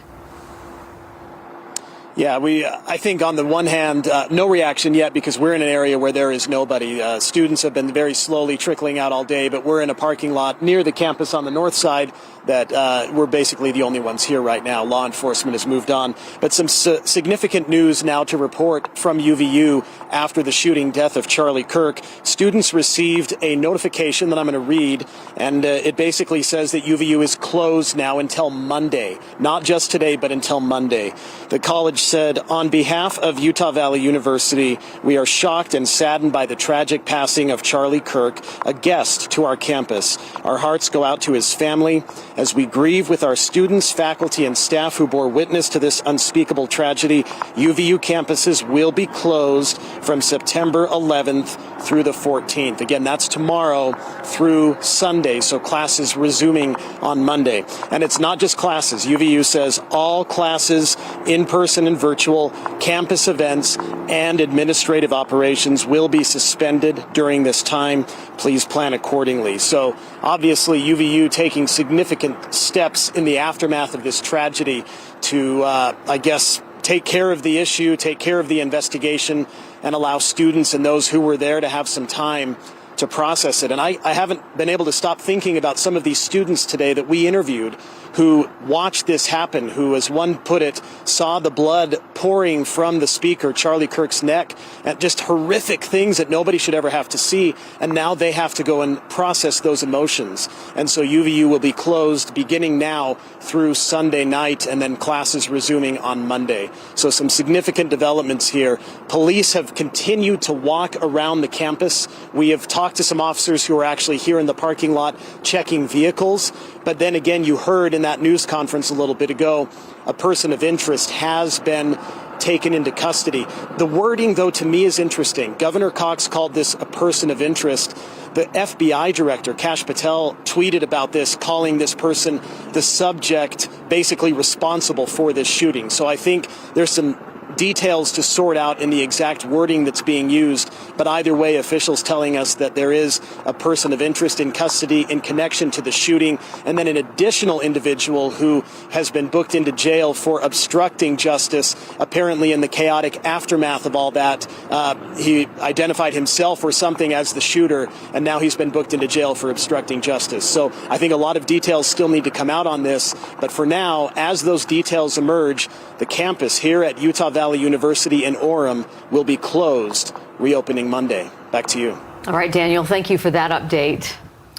All right, we want to check back in with Alex Cabrero. Prior to the press conference, you had a chance to talk to students there on campus who witnessed this horrific event. We want to check back in with you now, Alex, now that you've had some time to listen in to some of the answers that we've been getting. We heard some strong words from Governor Cox calling this a dark day for our state, but a tragic day for our nation. Absolutely, and I think one of the things Governor Cox said that maybe both sides can agree with here is that he said our nation is broken. And he said he doesn't have the answers. He doesn't know how to get everybody back together. He doesn't know how to fix this.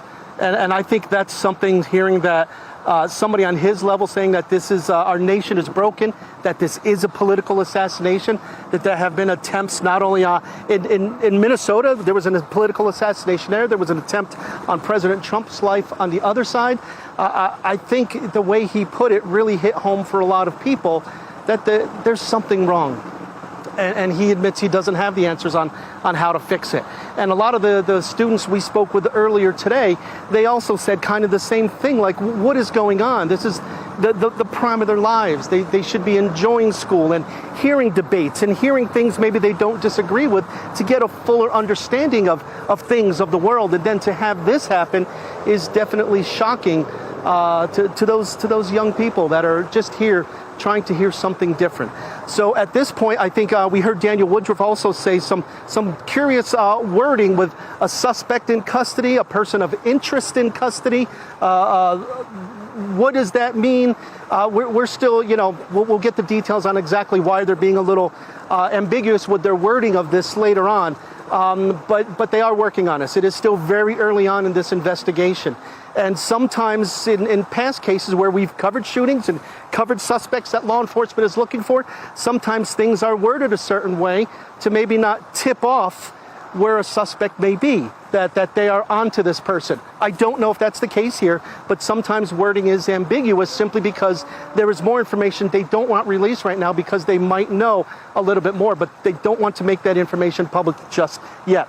Eventually, the answers will come. I know in today's day and age, we want all the answers right away, right now, but this is one of those things where law enforcement, you have to get it right. And if getting it right means taking some time to release information later on, then so be it, because we all want to see whoever did this brought to justice and to face consequences and to have to answer some very tough questions themselves. So as far as students, for the most part, the campus has pretty much been cleared except for law enforcement and other faculty and such. But students-wise, most students have left at least the area we've been in for a couple of hours now. So yeah, it is, I agree with the governor. It's just a dark day in Utah, a dark day for the country. And you just wonder at what point does this stuff stop? We'll send it back to you. Yeah, no, a lot of those same sentiments are on a lot of people's minds today, Alex. Thank you for the update out there. I wanted to take a moment to read a statement today that was issued from the Catholic Diocese of Salt Lake City. It says, "My heart goes out to the family of Charlie Kirk. He was shot and killed today at Utah Valley University. They pray for the repose of his soul, and they're also praying for those who were affected, especially those who were present at the event on campus." Yeah, certainly hearing a lot of that sentiment, as we also heard from Governor Spencer Cox as well, talking about Charlie Kirk being a husband and a father to 2 young children. We want to check back in with Andrew Adams, who has also been out there on campus there at UVU. Now that we've had a chance to get a few more details, Andrew, from this press conference about what's going on here, the latest at least, what can you tell us, and from what you're hearing, where you're at? Well, the investigation is still very much afoot, and we've talked the last 20, 30 minutes about police in this parking lot broadly going car to car, kind of with their cell phones, taking pictures of presumably license plates, sometimes inside the vehicles. But we noticed that they took special interest in this car, this SUV right here. Now we'll push in and show you that one. Spent a great deal of time comparatively next to that one, taking a look, and not just one officer, but you had 3 officers, one with a laptop. So I'm not sure what kind of application was on that laptop, but taking a good, healthy look at that and trying to figure out exactly what was going on with that vehicle. And initially there was some confusion actually that it might have been a news photographer vehicle, but that was not the case. And so they gave that a very close look and then moved on to some other cars in the parking lot. But it did seem like they took a lot more interest in this one than others in the parking lot so far, and that effort continues just it looks like a couple of rows away as they continue to go car to car. In fact, if we have a minute, Stuart, if you can just reposition and push up, you can actually see what he's doing right here next to that gray vehicle, maybe 3 rows down the way, and now he's moving on to the next car, which is more of like a teal sedan. But this has been going on here for at least the last, presumably a lot longer, but at least a half hour to hour.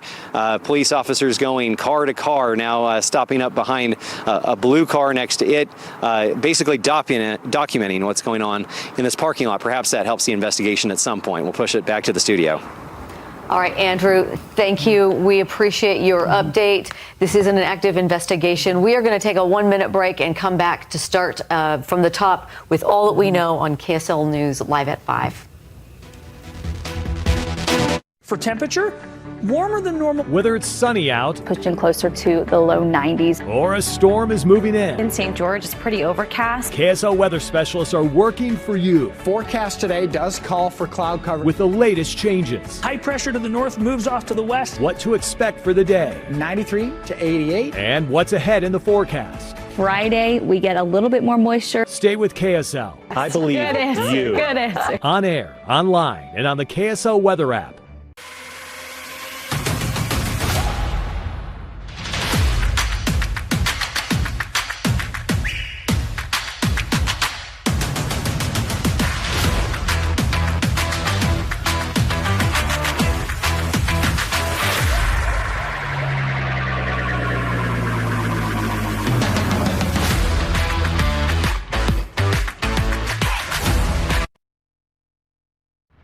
This is breaking news from KSL.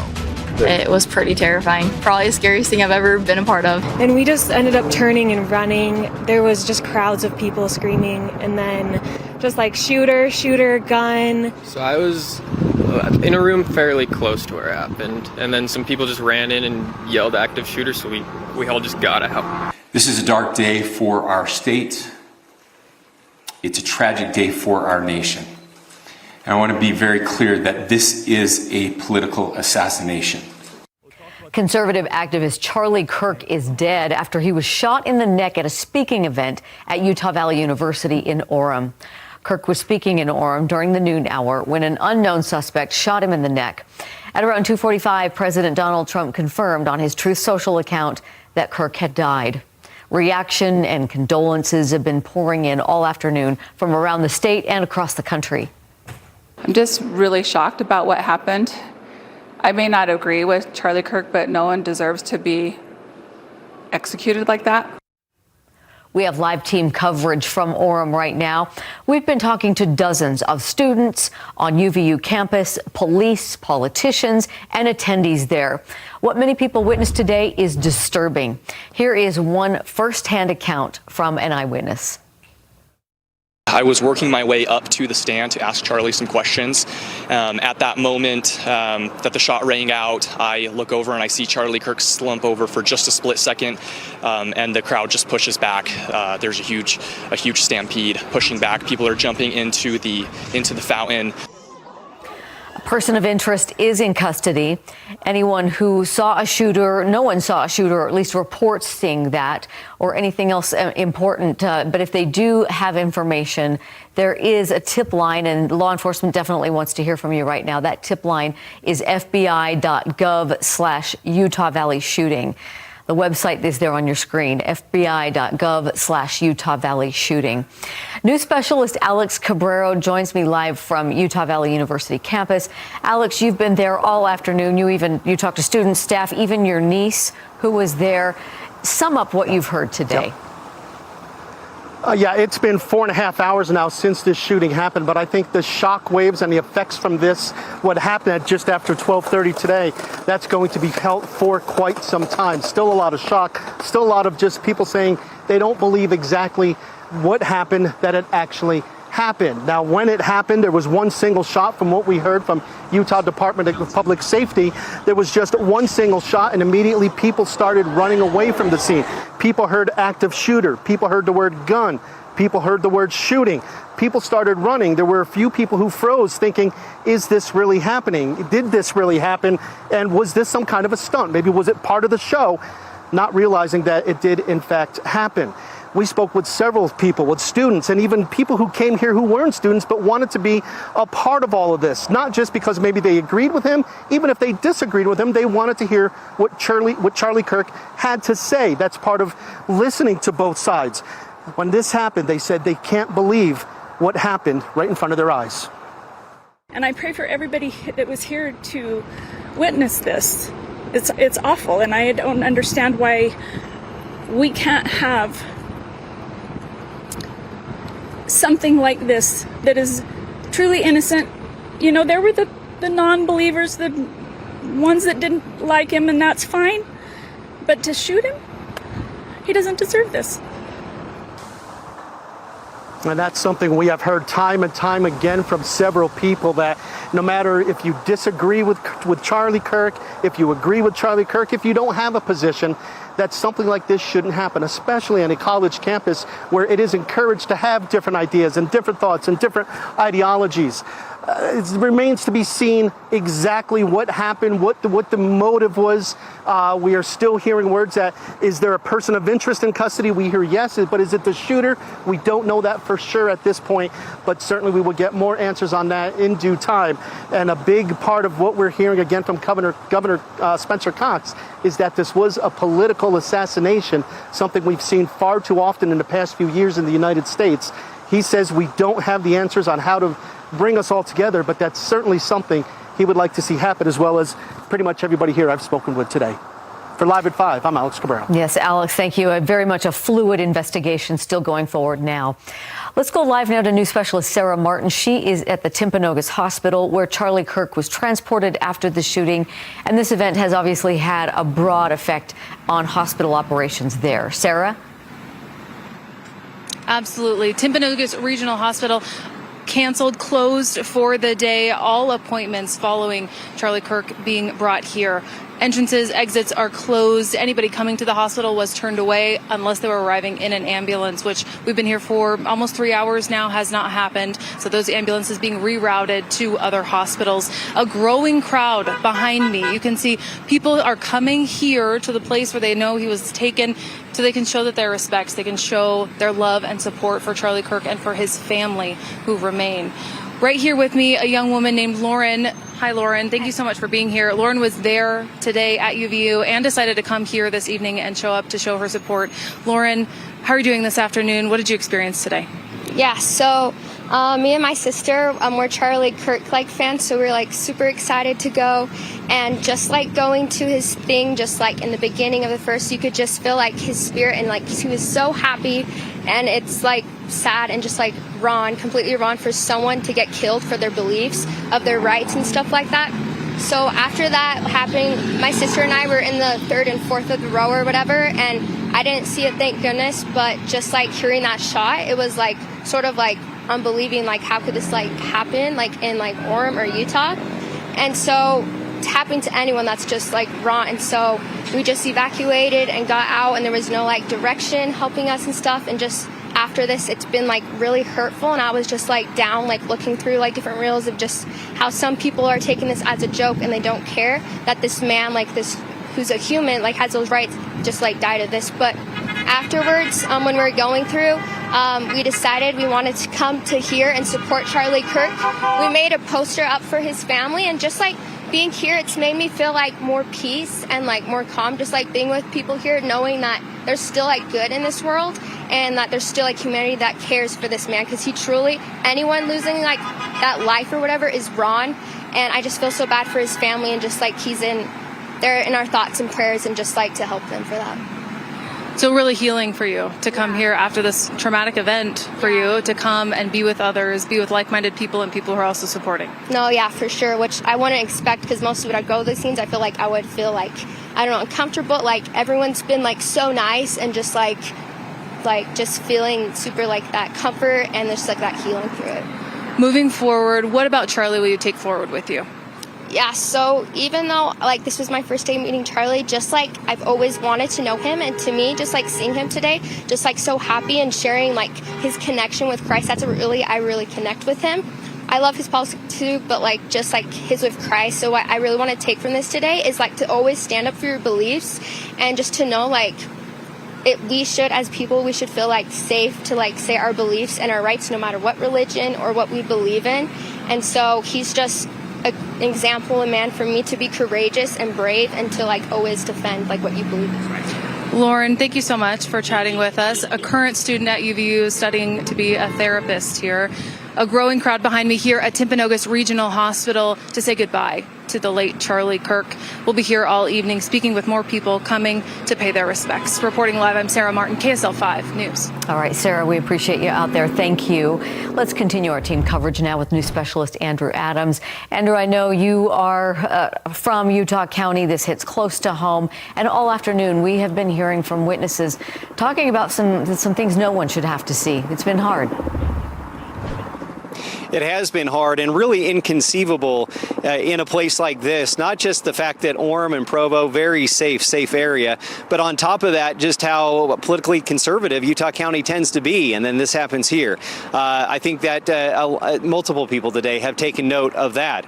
And certainly, as we've been standing out here, we've been tracking the movements of law enforcement, and we've seen law enforcement from all kinds of different agencies, people in SWAT gear, sometimes moving quickly, sometimes moving slowly, but continuing their investigation through the area. Actually, while we were standing here, we saw police HSI, which is Homeland Security Investigation. So we know there's now federal involvement here with the FBI, also Homeland Security agents in the area. And so they are doing, it's a full court press in terms of an investigation out here, in terms of what we're seeing from federal law enforcement and from local law enforcement. Now, we know we're in video right now, but if we could turn, I want to take a minute and just point out this car. car, because what we've been seeing in the last little while are police going car to car in this parking lot, basically taking pictures of every individual car that's left out here, taking pictures of license plates. If it's a point of interest, then they'll take more interest. But this car right here, there was a little confusion initially because there was some belief it might be a news photographer vehicle. Turned out not to be the case, but police paid extra close attention to this Chevy. I believe that's a Traverse right there. So unclear why they were interested in that. Eventually they moved on, but you had 3 officers spending a good, maybe 5 to 10 minutes taking a look at that vehicle in particular. So they are going car to car, row to row, and we'll continue to keep you updated on their movements and law enforcement movements in general here at UVU. Deanie? All right, Andrew, thank you. Nice job out there.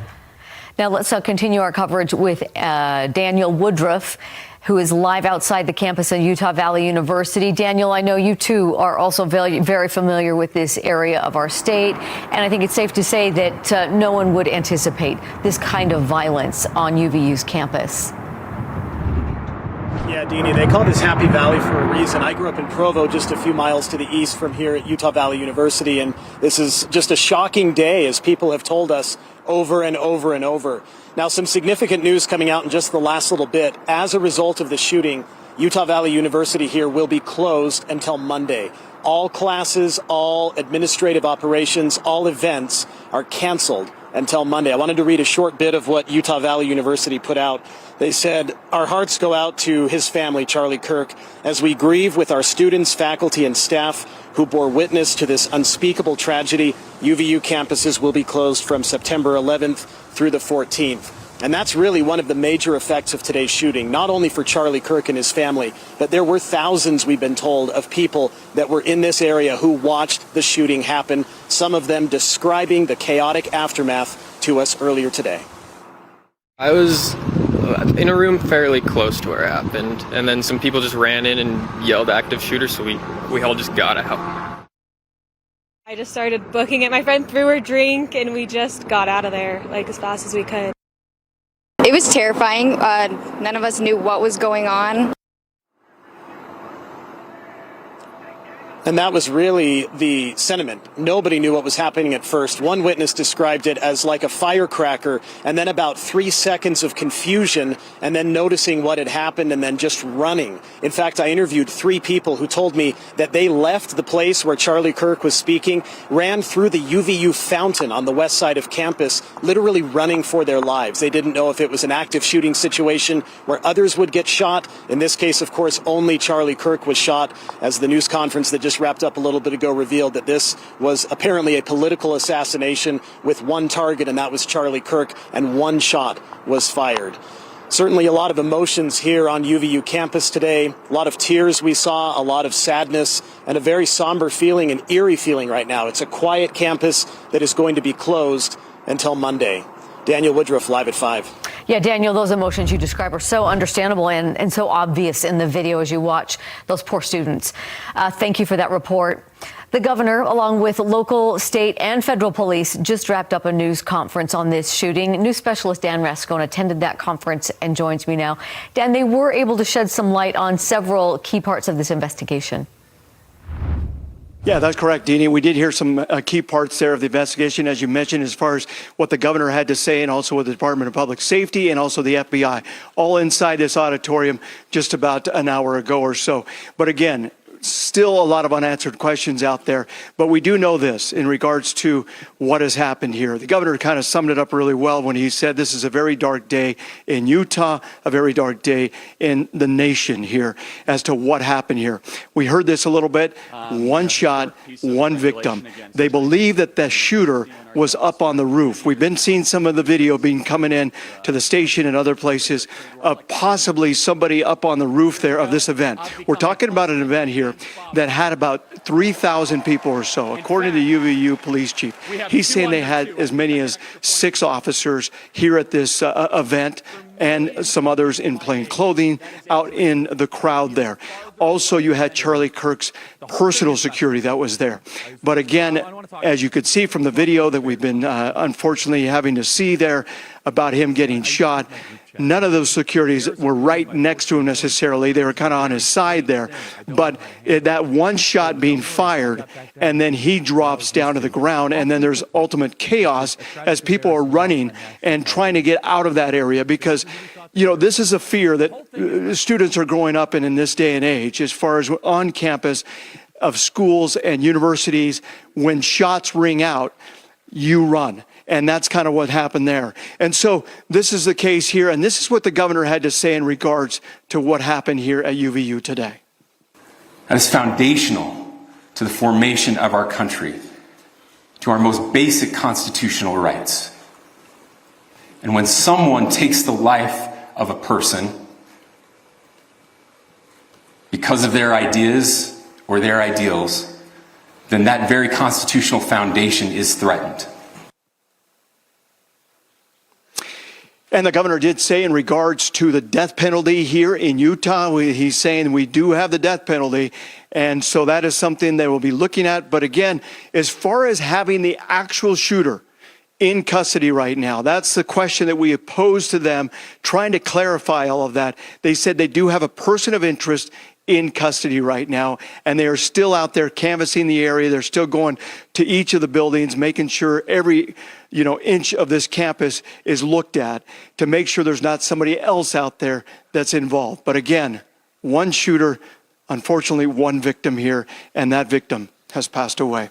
I'm Dan Rascone, live at 5. Back to you guys in the studio. All right, Dan, thank you for the summary. And yes, this is still an active investigation, and they do have a tip line for people who may have information.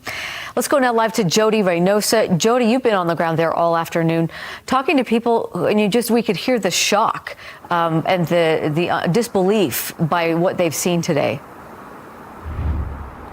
You are absolutely right, Deanie. Shock, anger, fear, just being scared, not knowing what's next for them, feeling like I just need to get out of here. However, we have seen stragglers here, and we've seen law enforcement direct them, very strongly, you need to leave. This is an active investigation. Now, just to let you know where I'm at, I am just in front of the Fulton Library.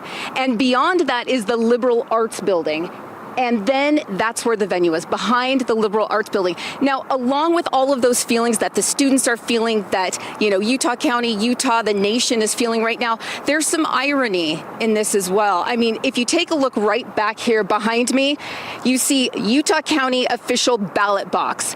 The fact that this is one of the areas that people can submit, their vote for people, no matter what aisle, no matter what side of the aisle politically they are on, they can come here. And, I wasn't in the actual press conference, but I was listening to it through my earpiece. And UVU officials said, we want to make sure people know this is a place to share ideas.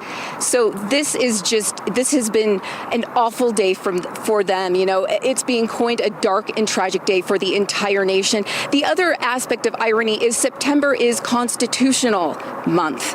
And I actually spoke with the Alpine Director of Communications, the Alpine School District, and they were celebrating a 9/11 project in Spanish Fork in Utah County, and, trying to just understand the depth of the civic history that we have, not only in Utah, but across the nation. And he said, when we heard this, we were absolutely shocked as well. Now, I asked him, are you going to have school tomorrow? Are you shutting it down because, the shooter's at large? He said it's going to be business as usual. There's going to be school at Alpine School District. However, if we get any directives from law enforcement and things change, then we will move quickly as well. I'll send it back to you. All right, Jody, thank you. Yeah, this has been a long day and a hard day for many people who were there on campus. The University of Utah Valley University campus is on lockdown, and the school's police say they are still have issued that stay in shelter warning that has not been lifted. So anyone who's still trapped in the school's building or still inside, they are asking you to get a police escort before you come out. There is a number to call for that help, 801-863-8130. That's 801-863-8130. And I pray for him and his family. And I pray for everybody that was here to witness this. It's awful, and I don't understand why we can't have something like this that is truly innocent. More eyewitnesses to today's shooting at Utah Valley University. Let's take a little moment now and go to Mike Hedrick, who is on Utah Valley University's campus. Mike, I know that you have been talking to people at NBC and reporting there for them. This, of course, has taken a national and an international interest in terms of a news story. It's consumed the country is what it's done, Deanie, and everyone is trying to figure out why in the world something like this happened, especially in Utah County, right? A lot of people here especially thinking this happened somewhere else, right? We've heard that from people. It happens somewhere else, not here. It can happen anywhere, and I think today is proof of that. And as I spoke with a number of people today, really the common thread between all of them was this is a tragic situation, and the whole thing was surreal. And a lot of people are still trying to wrap their heads around that. I'm on the campus right now where you still see a heavy police presence. Not too many people here. Officers have died down as far as the number of them that we see coming in and out of this area, but know this, the presence is still heavy here on UVU's campus. All right, let's talk a little bit about Charlie Kirk. Some people don't know his background and maybe have never heard of him. He actually was the founder of Turning Point USA. That was back in 2012 when he was just 18 years old. He was a prominent supporter of President Donald Trump and attracted young voters using his network and nonprofits to register voters on campuses and churches for Trump in 2024. Kirk frequently traveled to college campuses, speaking and taking questions from audience members in arguments that often led to viral videos. Kirk's appearance at Utah Valley University was the first of a 14-city fall American comeback tour. Kirk traveled with a private security contingency. He most recently appeared in the Oval Office back in May, attending the swearing-in ceremony of Judge Jeanine Pirro. Charlie Kirk was 31 years old. He leaves behind his wife, Erica, and their 2 young children. It is tragic. There is a vigil tonight for Kirk. That is at the State Rotunda in the Capitol there. The vigil starts at 7 o'clock this evening, and the event is hosted by the Utah House of Representatives. Kirk's foundation, Turning Point USA, also releasing a statement online today. Let me read that to you so you can see what they had to say here. May he be received into the merciful arms of our loving Savior. We ask that everyone keeps his family and loved ones in your prayers. We ask that you please respect their privacy and dignity at this time. So as we continue on and follow in the investigation, there's this part of it as well. It's the tragedy. It's the heartbreak. It's the knowing that somebody lost their life that was senseless. There was no need for that. But here we are. And as the governor talked about, country's broke. That was what he was said. And I dare say there's a lot of people on this campus and probably across the country that believe that very same thing. We'll see where things go from here. We'll continue and follow what is happening here on the campus, Deanie. Yeah, it's going to take a lot of time and effort for people to work through everything that's happened today. Mike, thank you. Now, President Trump reacted to the news of the death by ordering flags to half staff until sunset on September 14th. He also wrote on Truth Social, the great and even legendary Charlie Kirk is dead. No one understood or had the heart of the youth in the United States of America better than Charlie. He was loved and admired by all, especially me, and now he's no longer with us. Melania and my sympathies go out to his beautiful wife, Erica, and family. Charlie, we love you. Here's the response from former President Joe Biden. There is no place in our country for this kind of violence. It must end now. Jill and I are praying for Charlie Kirk's family and loved ones. And Senator Mike Lee releasing a statement saying, in part, this murder was a cowardly act of violence, an attack on champions of freedom like Charlie, the students who gathered for civil debate, and all Americans who peacefully strive to save our nation. Please join me in praying for his wife, Erica, and their children. May justice be swift. The University of Utah announced that they will have increased patrols on campus, saying that police officers will be available to speak to students, faculty, and staff who are concerned about these events and safety on campus. There will be additional safety patrols and layers of security present on university events today and for the rest of this week. Utah Senator John Curtis also reacted to the news, saying it's very personal because it happened in his backyard. I think it's time for all of us to reevaluate how we're talking about issues. I think that if we're honest, we're having conversations within families that are too heated. We're having conversations among friends that are too heated, and then that obviously escalates as it gets to a broader conversation. It's not healthy. It's not who we are. This is why it's so impactful to me. It's especially not who we are in Utah and Utah County. And Arizona Senator Mark Kelly gave his reaction to the shooting. It is, a horrendous thing to see, and it happens all too often. I'm thinking about him and his, family, and I hope,